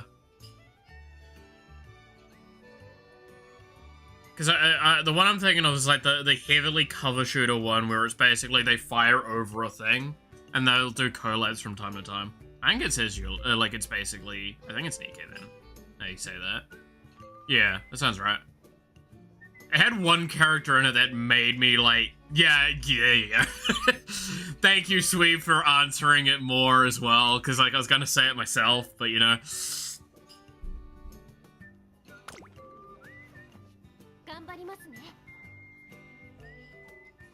Because like there was one of the characters in it though that made me like fiercely chuckle when I saw them released. Which was the one that has like an absolute panic attack. Do you know the one I'm talking about where like while she's reloading she actually looks like genuinely batshit insanely terrified? I think it was like a year or so ago she got released. I want to like does collab with Near and Evangelion. I wish I could remember what they were or what they looked like fully. But like there's a character that just actually I loved their design so much purely because it was like, yeah, this is actually probably the most accurate of all the characters. The April Fool's event, that might be it then.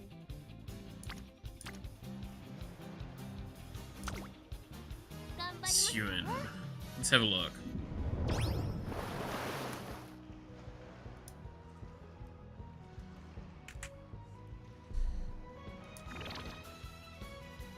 S-Y-U-N.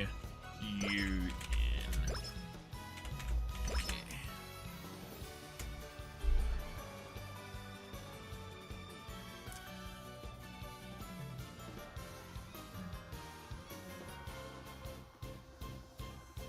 Yes!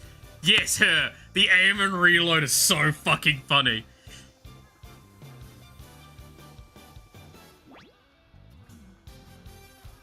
Oh. I don't think it's liking the fact that I'm trying to tab out. There we go.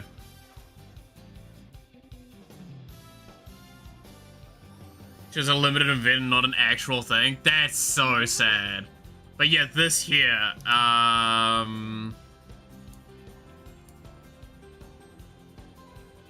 this is the character, if it loads.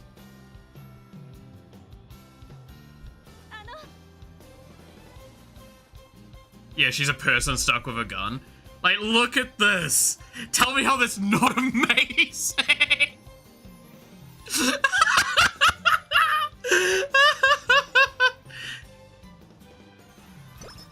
Like, it's so good! It's just so fucking good! It's like, she's just trying to fucking bitch, man! Look at her stats? I don't know what her stats comparison would be, though.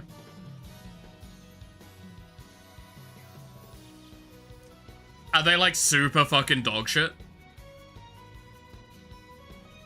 I'd assume that they're really not good.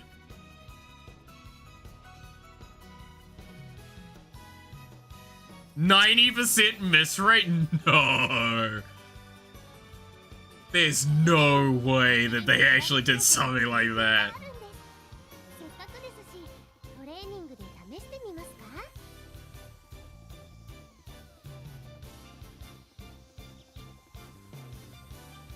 I'd have to look so much into it.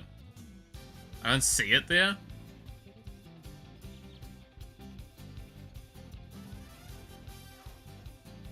Let's see. It would be... no. I don't see where I would see it. Would it be under... Alright. What would I be looking at for that stuff? This is the... or is this the wrong wiki to be looking at? Do I need to go to this one? This one. Or this character story. But the idea of a 90% miss rate just is beautiful.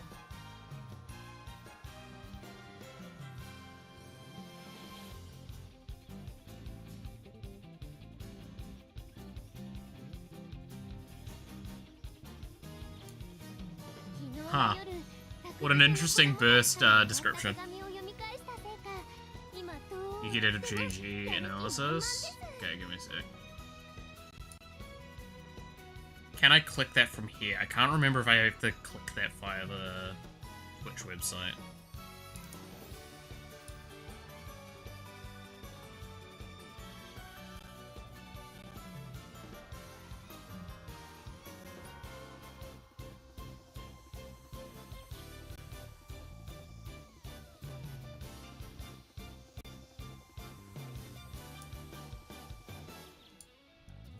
But yeah, like that is honestly one of the perfect characters.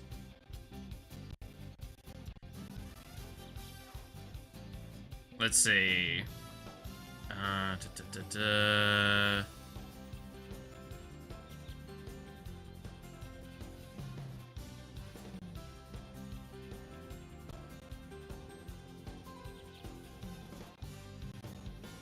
Extremely interesting skill. We break down the wording. It's clearly burst of generation ahead. Function system.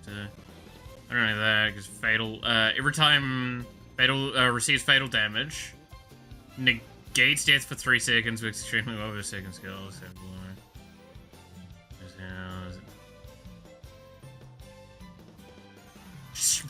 So she doesn't die, but she doesn't hit shit.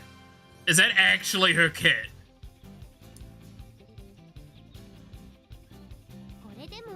That's actually amazing if that's the case.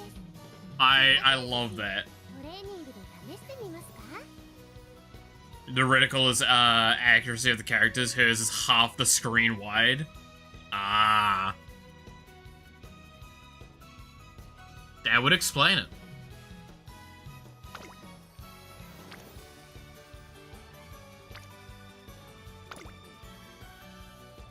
That's really funny. So yeah, you've given a character just... This character can't die, but they're also just unable to hit shit and screaming bloody murder the whole time, crying.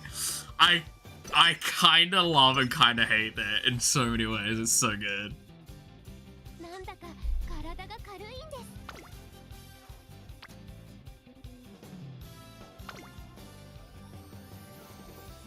Time for alcohol and good vibes, yeah.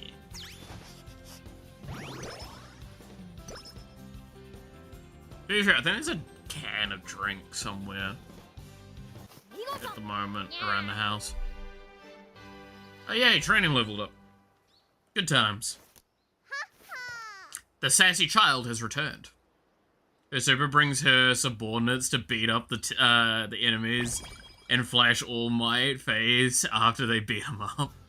It's actually kind of great. Nah, I stand by. Joke characters, okay, I've got a question, right, that I'm gonna loosely pose. What would you prefer with gag comedy characters like that?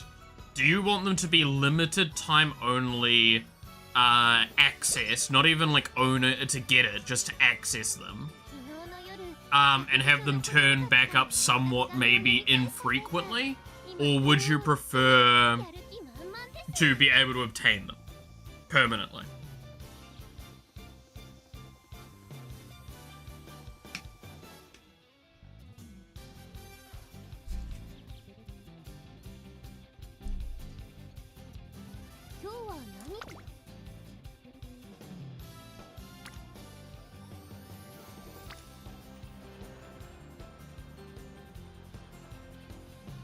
I want them forever so I can turn them into something useful. Because I find it fascinating, because most of the time that is, I think, the very general consensus. But I think people may undervalue the charm that comes with the fact that they're limited time. Like, I stand by in the category of, like, I would love to get them. But like, so yeah, what Sweep said there is a great example. So one of the references I could give, there was a skin in League of Legends for Garen that was done fairly recently for April Fools this year, which was that it was him as a Pengu sort of thing. It was a Pengu dressed as him, and I thought that skin was amazing. And they made it so you got it automatically, but you could it could only be used during the patch week. Like, the entire week, basically. Or the 2 weeks, sorry. Between the patch. So for only April Fools it was used. And that's because, and it couldn't be used in rank modes. And it was because the competitive integrity would, like, go in the dumpster for it. Because its shaping and size language and tracking info are just wrong. So you could never use it in a competitive sphere. I think there's a level of charm for, yeah, again, limiting the character usage, but I think we can all say, like, if you give us a troll thing like that, we kind of want to keep it, because it's fucking great. I'm gonna come berate me on the screen login, like an old gacha light TV home screens. That would be fucking great, actually. Something like that definitely would be quite fun.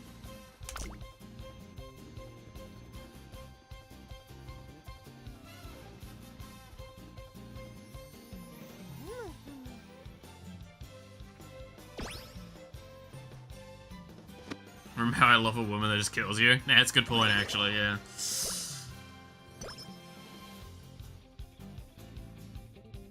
It's, yeah, no, I just find that really fascinating of a thought process, though, with, like, how those sorts of things are added. Because, like, I've said this before, right? I fully intend to have, like, a couple of, gag character things get added to my one, right? The thing I'm designing, all that. There are a handful of characters I've already pre-designed. Some I've even talked about with, for example, like the, VTuber moms, right? Like, they're gonna be a thing that I'll do. And I think that will be absolutely hysterical and just, like, so on point with, the community stuff. And we've talked before about, like, what would those be? Would those be skins? Would those be, like, slightly different characters that basically use the same base kit as their child, but, like, edited very minorly? Things like that. And I've actually sat there and wondered, do I make those a permanent edition? Do I make them event-based? Do I make them, like, there would be no money involved, ever, right?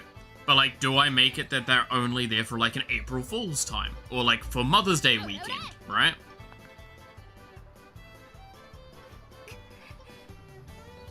If you put VTuber moms in your game, I'm following you to the depths of hell. Oh, they're already, like, that is a list. That's already there. It's just a question of, like, how do I, like, 100% it gets released on Mother's Day, right? Like, whenever I release the game, regardless of how far they progress, that cannot come out till Mother's Day. If you see a patch around Mother's Day time, start assuming. Like, that would be fair. But, like, it's how do I do that, right? It's, do I make that permanent? Do I make that temporary? Stuff like that. And it's, like, again, my leaning is obviously permanent, because as a player, I definitely would prefer them to just be there. Once they've been added to the game, they should be added to the game.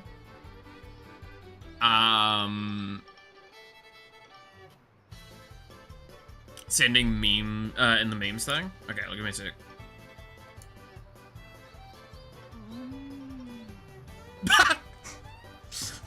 Ah, yes.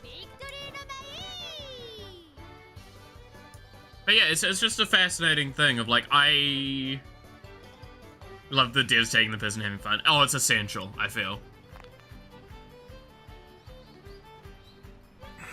Yeah, but no, it does beg a question of, like, how do you implement those sorts of gag things? And do you, like, keep them as a limited time thing to preserve the charm of them? I guess is the aspect. That's why I say, like, do I make it that I give you the VTuber moms only for, like, a week or two around Mother's Day? Just as a, like, a thing to just celebrate Mother's Day.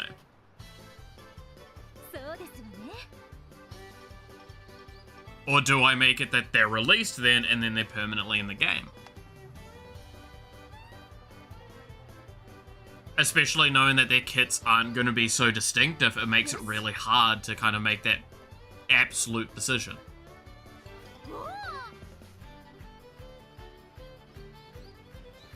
In such a case, it would be fine to have them as event.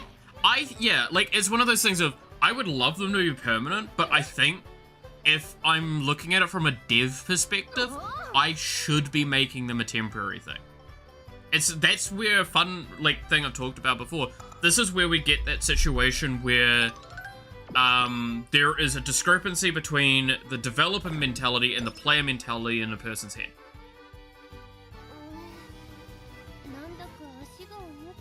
And maybe release only one following a popularity vote to farm engagement.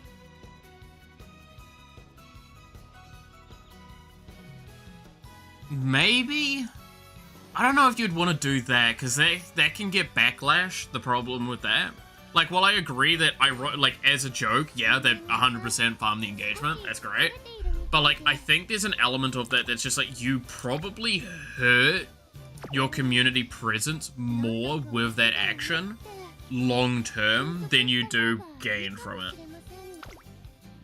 That's why, I'll always shit on Minecraft's decision to, go, okay, we're gonna only add, one of three things in the next update, and that's it. You guys get to decide, and it's why not just add all three? Right? We clown on them for that to the end of days.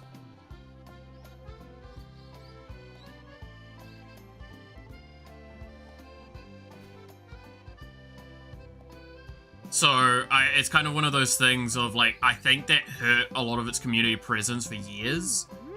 And that's kind of one of the things of, I'd want to avoid that a little bit. So I think it would genuinely be one of those things if there would just be no permanent additions from it, if I was to do it as an event thing. But I think I would definitely do it as an event thing, 100%. I think there would definitely be event ones as well that would have permanence. I think we've talked before about how, adding, the Vocaloids, right? That will be an event. I 100% expect that to be an event. Whereas, I would probably still have them as permanent additions after the event's ended. Probably rarer, though. I'm... Okay. Wild Thing, I think that's an example of, they'll pop up only occasionally in the environment where you can pick characters. So they're not guaranteed to be there. Other characters are guaranteed to be there, but, those wouldn't be. Those would be a chance that they might be there. So it means that each run also has that additional value to it of, oh, I get to play Miku this run instead, sort of thing. It's a bit different because in Minecraft, features/content, here it would be gimmick. True, but it's not much of a stretch to still use it as a comparison point. I feel is kind of how I would respond with that. It's still while it's a different thing being done, it still leads to, I think, the same outcome that you would generate from that problem.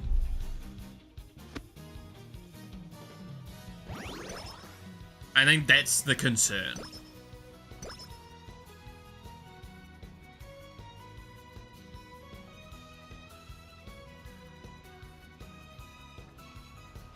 Again, it's one of those things that I don't think there's a just guaranteed correct answer, right? And you can play around with it as much as you like. And I don't think no matter what you do, you'll get it right. There'll be a right way of doing it. There'll always be people that disagree or agree with the decision made. There'll be people that go why aren't they permanent? Or why are they permanent? I don't care. Or, they're permanent, they don't get played, right? That's the fear, is they're permanent and they don't get played. And at that point in time, you have now just... It's something I want to avoid, but then it becomes a thing of, does that mean I need to do a balance patch targeting these group of characters to make them worth it? The Vocaloids, I expect to make really silly kits with them, but, make their gimmicks kind of strong.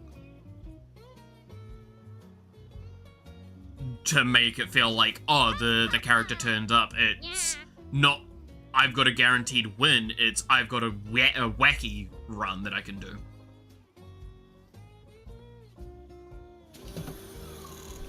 You still spend time and work on them anyway. Oh yeah, no, 100%. I'll also stress, if I'm doing it as a, like, only during, like, a week or two around Mother's Day that these turn up, do expect if it goes for, like, more than 1 year, if the event comes back, the characters will probably have updates and rebalances and, like, improvements to them in that time. And there'll probably be more added each time. But, like, they'll come back. So it means that you'll still get to play with them eventually. I'll also stress, like, if I was to halt development on the game, and, like, pseudo-abandon the game, I'll probably just make it so you can toggle it on. So you can, like, go into a setting and just go, like, no, enable all events. So you can just have them there, so I can go, like, cool, you've got the content, I'm leaving. You know what will happen? Turning the PC clock forward and backwards, just like Animal Crossing. It won't be tied to date, it'll be tied to patch. I'll literally patch the game, the update will come out, and then I will end that branch of the game and revert it, or like update to a separate branch. And it will just not be there. That's how I would do those events.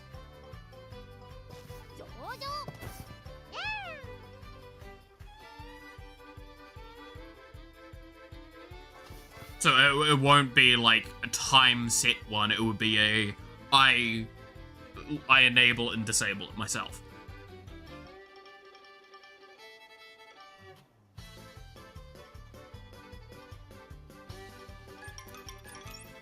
Which VTuber mom?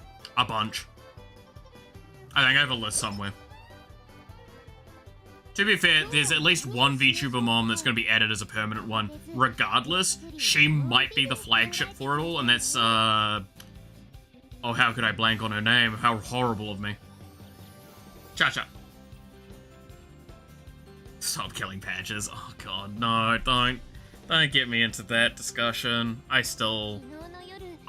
sit in such a weird angle of that whole thing, and nobody likes my opinion on it.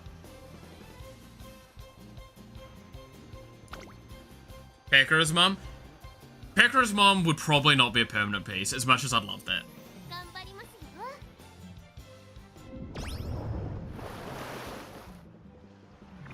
But she is definitely one of the flagship ones that would be added. There's no way Pekka's mom wouldn't be, like, a very high priority. Same as, like, Jin, for example, right? Don't want to open that talk, just making a joke. No, yeah, I know. That's why I'm like, I'm just not gonna bring that talk to that topic.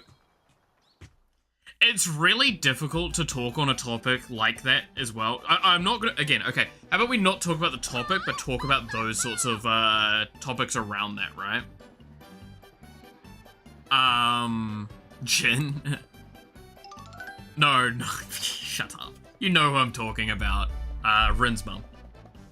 But yeah, Pekka Mama definitely is getting added as the, like, one of the Mother's Day characters.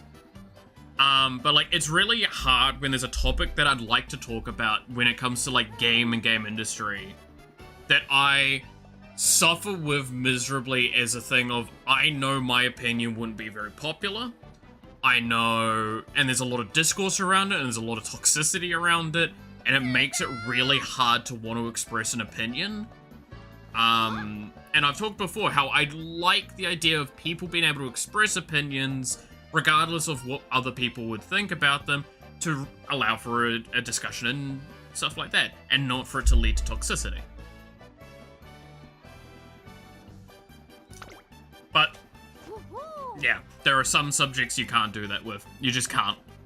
There's, no matter how it goes, people are too passionate about them, and it becomes dangerous no matter how you talk on it. Even if, like, your opinion is part of the, like, I guess, the general consensus, you open yourself up to too much. And I don't like that. I dislike that that's how the internet feels a lot of the time with that stuff. Because it means that individuals that, like, come at it from a different angle are not welcome.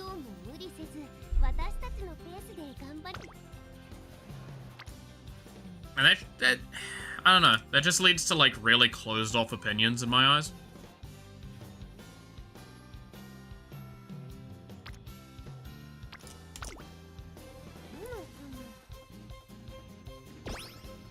But yeah. What other VTuber moms out there are there that would be, like, only temporary ones because there's just not enough around them? But they're, like, turned up on stream. I guess, like, Mama Mori. Mama Mori would probably be on that list. Mama Mori. Pekka Mama.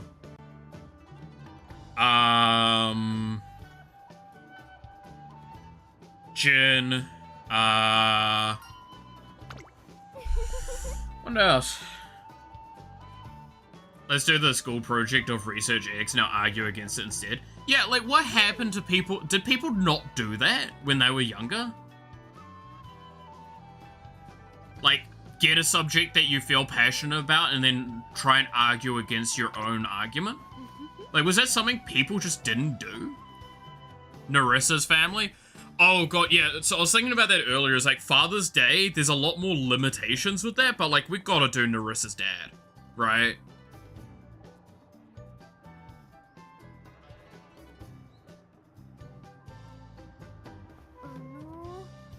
Ollie and Kobo's moms? Yes! Oh, dude, Kobo's mom is so fun. Y'all saw her, like, interrupting the boys stream, right? ID moms are too strong. They are. They're so fucking awesome. Nah, I love Kobo's mom. Kobo's mom's so cool.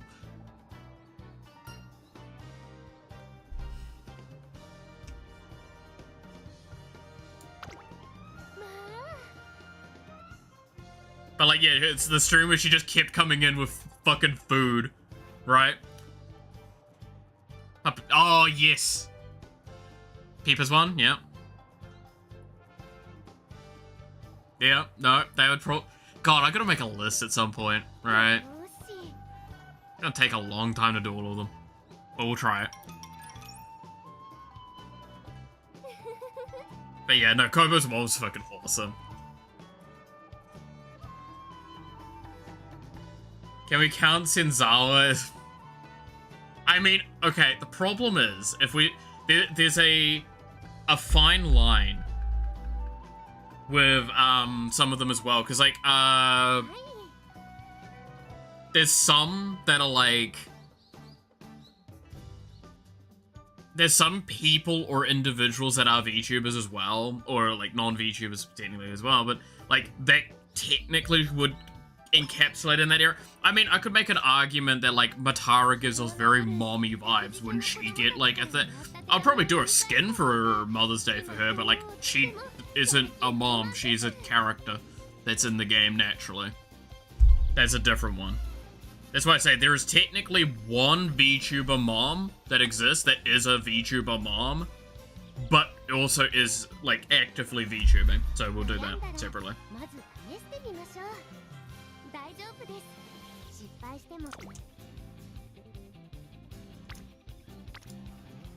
Yeah, stamina go.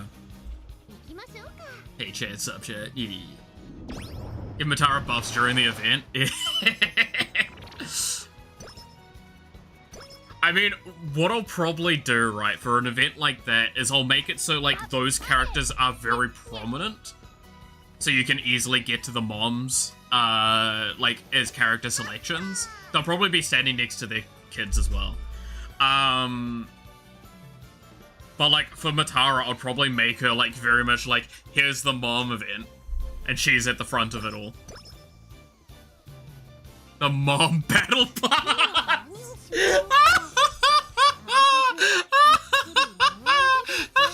I don't know why, but that's actually so good! Now you make me want to do that. That's actually... Dude, the event rolls around, there's like... Matara has a skin that comes out for that event that's on the battle pass, and it's just called the Mom Battle Pass. Fucking imagine.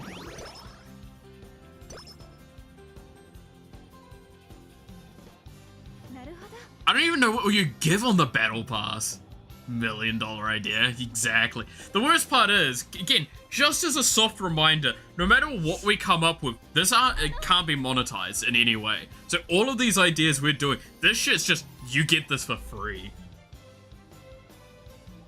Just add a battle pass. Never any other times other than stupid events like that, we do it.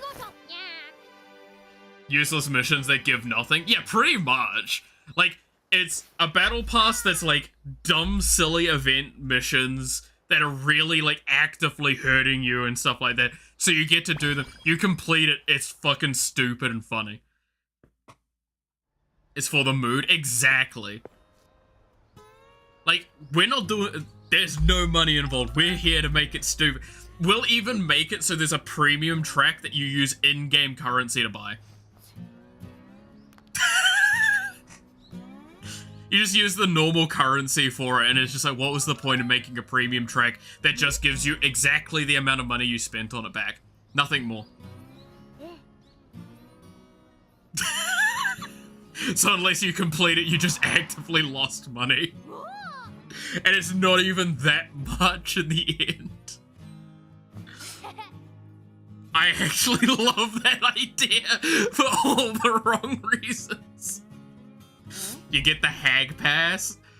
Oh, I wish I could call it the hag pass, but you know it won't work. Yeah. Like, I would call it the hag pass if I could get away with that, but sadly enough, I know that it would come off a little poorly for some people. Because I've seen the discourse around that, right?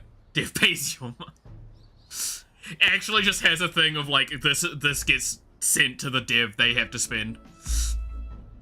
I would love that. That actually would be really funny.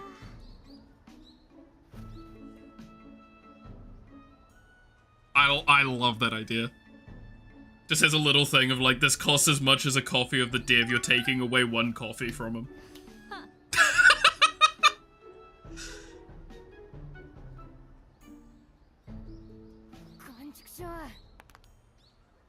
Actually, no, we'll do that specific thing. We'll do that with the April Fool's event. That would be great.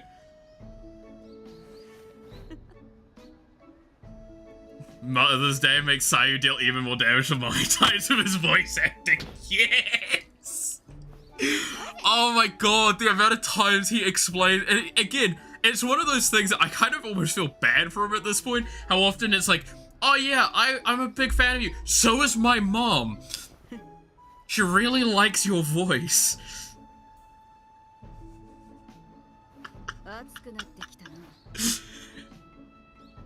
For every platinum achievement, the dev super chats to a VTuber mom/dad. Oh my god. Oh, I don't know if I'd be able to afford that.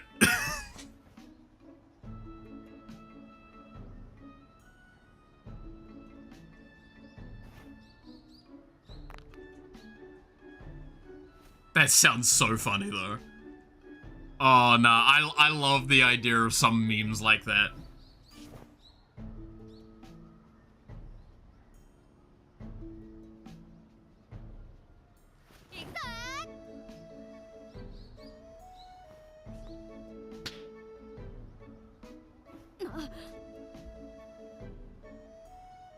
Like, I also want to stress, by the way, while we're making these jokes, I actually do think battle passes are good for games. Like, live service games.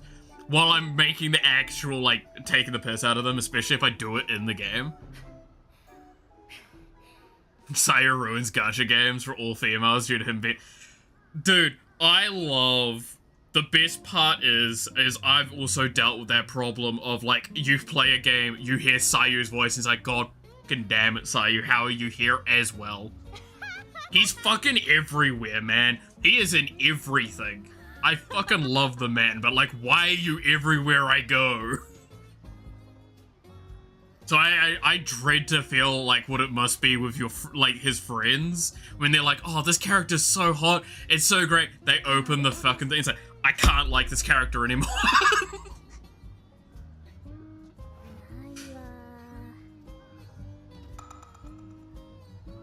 Sure, donate X in Donathon to get a bottle of sweet, because 2 people are doing it, I went to bed. Oh god. Cannot escape. Sayu is everywhere. Sayu is all.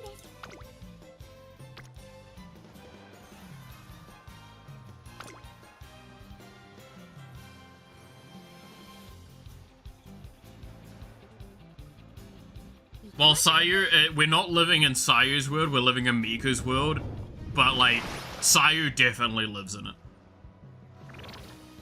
Her hot guy shipping, or you mean Sayu? It doesn't help that every character he does is like hot in some way, too. He just does really good voices for them.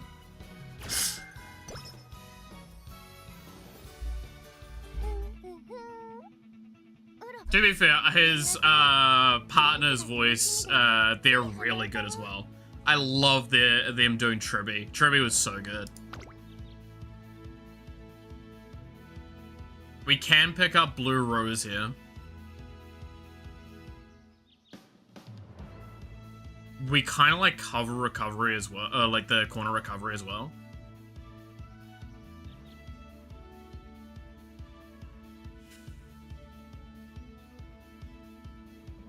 Because this is, we have to deal with longs, right? We have to deal with longs in, this campaign? If I remember correctly.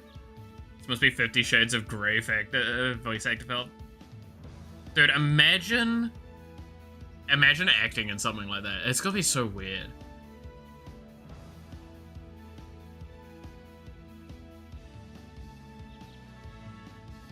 It's like how much that it must impact the rest of your like career.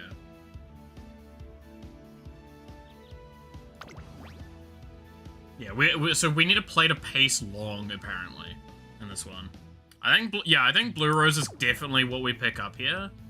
But like also Deep Breaths is super good long term. Like anything stamina recovery is gonna be good long term. Like, I think we pick this up. We can't probably pick up anything else. But I think Deep Breaths and Corner Recovery are like the next priorities. Because then, like, this is how we cement, like, we lock in a victory. And then how we just need to maintain that power, I think, is how we win.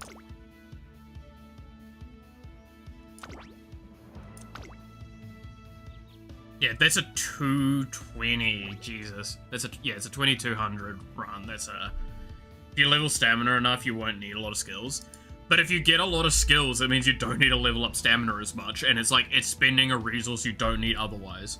Because I don't think we need... Outside of like 1 or 2 skills to basically be how we win the final bit, I don't think we need that many skills to end the match with. We need skills to get us to the end of the match. I feel is what we need on Super Creek. Based on what's been said to me, and based on what her stats are.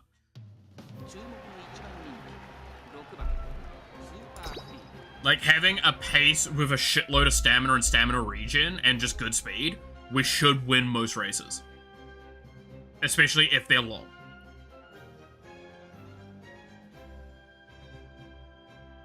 Because then at that point in time, it's less of an actual, like, fight and more of just an endurance challenge. How long can we maintain everything?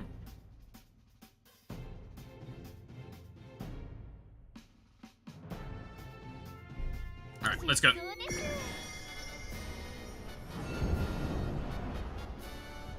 To be fair, I think we're still kind of in the era of, like, our stats, as long as we're not being stupid, are gonna be fine. It's probably, again, it's the next race after this is normally where, like, you'll start seeing if you've not been leveling correctly or not. With characters, it's like third race, fourth race is normally the big signs. Then, like, if you can make it past, like, the 6th or 8th race and you're still doing fine, you're pretty much home stretch.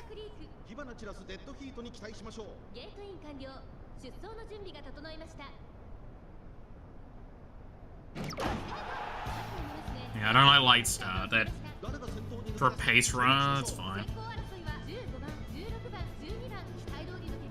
We don't need to try and get focus. I think focus is the one that compensates for late start, right? That's the skill I'm thinking of?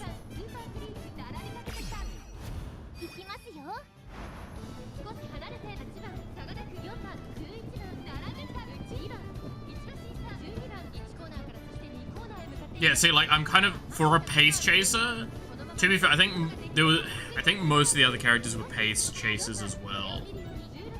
So we're probably just going to be sitting at the front of the pack with pace. And we have enough skills to burst to the end. Yeah, we're sitting at third, we're kind of maintaining. Nothing really is changing in that pack at the front. So I assume that just means that it's going to be kind of like a to the end thing. Yeah, like the pack that we're in at the moment's catching up with the top of the first place. I think we're gonna slowly see some gapping there. Probably means I need to start leveling up a bit of more speed again, though. It depends. So we're in the final section now, so this is when speed kicks in. Okay, we probably don't need to level speed for a little bit. I think we need wit and stamina. That's what I think we actually need to be leveling up. Like, more aggressively. Like, we're not even activating Blue Rose here. Because we don't even have a break-off need. Like, we are gapping the shit out of this. Holy hell. Is that like... That's a lot... That's insane. 7 leagues. 7 leagues ahead of the next. We just kind of just destroyed them. That's kind of accidental frontrunner. Kind of. Like, I don't think we dropped below third that entire time, right? We can see here how many frontrunners there are, I'm pretty sure. Let's see. Pace, pace, late, pace, pace, end, pace, front. Yeah, so this was the one that I think was on the front the most part. Pace, pace, end. Yeah, so there was only one front runner, and they ended really late back. Number 15, which was the one that was at the front for the beginning. So yeah, I think our speed is adequate. It's our stamina that's the next thing we want to kind of keep. That and wit. So I need to be bouncing those two, I think, is what I need to do. Because we need to have our wit higher, because I think Blue Rose didn't activate, not because it didn't trigger, but because we didn't have the, like, actual... Oh, no. Let me correct. I don't think it's because we failed to meet the conditions. I think it's because we didn't have the wit to trigger it. Like, we failed the roll to activate that skill.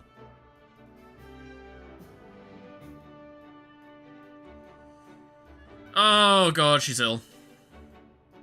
Don't be sick. Wait, I don't like this.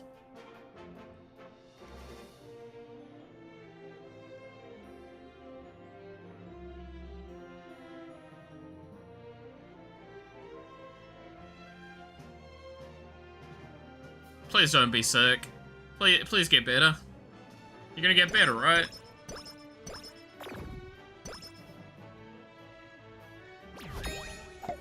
Okay, so what does Under the Weather do? And can we compensate for it? How many days do we have until next race? How many turns, I should say? 15, okay.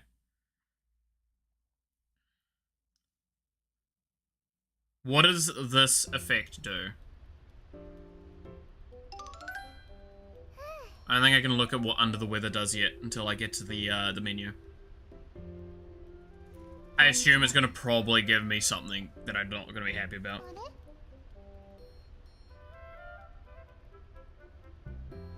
Hi. Don't get a fractured leg? Yeah, exactly.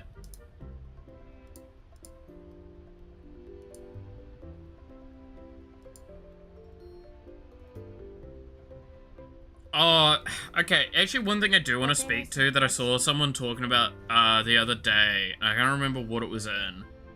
You're going to keep it until the next race? Okay, so I can't try and purge it. It's just stuck with me? Got it. Hi.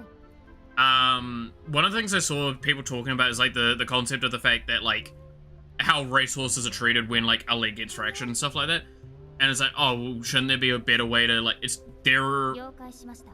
to fix a lot of those things? As for the effect, you'll understand next round. Okay, cool. Oh no. No.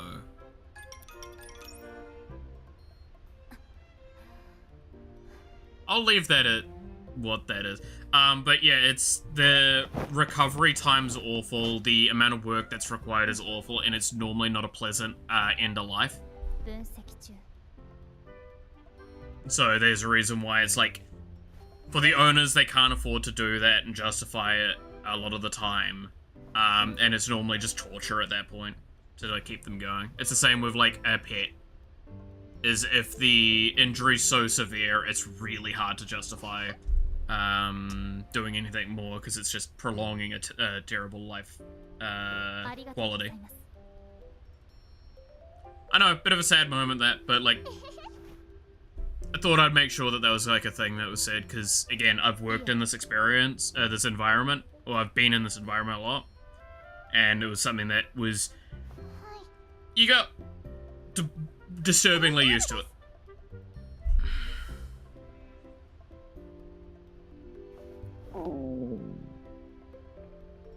Bruh, Sam.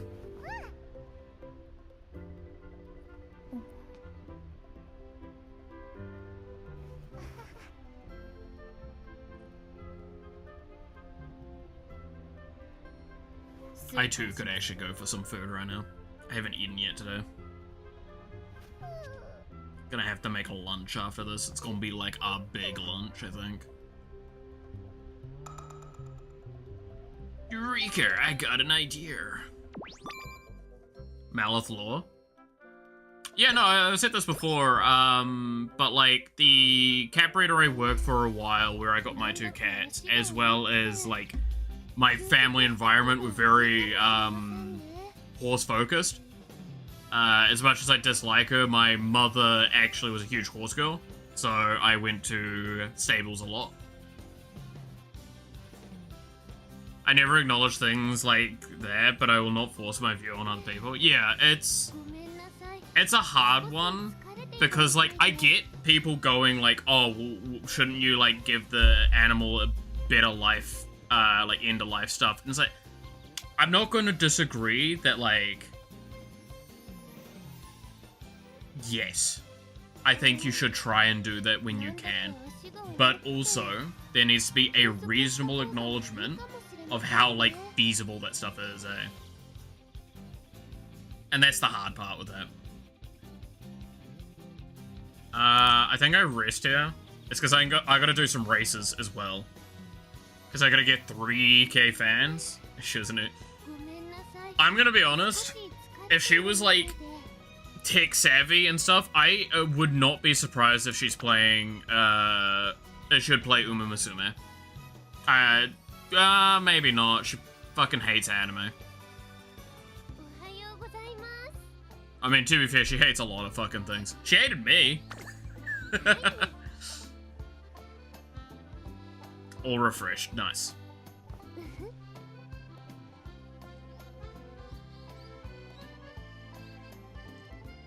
But yeah.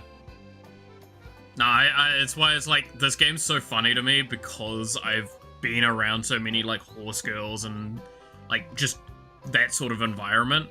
There's like a part of my brain that looks at this very weirdly.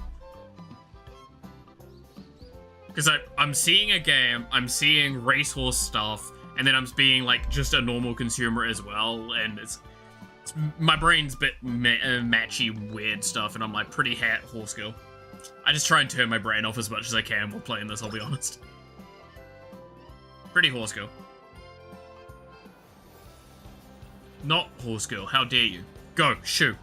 Away with you. How dare you interrupt me.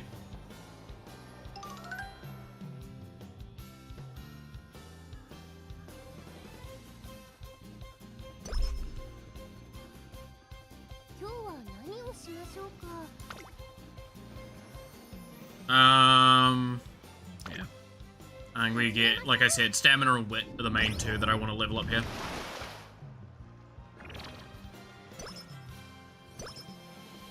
And especially when stamina has 4 characters on it, you kinda gotta do that, right?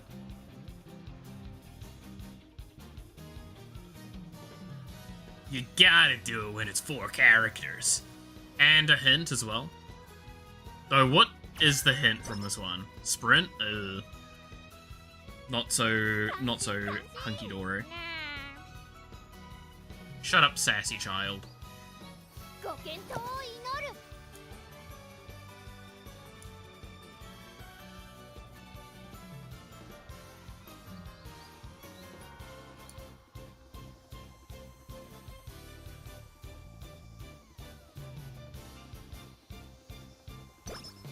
I'm actually, I do find this funny as well. I think this is the first time. Oh shit! This is a, yeah, inspiration event. Nice.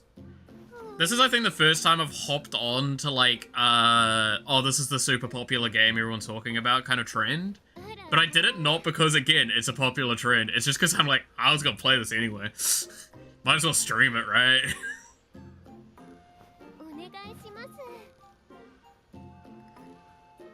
I just find that really fascinating with, like, the popular games trends, right? There's sometimes where it's like, this is just trending because some streamer played it. And then there's sometimes where it's like, nah, this is trending because people are enjoying it. And then more people are playing it and more people are enjoying it. And it feeds itself in a cycle.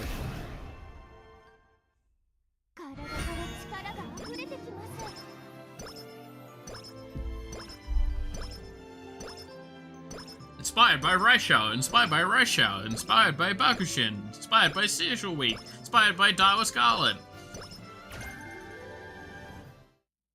God, I love looking at the log after an inspiration event. Don't you love that list of things that just happened? Inspired by, inspired by, inspired by, inspired by, inspired by, inspired by.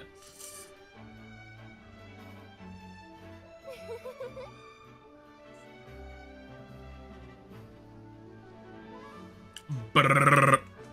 All the stuff.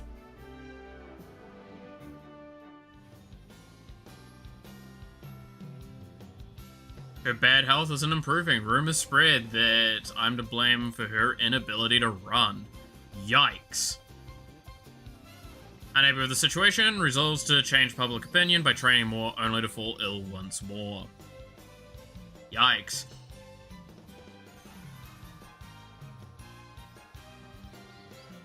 I see this and realize that the cause of her illness is that she's trying too hard for the sake of others.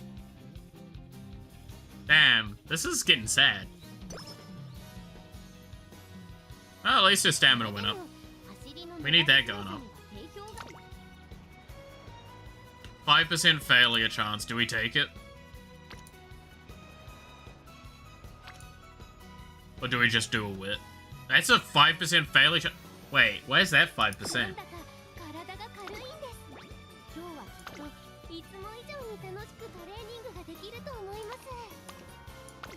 Is under the weather affecting that?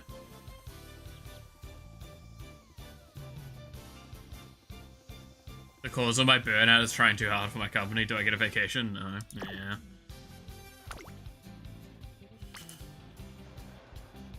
Because this feels really high energy for a chance at failure. That's really rough.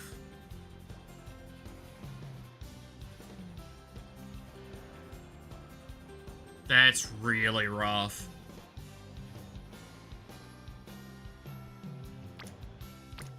Because I'm guessing, yeah, so everything's got a 5% failure chance base now? Fuck. Well, I guess I gotta roll the Gamba then.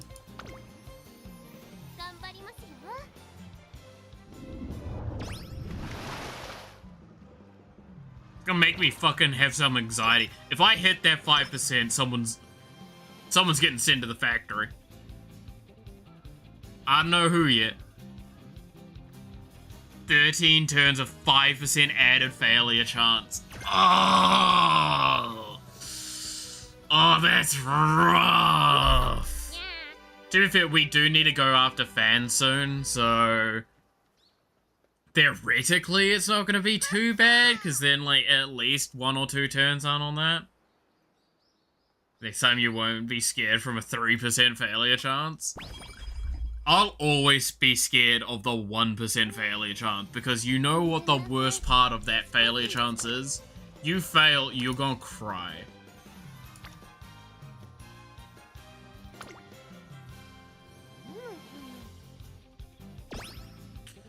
Oh, there's a, like, because of the lag for a moment there, there's a little bit of an anxiety spike.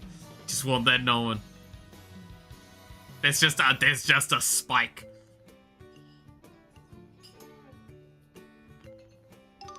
We hit the gacha on the fail chance more often than SSR chance. It does feel like that. Look, if there is a percentage chance of me failing something in, like, anything, it happens. More often than I would like it to.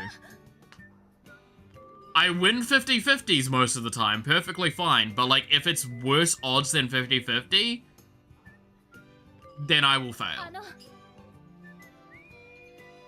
I say that because I literally hit the 50-50 this morning with the Star Rail Fate banner. I hit Saber. I have Saber now. So now I gotta roll for a fucking light cone.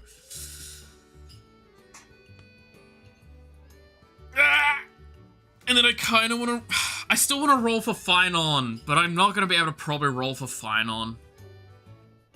Because I need to... If I'm rolling for Fine On, then I got to roll for Fine On, and I got to roll for his light cone, and that's just rough. And then there's obviously as well, there's like Sparkle at the moment, which I don't have Sparkle, and Sparkle's so fucking good!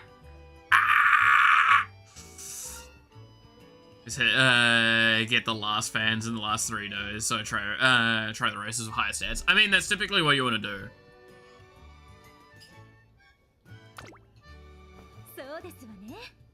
Right? Like, theoretically, that is the aim, is to, like, you do it near the end. It's just, if I can do it earlier, I can also do it earlier. There's not really a difference, right?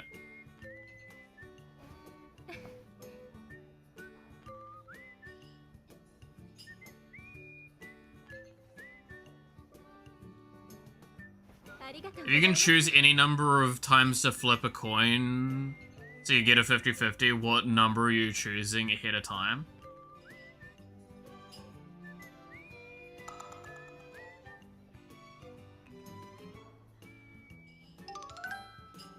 Isn't there's a golden number, isn't there? For that. There's a perfect number for theoretical odd point. Like, you'll hit theoretically, that's when you'll hit your most reasonable amount of odds chance hits. I don't remember.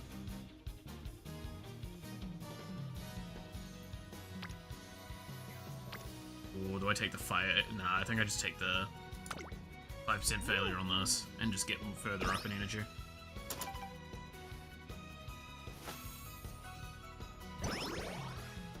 I'd say... I mean...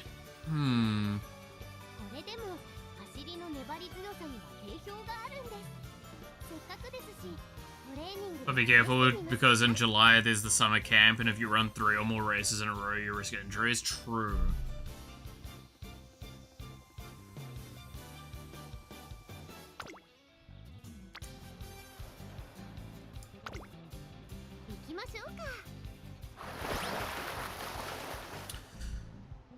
I'd say like 6 or 8, right? Is like if I just want to go with a basic chance on it. I mean, it's got to be an even number if you want to try and go for the odds. But I know that's like there's a higher number that's like really good for that. But I'm also lazy and I wouldn't want to do it too many times.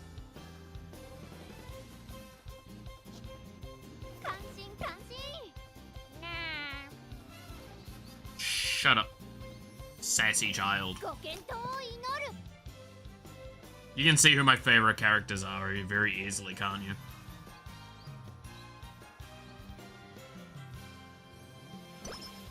Who let this sassy child in here?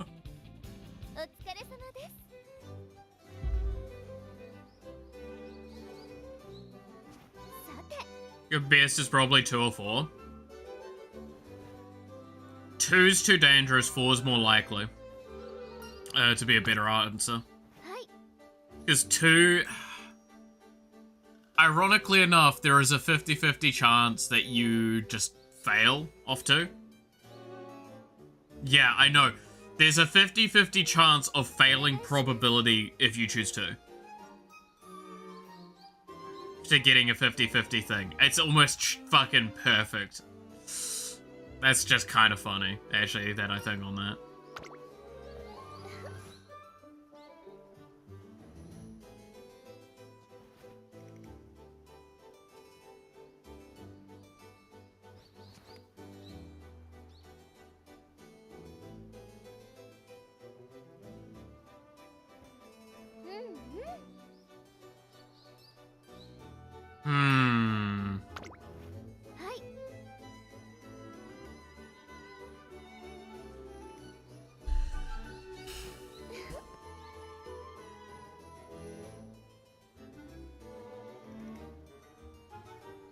Yeah, so I think I need to do our race at least now.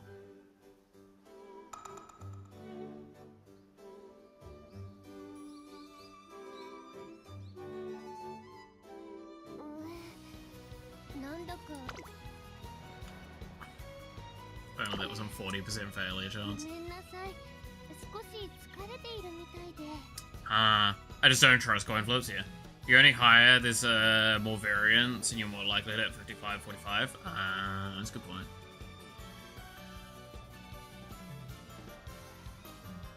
So landing exactly on 50-50 is harder? Yeah, that's a good point. I feel like, yeah, so... I mean, 2's a 50% chance of getting it. What's the chance of getting it in 4? Because you've got...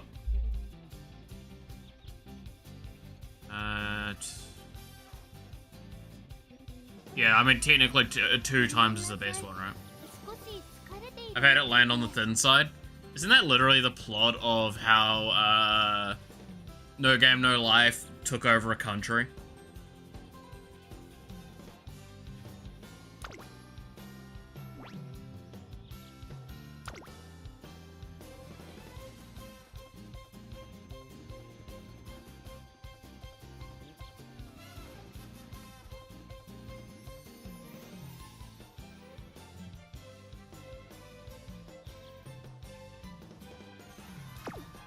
Pretty sure that's one of the plot points of it.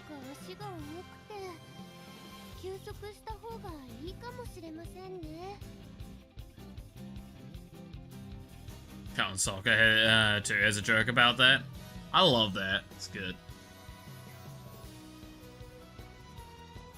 Do I rest here? Or do no, I think I do a race and then I rest.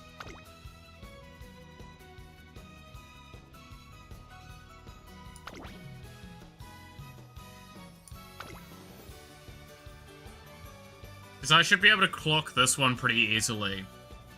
And then this will give me a large chunk of the amount of people I need. I doubt I fail this one.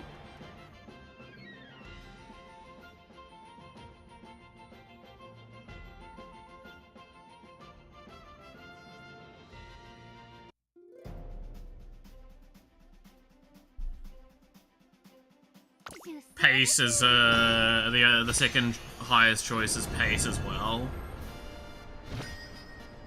And keep in mind as well, like when they're doing the calculation of odds, they're not taking into consideration skill activations.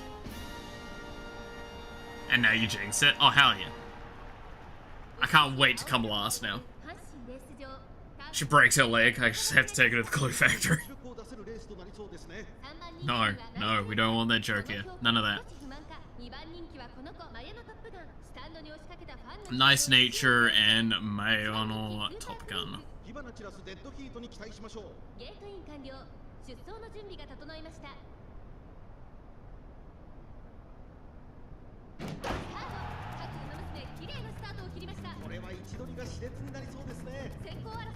So I think there's our front runner in this.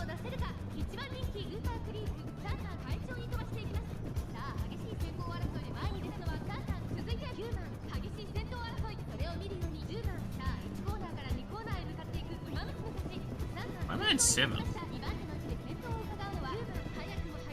I guess I've not done anything yet.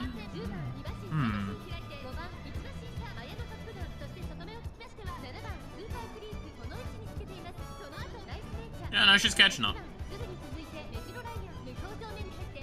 Looks like she's... no? Ah.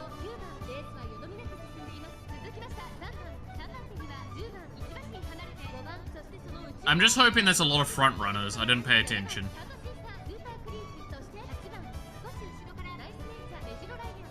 Because this is looking bad, I'm gonna be honest, for a pace chaser.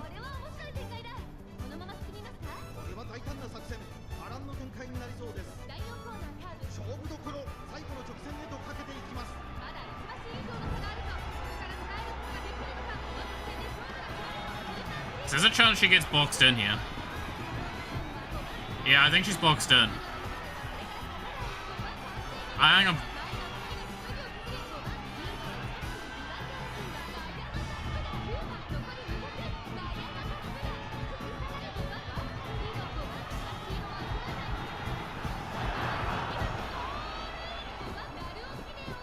Damn.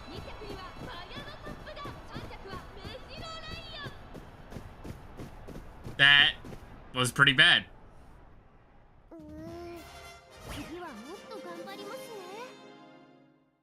That was pretty bad. Huh.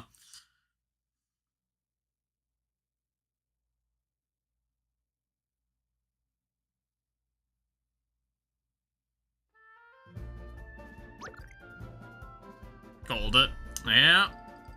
I was there to last. That's actually kind of bad. Huh.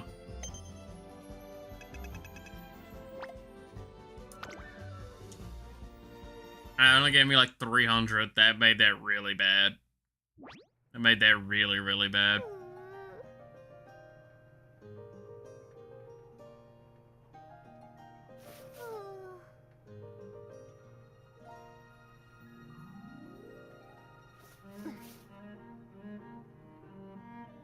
I will win next time, I promise. I can't even tell why she arrested. I don't think it was rest, was it?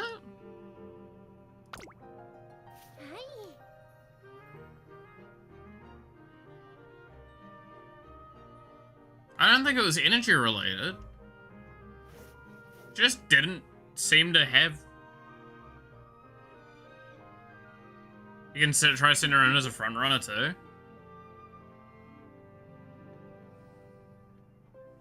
I don't think I've got the stats to try and do that though. Fuck no.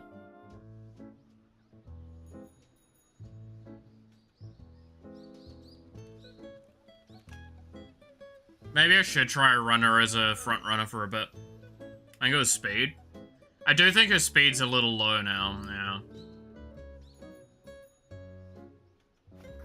But I just think she didn't have, because the thing is, she didn't do anything during the middle, which means that that's not speed.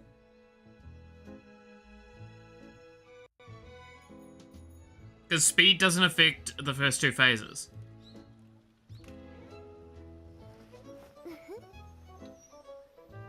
Or not substantially. Maybe it was just her energy being too low.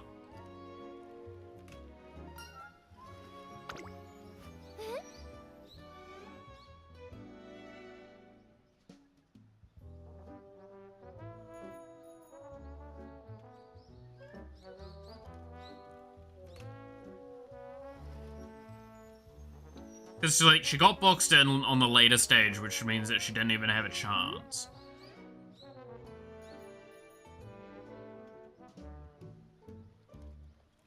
I guess there's an argument in its wit.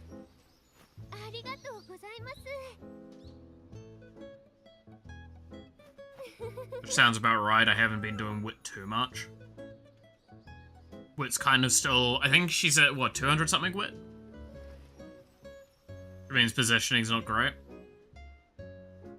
I Like, that just felt like an excessively poor performance. Like, it almost threw me off.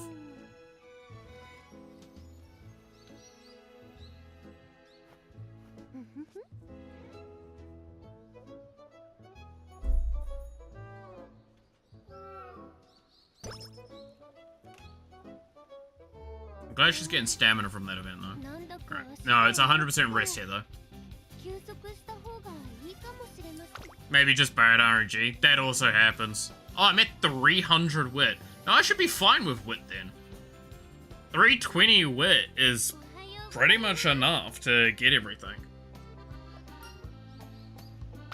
The fact that I wasn't getting skill activations, either.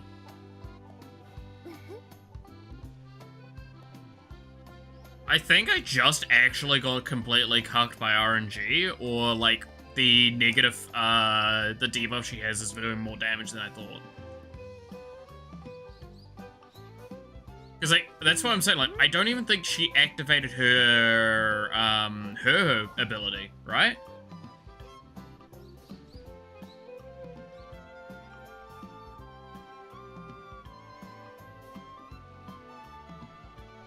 Yeah, I don't think she even activated her ability.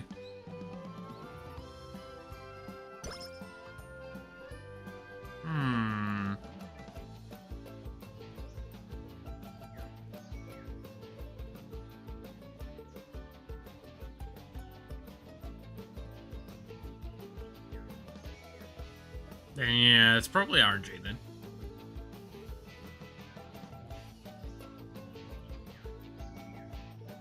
Let's say it's RNG, so it makes me feel better about myself.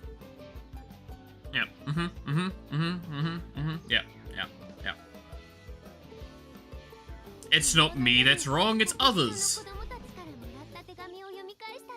I think generally activates her when it's in a good position. I think it's literally just a stamina boost, isn't it? No, it's well positioned mid-race. Okay, yeah, then I was wrong. Alright.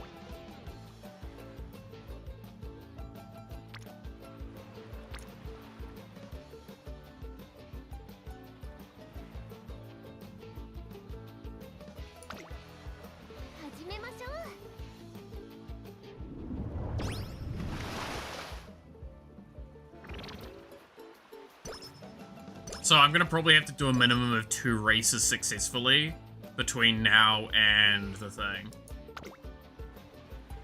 Of course you hit at the worst possible time.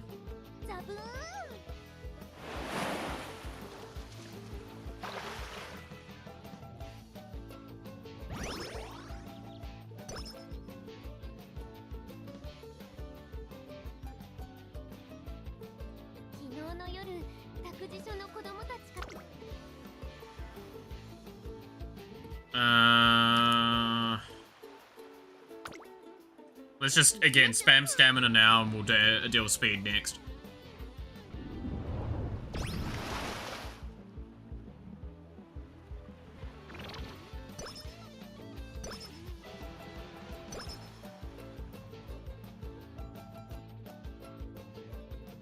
Because, again, wit's for getting into correct position. That's the important thing. Struggles with her health, and an unexpected savior comes to her rescue during summer camp.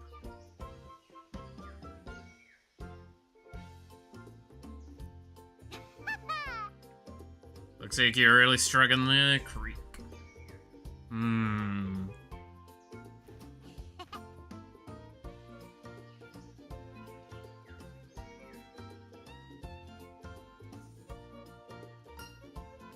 Oh look, it's a local child.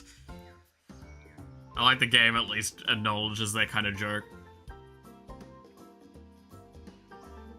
You got some really great comedic timing. What the fuck is that hair ribbon though?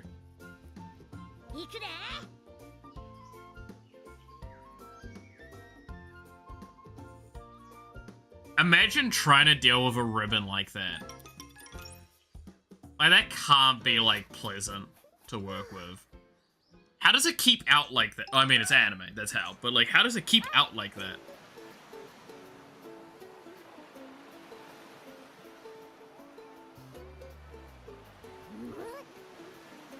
Put wires in it. There you go.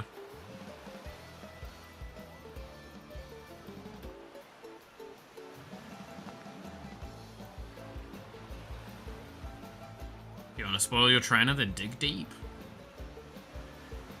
Spoil me. Hell yeah.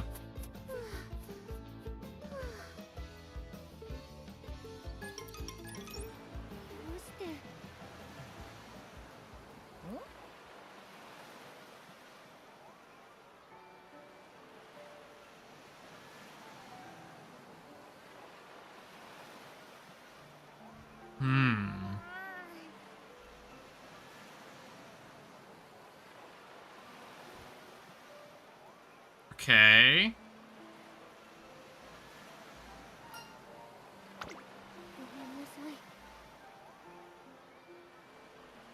Okay, what's... It spoil me, hell yeah, sounded a bit too genuine.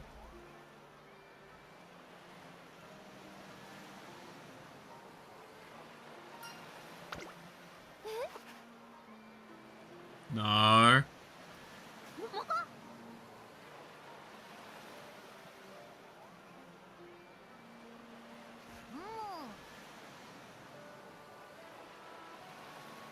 No. Why don't you run as a team? No, you two are really gonna relay. Didn't see trainer going this much help for so rise, but whatever. I'll be a handicap. Give you a head start. Hell yeah.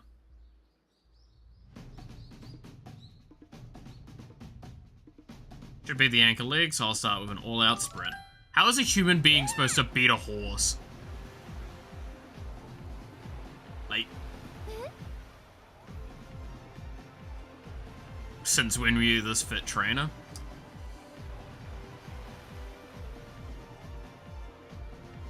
Hell yeah. Dude's running as fast as a horse. Let's just... How fast must this man run?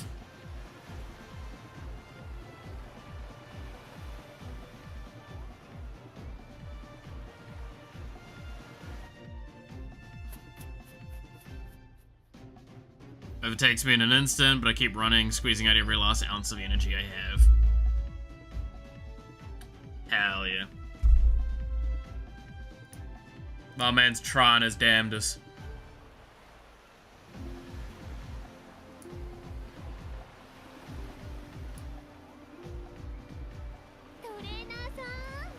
Orena-san.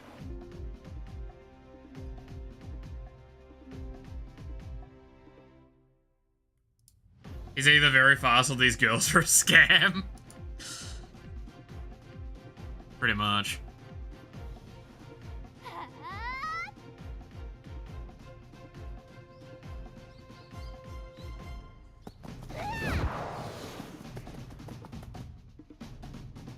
The heck's up with Creek's energy. Oh.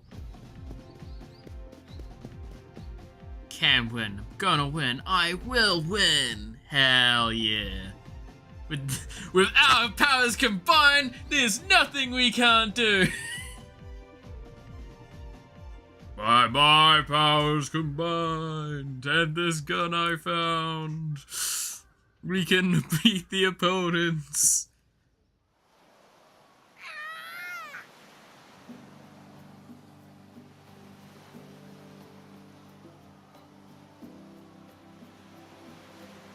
Like, how fast can a horse run again? I can't actually remember the, like, exact stat. Average horse running speed.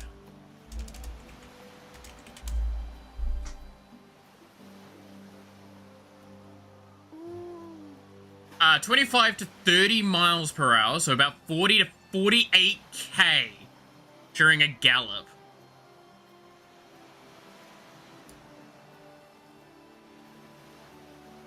Going about almost 50k an hour.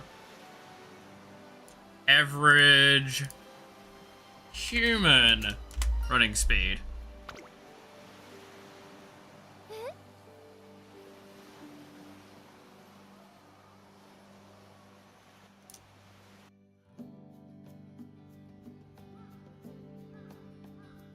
Experienced runners can reach 10 to 12k per hour.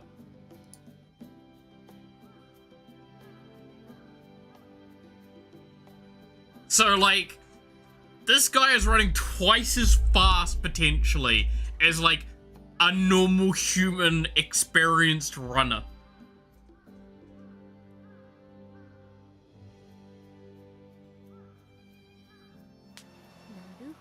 My horses are very fast, clearly.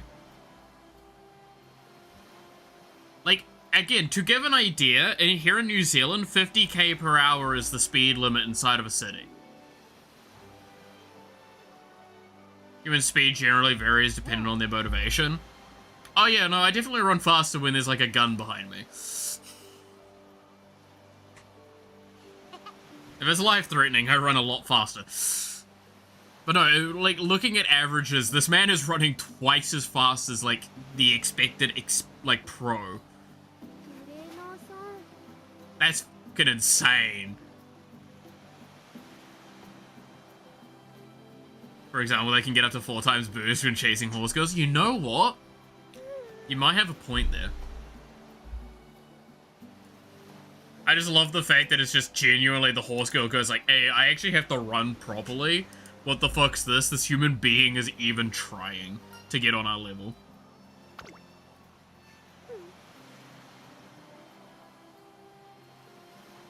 Why is this seeming so, like, orientated towards a date?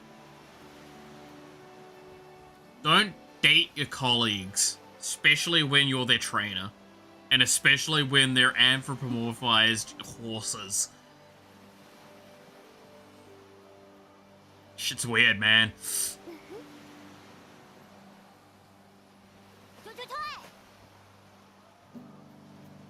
Not some background character in your dramatic scene. Hell yeah.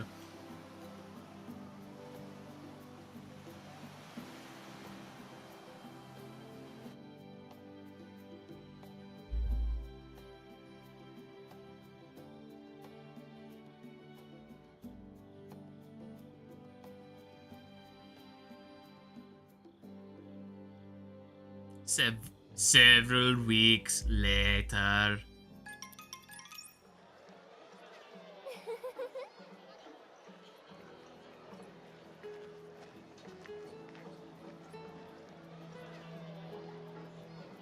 Okay, so we're now just vibing. By the way, I 100% want it known, like, there's a part of my brain that imagines all of these events with an actual guy and an actual horse. Just, like, walking around public like this. And he's, like, saying this shit to the horse. And it's just... like, neighing back at him.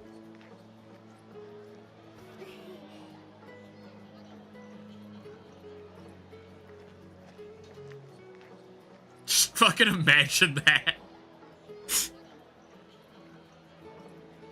Just walking along, you just hear, like, see the guy turn to his horse. And just go, it's okay to feel that way.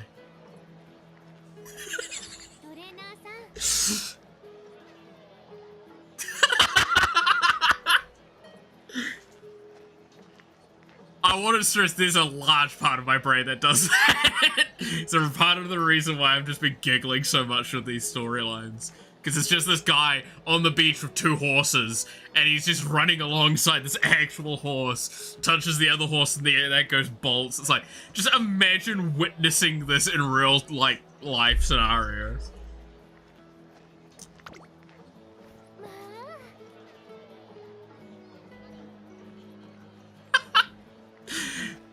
Would be the fucking... I want someone to edit that shit together, man. Take all of these scenes and just put a real horse there.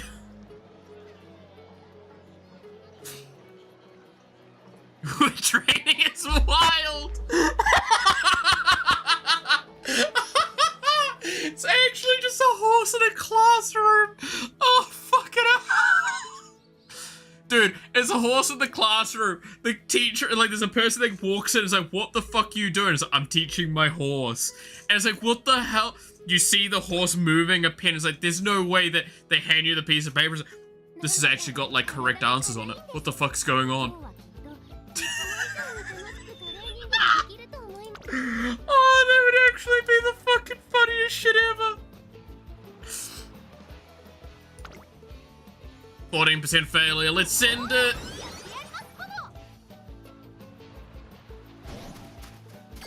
Yeah. Well, I mean, fucking, wasn't it, what's the... My friends for forces. Yes. Oh, yes. Oh, God, I forgot about that game. New virtual novel idea. Ah, that would be so good. Oh my God, I would actually, like, gonna lose my shit at that. It'd be so good. That Heartful Boyfriend has been, it's been out of my brain for years at this point. God, that is an old game. It's an old meme game that I fucking loved. Maybe that says a lot about me that I like that kind of game.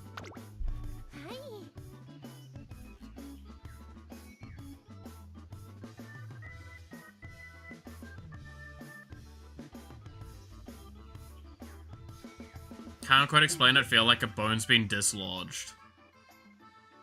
I now feel amazing. Nice. Good.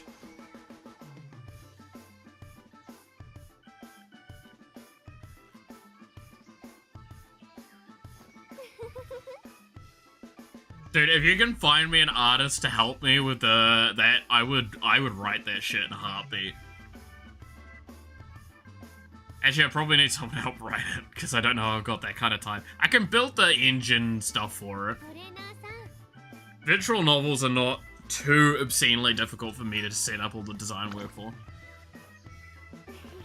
I could set up an architecture for a visual novel. I mean, to be fair, I kind of wanted to do one. I still do. A branching narrative one. One of these days I'll come back to that idea when I'm not, like, swamped with other stuff and struggling with other things.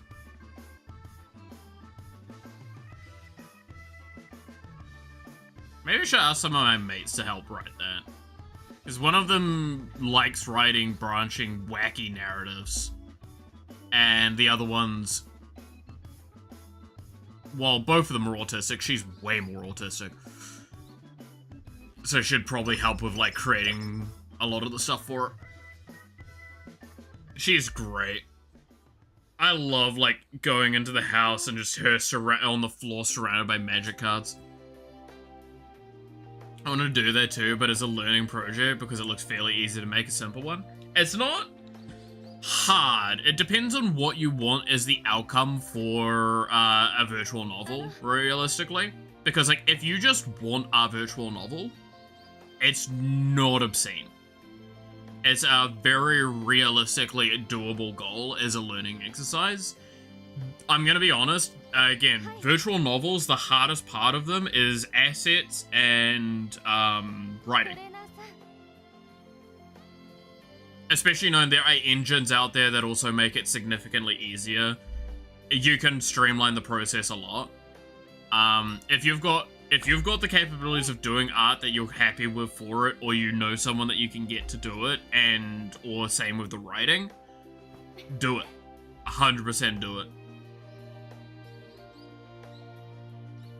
Because it is a great way of learning a really essential lot of skill, which is primarily around UI.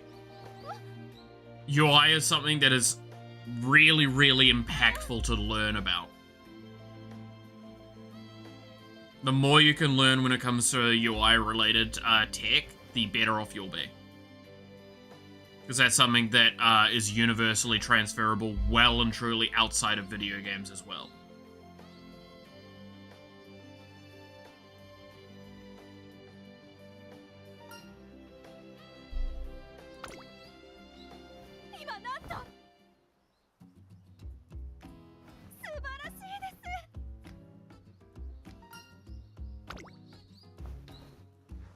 Trying to think, because I think I recommended a few engines a few times for virtual novels. I don't know, I don't know what I'd do it in myself if I was to do a virtual novel. Depends on what I want as the virtual novel.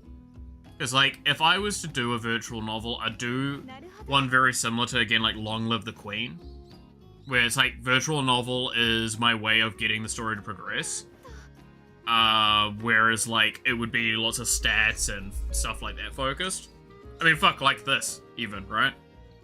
But it would be branching narrative, so there's choices involved.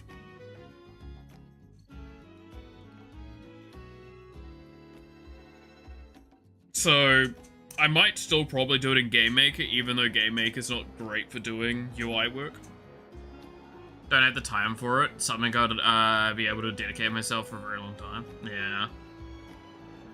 I mean, it's fine to, like, do a bit of game dev and, like, every once in a while. Look, if you're even only doing, like, an hour a week, I see no problem with that.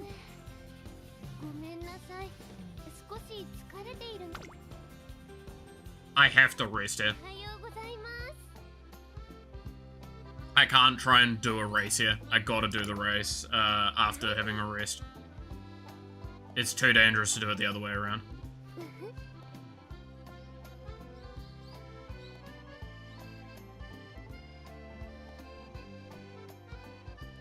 This could lead to a really bad case scenario where I do 3 races back to back, including the event race.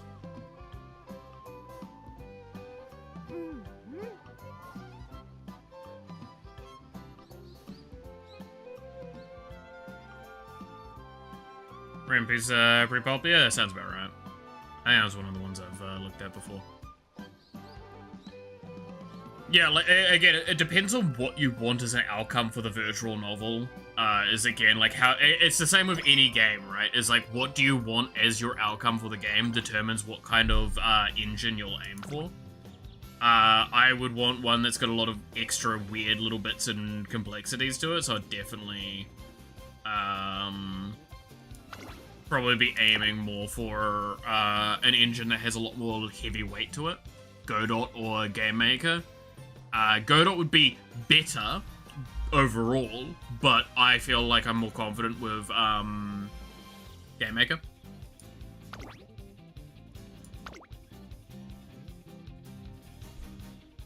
So it becomes that's the fight.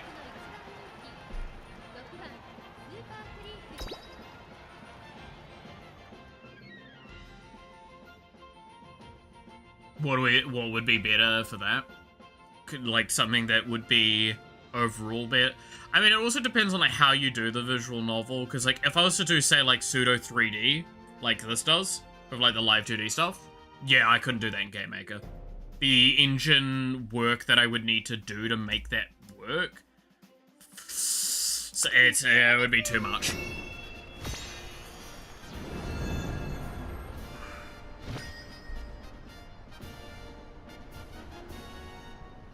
That's an uphill fight if I was to try and do that through Game Maker. If I was to do like just simple 2D art assets, I can do that quite easily in Game Maker. If I was to do 3D though, yeah, Godot would probably be my choice, because that has an actual inherent 3D engine rendering systems that can be set up much easier. Oh look, it's Raishower! Hi Raishower! How you doing, Raishower? You're awesome, Raishower! I love you, Raishower! You're my child, I will protect you forever, but I kind of need to beat your ass here.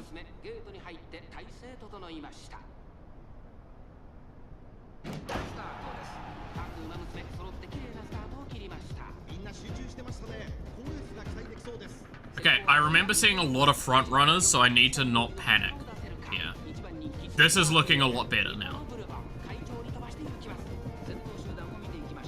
Okay, so I'm assuming that she's probably over her, like, major problem.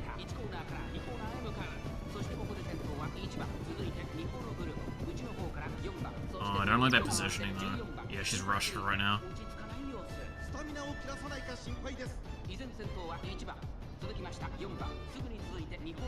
Yeah, she's getting... I don't like the position she's in, because that's looking awkward. I'd like her wit to be a bit higher, so it would be less problematic. If I wanted to write a visual novel, I'd go straight to her, unless I wanted specific features as learning exercise. I'd go with Godot, since I already tried it, and I like the... Yeah, no, that makes sense. And that's a good way of looking at that. Like, again, that's why I say, it depends on what you want out of it. If you're doing just a story-driven, choice-maybe-based virtual novel, yeah. Rempe's probably better. Like, just is for that. Alright, she's starting to speed up here. I think her stamina's actually not doing too well here. Ah, there we go. She's kicking in a bit more. And Blue Rose closest trigger, so that's actually huge.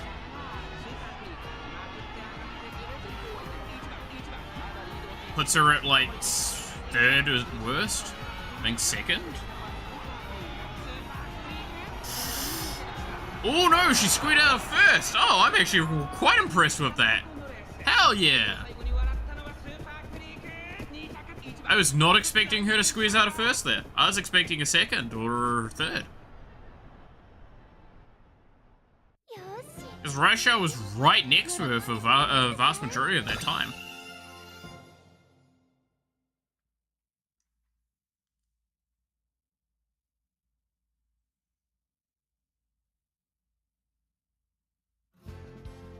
How many fans did that get me, though?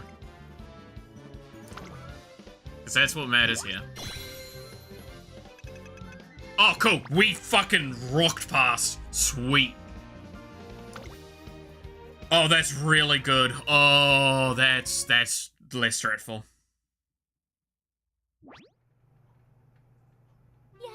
She just smashed past that. Okay, so I did not need to do that race I did earlier then. That was actively a mistake I did.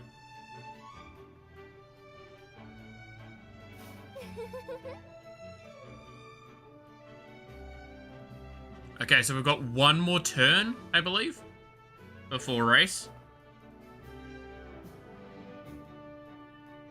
So, what do I want to do with that?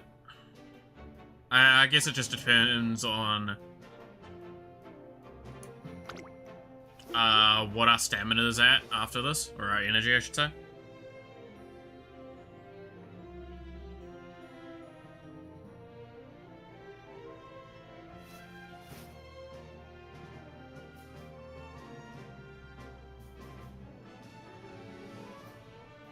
Because we'll lose like 20, so it'll put us at like,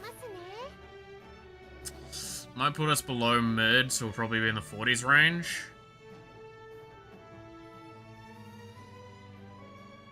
Yeah, it's a bit of a risky one. Oh, 15? I only lost 15 for that?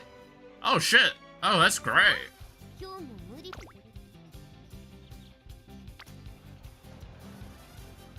Fuck. This actually is a hard choice then.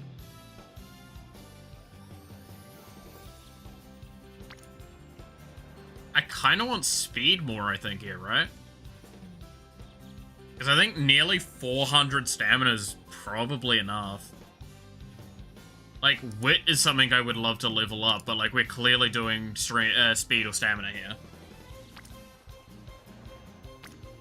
I think speed.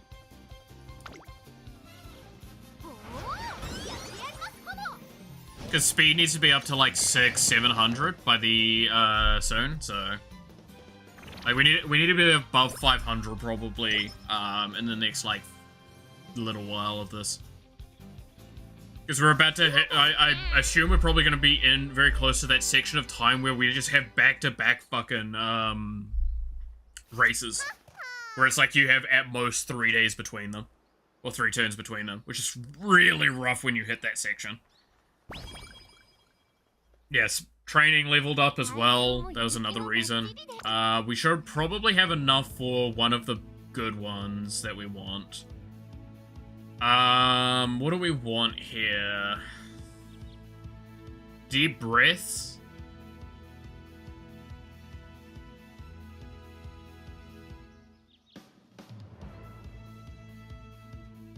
Or do... I kind of want Thunderbolt Step, because that seems to be part of our issue.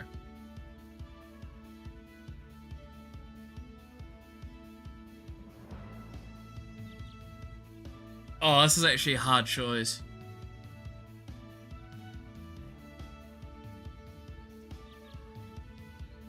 I'm not gonna guarantee for Disorientate. I don't really mind.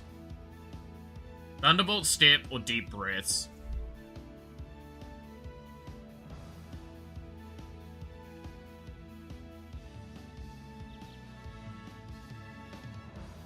I think you have enough stamina to avoid stamina skills. I think you're right. And if I take this, I could potentially... There's a couple of other things I could potentially take. Yeah, so what I could do is I could do this. I take these two. These give me massive positioning advantages. Prudent positioning and Thunderbolt Step.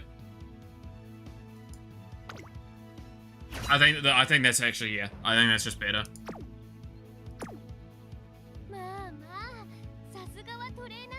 So now, if we go look at full stats, we've got Under the Weather, but we've got Blue Rose, Positioning, Thunderbolt Step, and then we've got, like, really decent speed and stamina, and decent wit.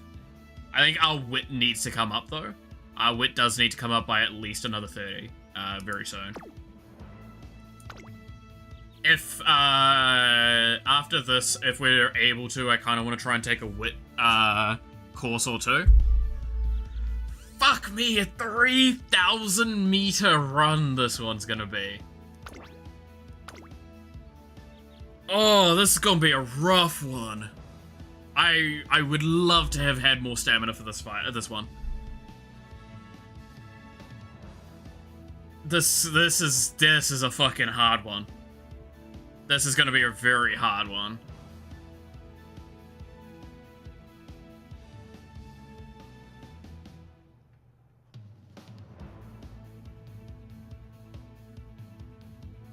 $3,000 meters.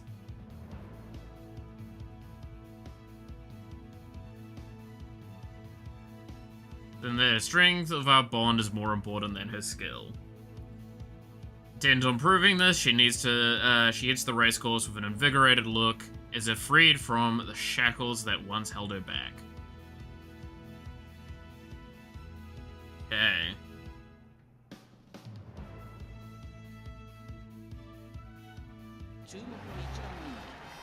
Alright, well, we're #1 favored. We're good in all categories except the second one. 3 front runners, 6 paces. Let's look at the runners. So what's our second favored looking like? So third favored is another pace runner, special week. Second favored is another pace runner. So it's basically 18 and 13 are the other two that we need to keep an eye on. Manhattan Calf's probably not going to be able to come into this fight, because she's a late runner, and a late runner might have a good shot if our stamina doesn't keep up. But I think we should be fine. We shouldn't have any skill activation problems. Our positioning should be great. It is now just to see if we've got enough endurance to beat everyone out.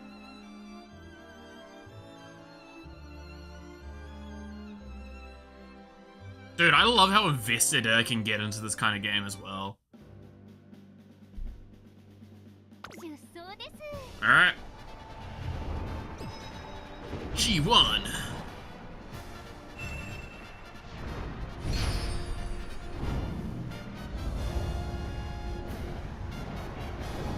Kikuka Sho!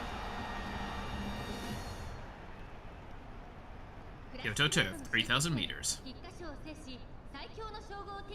Oh boy. Alright.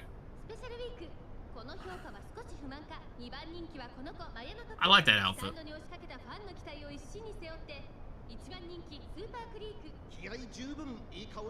Okay, so yeah, 13 and 18 are the other two that we need to keep an eye on. 13 and 18.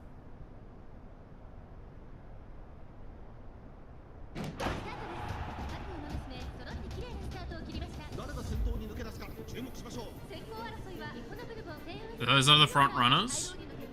We're currently in the front of the pace chasers with a pretty dominant lead.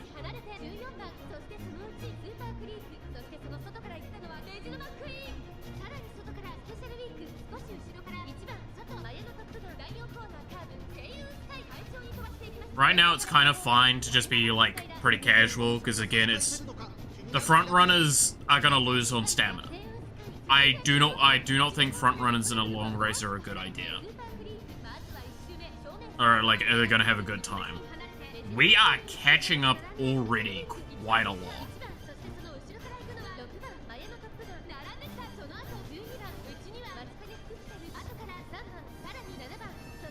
We're a third of the way through.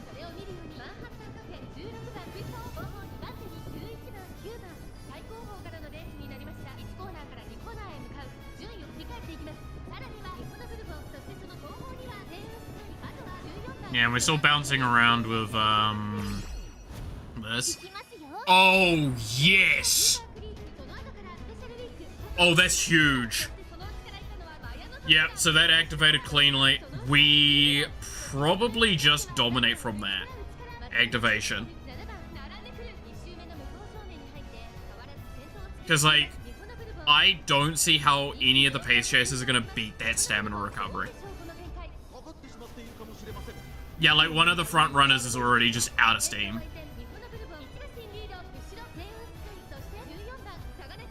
And now we're about to kick into when pace chasers actually start to activate. Like, you get it, trying to get into better, like, higher positions. And, oh my god, yeah, we're fucking gapping up. And then we just... Will Blue Rose activate here? Why don't... Do we even need it? Holy shit! Hell yeah! Go, girl! Oh god, I'm actually starting to sound like what I used to sound like when I fucking was watching the races. Shit, I need to be careful. Oh, yes! Oh, we have won this by a fucking country mile. I didn't even show second place! Oh, damn. Oh my god, we crushed them. Oh, man.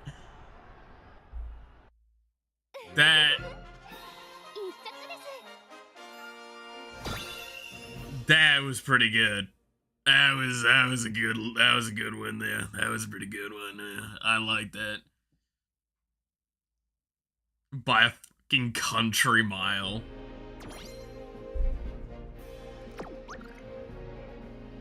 Actually just got distanced, man.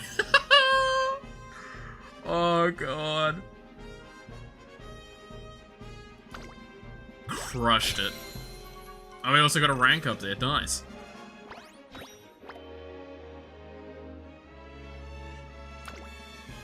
Yeah, can you tell how many old people I used to hang around when it came to, like, horse racing?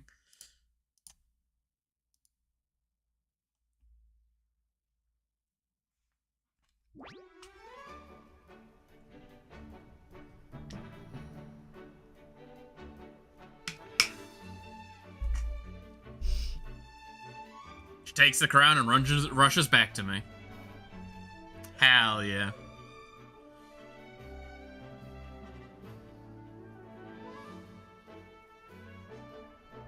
I'm getting the idea.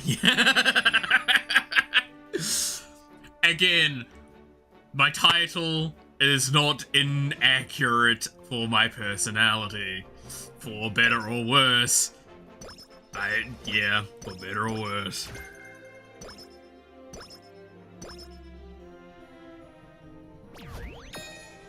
Me, we got a lot out of that. Oh, damn. And yeah, we've also, it looks like, yeah, they recovered. Nice. Recovered from under the weather. Acquired shining brightly. Okay, yeah, now we're at three turn races. Alright, that's... As long as we don't have to worry about fans, we're fine. Yeah, okay. We already hit criteria. Cool.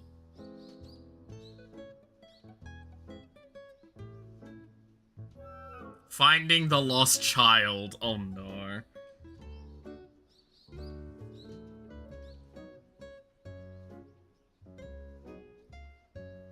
I swear, I've got nothing to do with there being a lost child. They've got parents still. It's not to do with me.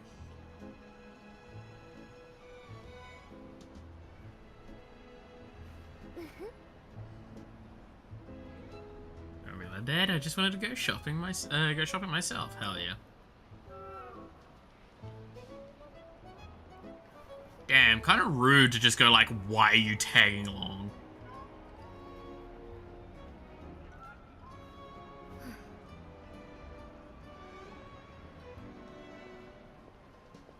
Okay, now the trainer coming along I can kind of get an argument for.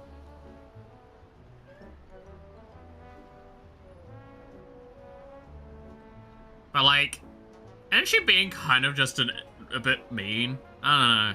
Very standoffish. Damn, rude.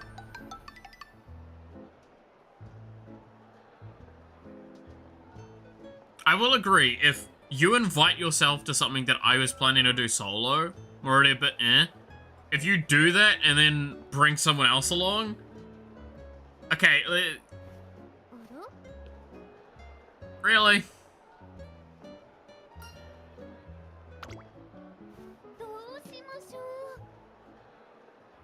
Gosh! Gee golly! What are we gonna do?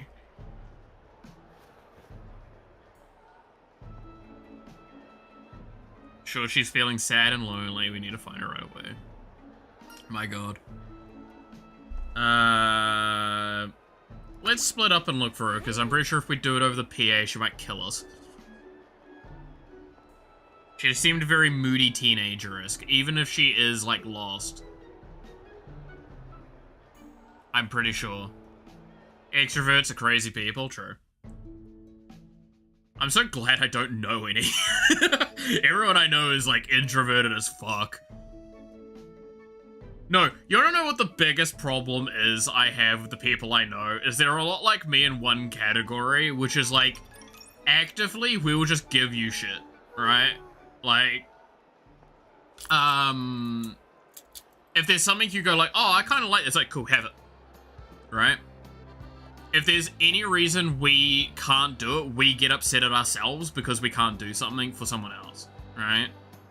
And it's really frustrating because invertly, all of us hate being, like, on the receiving end of this stuff.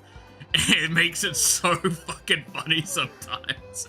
Because, like, the other day, Noxie was wanting to build a cloud deck with magic cards. I had one of the clouds that you could only get via a special thing. And I just handed it to her and I'm like, use it. And she was weird about it. Meanwhile, the other day, I was in the house and I'm like, I hadn't eaten all day. And it got to dinner time and I'm like, I kind of want to mention that we should probably have dinner, but I'm going to ask you, what are your guys' plans? And Snakes turns around and goes like, you should bring that up properly. And I'm like, I'm not the one that would be paying for it because I have no food. It's not acceptable for me to be the one to bring it up. I don't feel comfortable doing that. And he's like, that don't matter. Just bring it up. I'm like, ah! So yeah, if anyone has people around them like that, you'll understand kind of what I mean, where it's like, it's a problematic thing when you get, like, people spoiling you and you spoil them and it becomes this weird loop and you don't like getting spoiled, but you like spoiling people. It's really weird. Look, don't get me wrong, I have a deep down desire to be spoiled like fuck. I love the idea of that.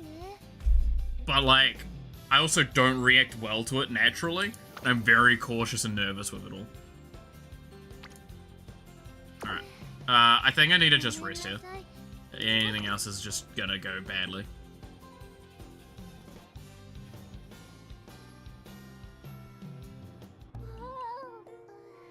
No!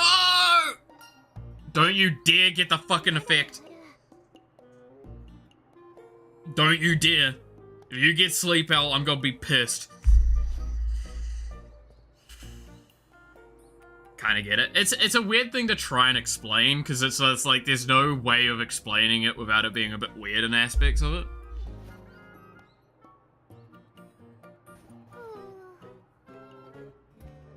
I think, like, the best time is, like, one of them is, one of our group is just like, asked me to do something, give me a beer, and we're square. And I'm like, okay, you know what?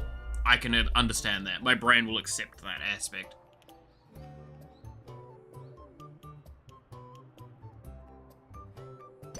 Like, at least there's some sort of truth. Damn it, she got Night Owl.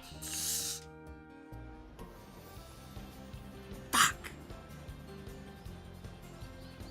That was actually so bad.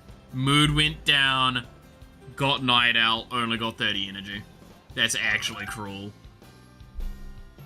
Oh! A special art. I've not seen this like this for a long time.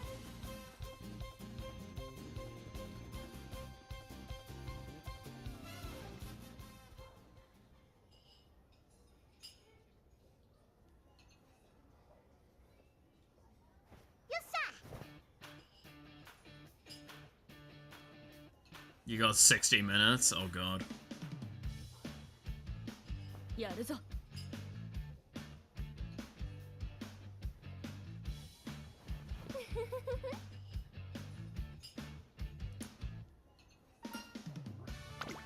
what is going on? Just about to take on the super humongous burger challenge. The burger is free if she can finish it within 60 minutes, plus she'll get a coupon to use the next time she comes here. I have done a challenge like this like 2 or 3 times in my life, and it is always a regrettable idea. To be fair, there was, there's a secret menu item at, I think it's Wendy's. This was, something that only, like, Wendy's was fairly new in New Zealand at the time. This was just before I went over to Oz for RTX. I got told about, it's like, I can't even remember, it's like the Tyrannosaurus or something like that burger. It's basically like, I want to say it's 10 patties and 10 slices of cheese on like a Baconator. And you pay like $100 for that shit. And they give you free sides, and I was just like, give me a free drink. I don't want the fries. I almost got through all of it in one go. I did not look well afterwards. I think there's actually a photo of me on Facebook somewhere. On like the New Zealand Facebook for it. Taking the challenge of it. Because they took a photo of me and stuff for it. Because not many people do it. And so it's just me sitting next to this like burger that's stacked like, I want to say like 20 centimeters high.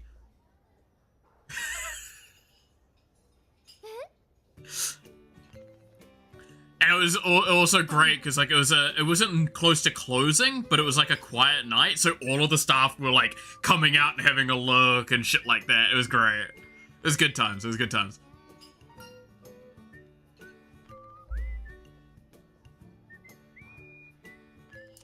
You can do it, Creek.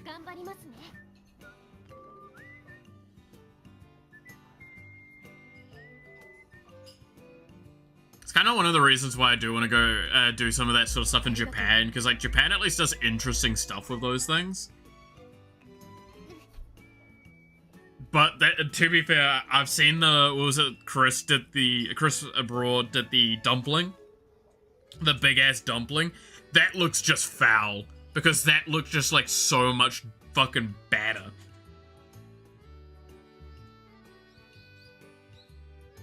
Like, it genuinely looked like enough batter that you would get poisoning from. If you tried to just eat it normally.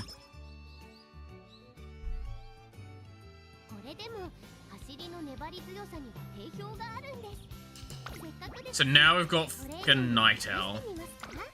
But we've got Shining Brightly. Don't know what those do. I guess I probably should go to the infirmary at some point. Or do a training thing at the very least.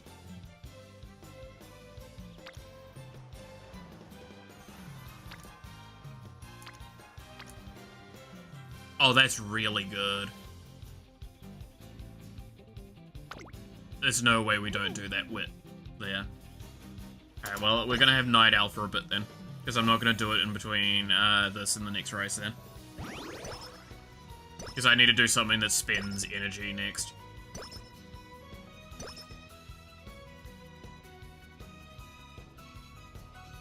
Isn't it better to get rid of it ASAP? It is. 100% it is to try and get rid of it ASAP, but it's a chance. And the higher your wit is, the higher your chance of getting rid of it is, if I recall correctly.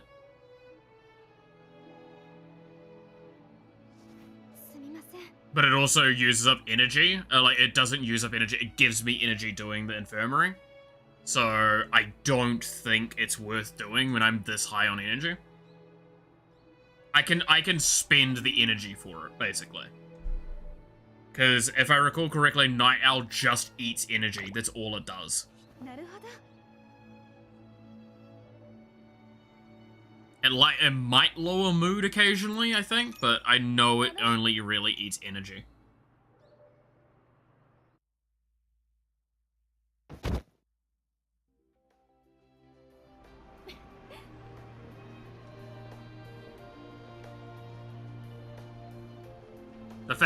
The fact is it's RNG to remove, though, is why, like, you have to be cautious. Why it's such a bad one to get.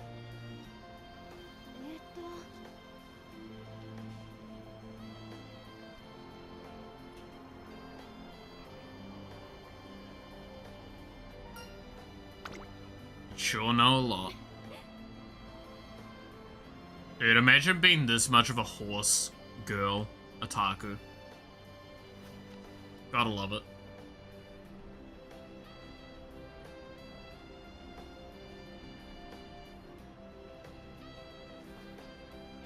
Damn, she must be a really well-paid reporter though, right? Like, being able to kind of stick within a sector like that and wear clothes like that.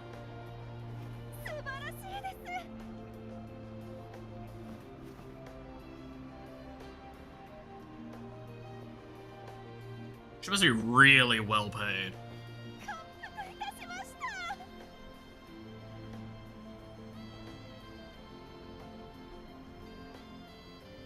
Like, fuck, she's using a fountain pen.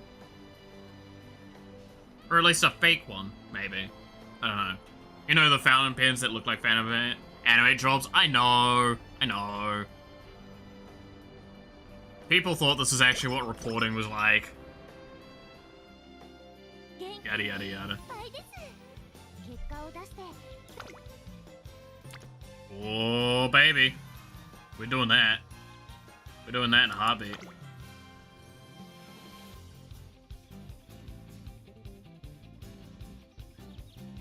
But yeah, it's jobs in media. It's like you don't want to actually see what it's really like, because if you saw what it's really like, you'd be just depressed. Let's be honest. It's like programming and game development of anime looks so fucking nice to do, or like in TV shows, it's not. It's significantly more boring. Yeah, here we go. Here's a Night Owl proc. I believe this just eats energy.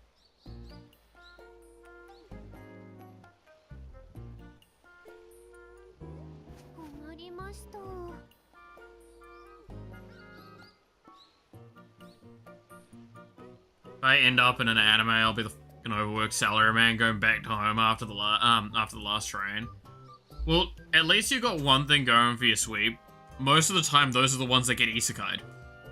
So at least you get isekai'd into a world where you might have OP powers. And you get to, like, I don't know, have access to a random skill like shopping online. That seems to be a common one now. Or you might turn into a fucking vending machine. Not gonna lie, that was a pretty fucking good anime. That one and the sword one. I like those ones. I actually like those ones way more than I thought I would. I thought that was a dumb fucking concept, and I watched it and I'm like, this is so fucking good. I actually think I like those more than, like, normal isekai. Like a lot of other sort of isekai series out there. Because it just, I don't know, it feels nice, and because it forces like a bit of a group story, and normally like some form of like bond that it goes beyond a relationship, like they just want to fuck sort of thing. It's like an actual thing like that.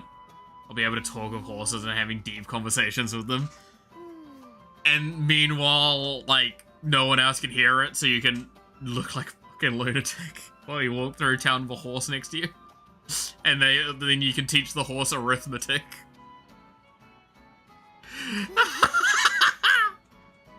Oh, that'd be amazing.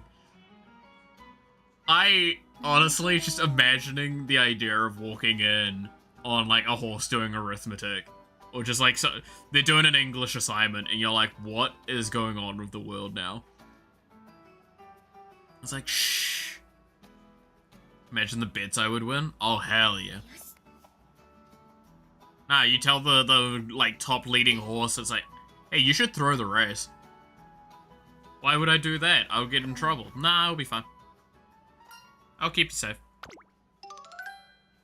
Actually, okay, no, this is a question I'm gonna ask. If you could talk to horses, would you want to be the jockey or the trainer?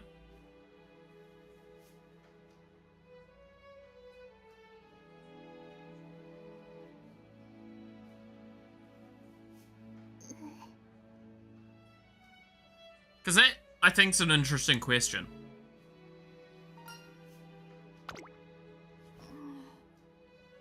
Because, like, if you're the trainer, you can do all you like with talking with them and everything, and getting them to deal with stuff. But, like, as the jockey, I feel like there's a lot of value there as well. It's a hard one, because I actually think both would be, like, more than reasonable. It just depends on, like, what you want out of the scenario, and, like, what you think you're better at. Do you think you're better at education, or do you think you're better at, like, getting the feeling of everything down with them? Trainer, I think? Yeah, like, I think it's an interesting one, though. Like, it's... As a jockey, I need to keep fit, too. You know, that's a good point.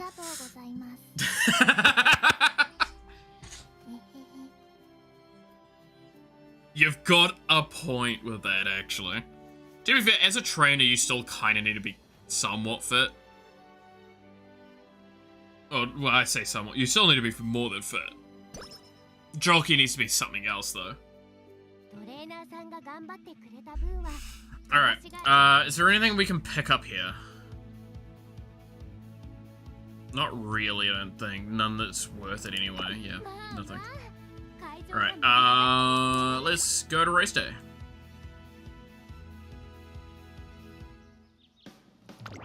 Another nice long run. 2,500 meter. Always good.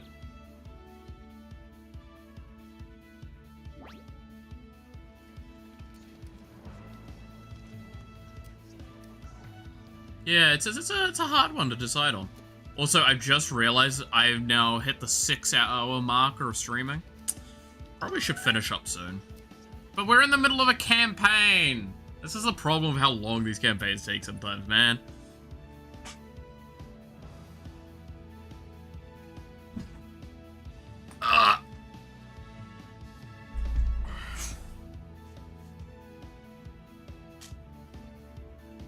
I think after this race, I might have to call it, though, because I need to go make food. Oh god, that's not favorability for us, is it? We're in 5th, number 5th favorite. 3 paces, 1 front, lots of lates. Lots and lots of lates.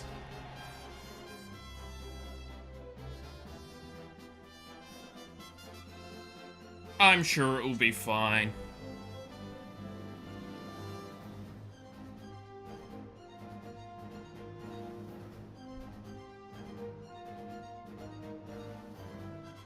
It's DGN hours here. Yeah, I think that's what I'm saying. Like, I think I'm gonna do this race and then I'm gonna finish up for today.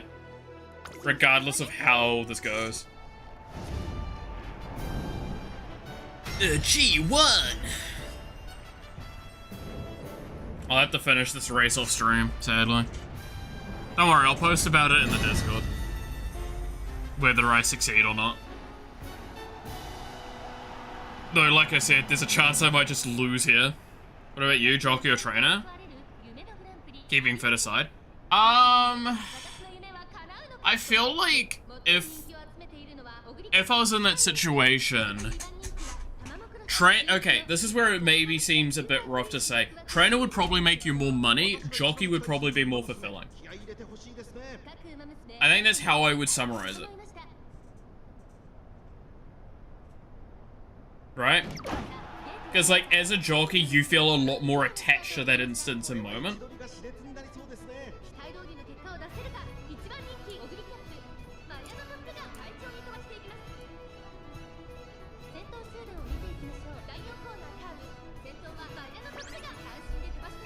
Okay, so positioning's coming in. I am a pace chaser and I'm sitting in third on a long race. This is interesting. I might be doing a lot better than I think I'm gonna. Because, like, we're in really good position, so that means we're gonna probably proc our mid-race stamina increase. Yep, there it is. Okay, I think, actually, that just probably locks us into top 3, at least. Right? Like, I don't think that's me being, like, overthinking it. Like, I don't know outside of any weird RNG moments how I don't hit top 3 here. Beware of Rudolph. You do have a point. I do need to be careful with Rudolph.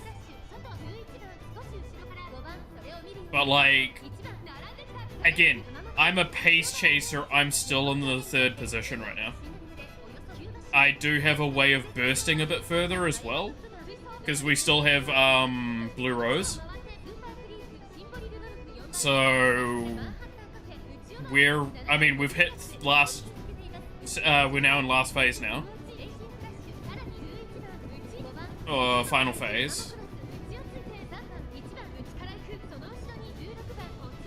And we've just pushed up to first, and...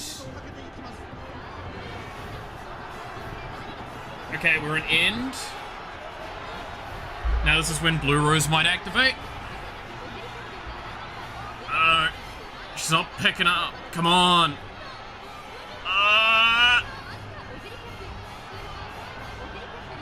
Oh, no, we went 4th. Okay. It was pretty close there at the end. I think we didn't have enough wits, though, for that, because I don't think she was able to push out. I was both speed and wit failed us there a bit. Damn. That was really close, though.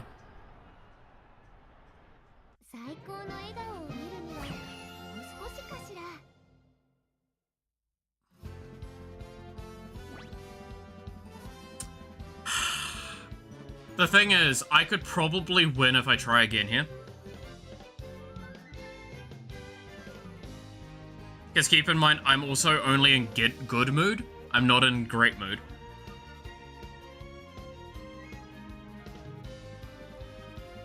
That's the thing to take away from this. I probably could win if I just try again here. But like I said, I want to actually finish up for the day. So this tells me pretty much what I need to do with her run, if I was to do it again, though.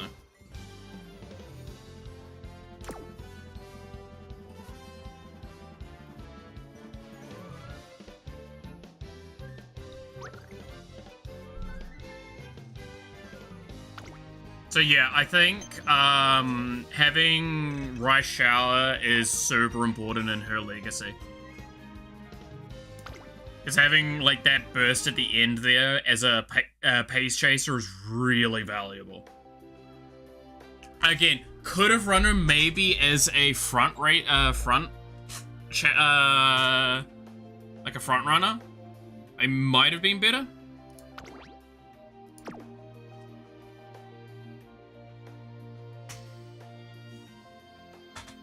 I feel like if I had enough legacy potency to bring her up to frontrunner, though, there's a different thing going on there, right?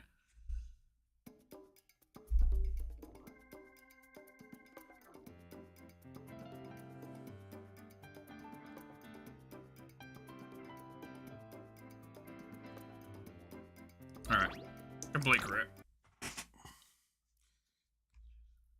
I specifically win that race as frontrunner usually. That makes sense. I think that one, though, I did 1 or 2 mistakes during this run, and that was about it.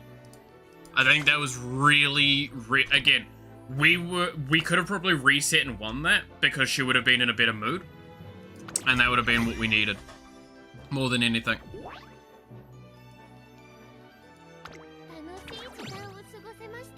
Because I feel fairly confident that we would have won that if we'd taken a better mooder. It would have been a squeaker and a half, though.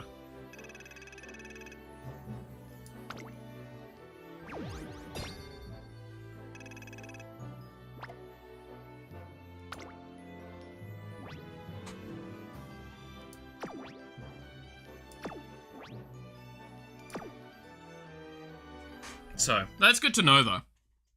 Right? Like, how close that was feeling.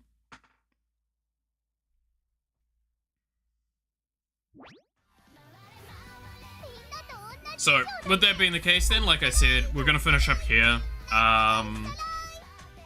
Because I need to go do my stuff for the rest of the day. So, and plus we're gonna be doing this not tomorrow, but the day after. We got a lot of horse girls to get through. So, with that being the case, thank you so much for watching. I hope you enjoyed. You're awesome, stay awesome, and I hope to see you again next time. Until then, bye-bye.